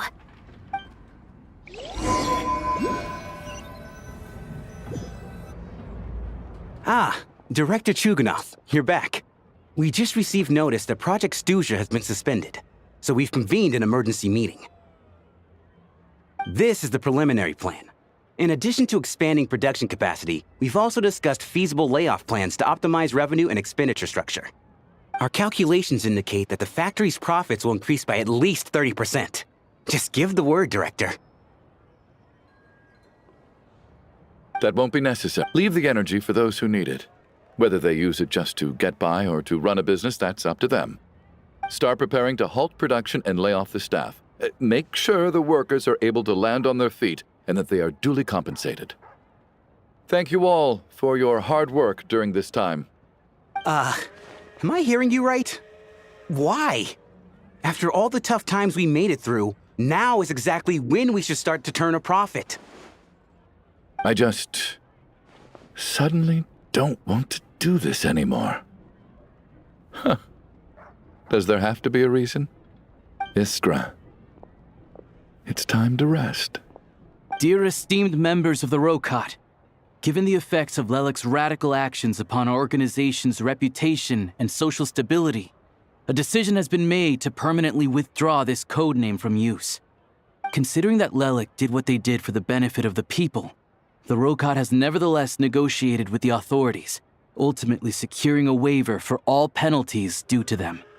Lelik will be suspended for a period of time.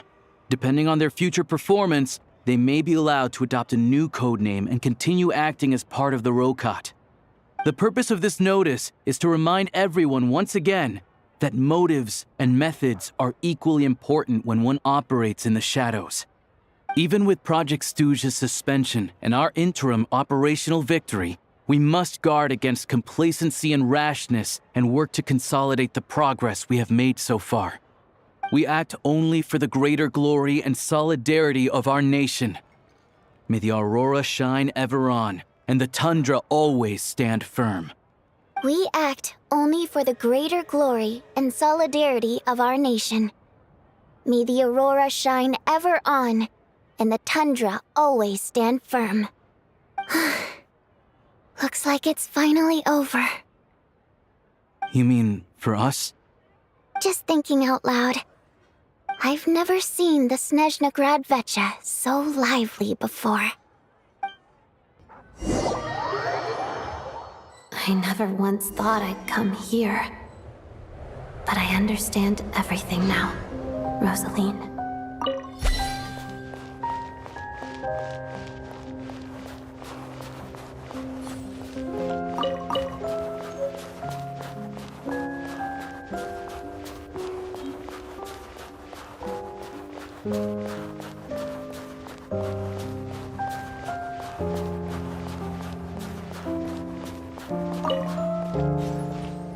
I've seen Spirit Seeker performed many times, including by your mother.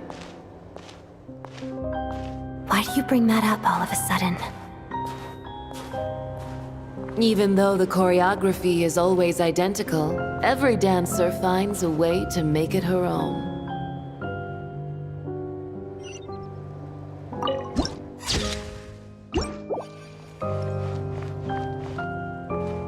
So you actually want to talk to me about ballet? I just think it would be a pity if the dance was lost to history. She didn't teach it to you, did she? That was an unusually subtle taunt for you.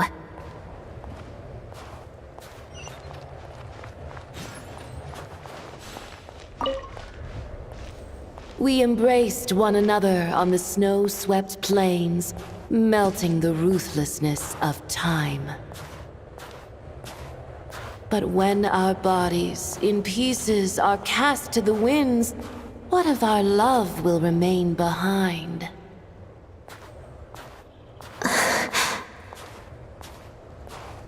Don't tell me you can't sing.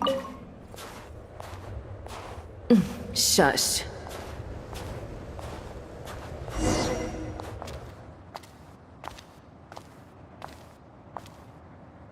I understand her hatred. The Fatui robbed her of the life she should have had. I never opposed her dancing. Yet still I became an enemy of her ballet. I'll just keep my distance. Many despise me. I'm used to it. You're certainly not one to shy away from confrontation. But children, they need a different approach. I'm hardly the most maternal figure. Yet, she is a child. In my experience, while a father commands authority, he must still yield to love. You should tell her what you think about her dancing.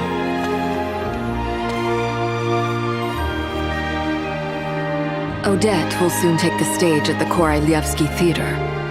This could be your chance. Geonosis secured. It went smoothly. I'll be there. Have them send me an invitation.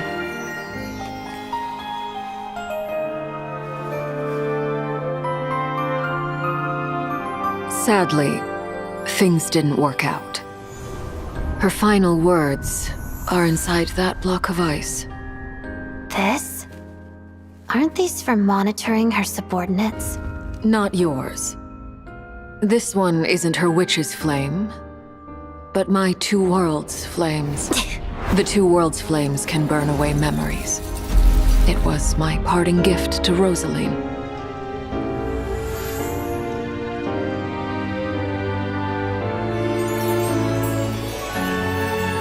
If all goes to plan, she and I will both live to see the tsaritsa succeed. I believe she'll find peace. But if anything happens to me, she needn't follow in my footsteps. The cryo-energy will fade away in time. Then the two worlds' flames will burn away all memories of the Fatui. She'll be free to dance. She deserves this. I will handle the aftermath. The choice is yours, child.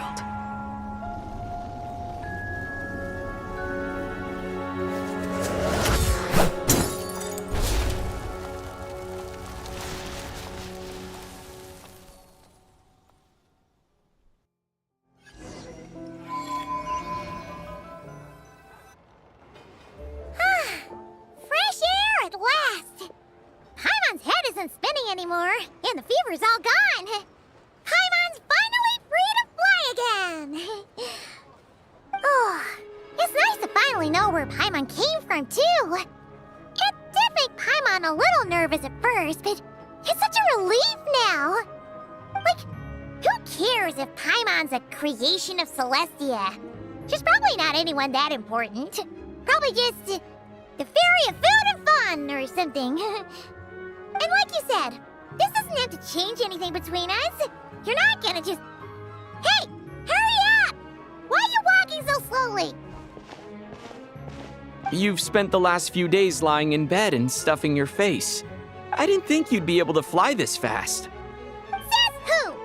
Paimon's as agile as ever. They don't call her White Floaty for nothing. Paimon originally wanted to check out the bookstores in Snezhnaya, but she's more in the mood for flying around right now, so let's save that for later. Wait, they've got light novels from Yai Publishing House here too. Huh? And story from Fontaine! Wow! It got a sequel! The local Snezhnaya books look pretty interesting too, but also kinda heavy. Not the easiest things to lug around. I thought you were in the mood for flying around. Paimon can read while she flies. Hey! Look at these two dolls! Which do you like better?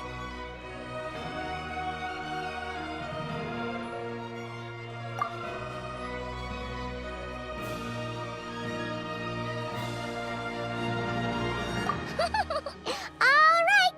Boss, we'll take both. Paimon will have the other one.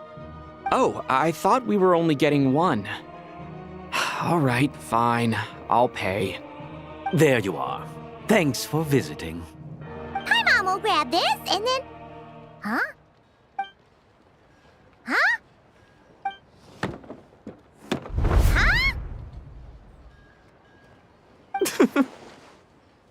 How many layers does this thing have? And what are you laughing at? Huh. You knew all along, didn't you?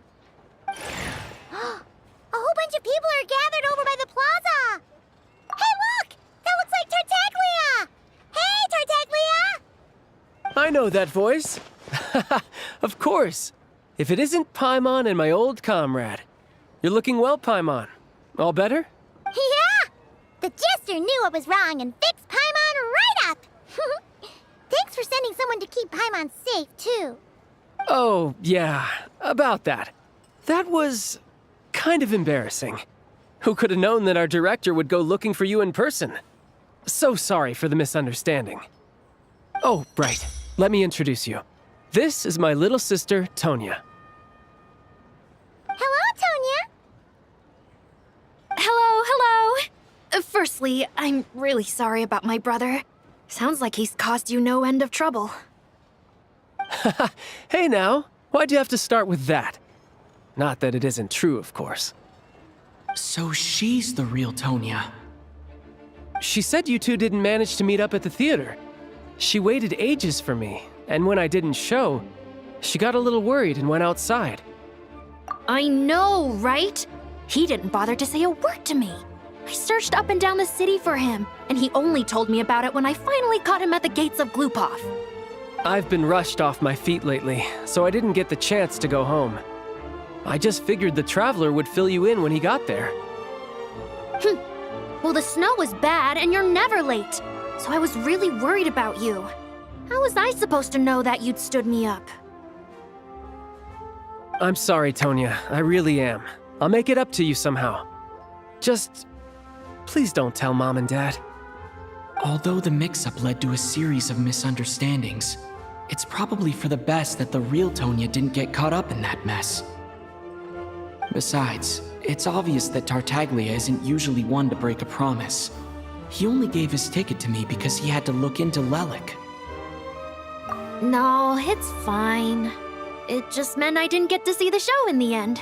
By the way, what did you think? You were one of the first people to see it, you know? I would say... the best is yet to come.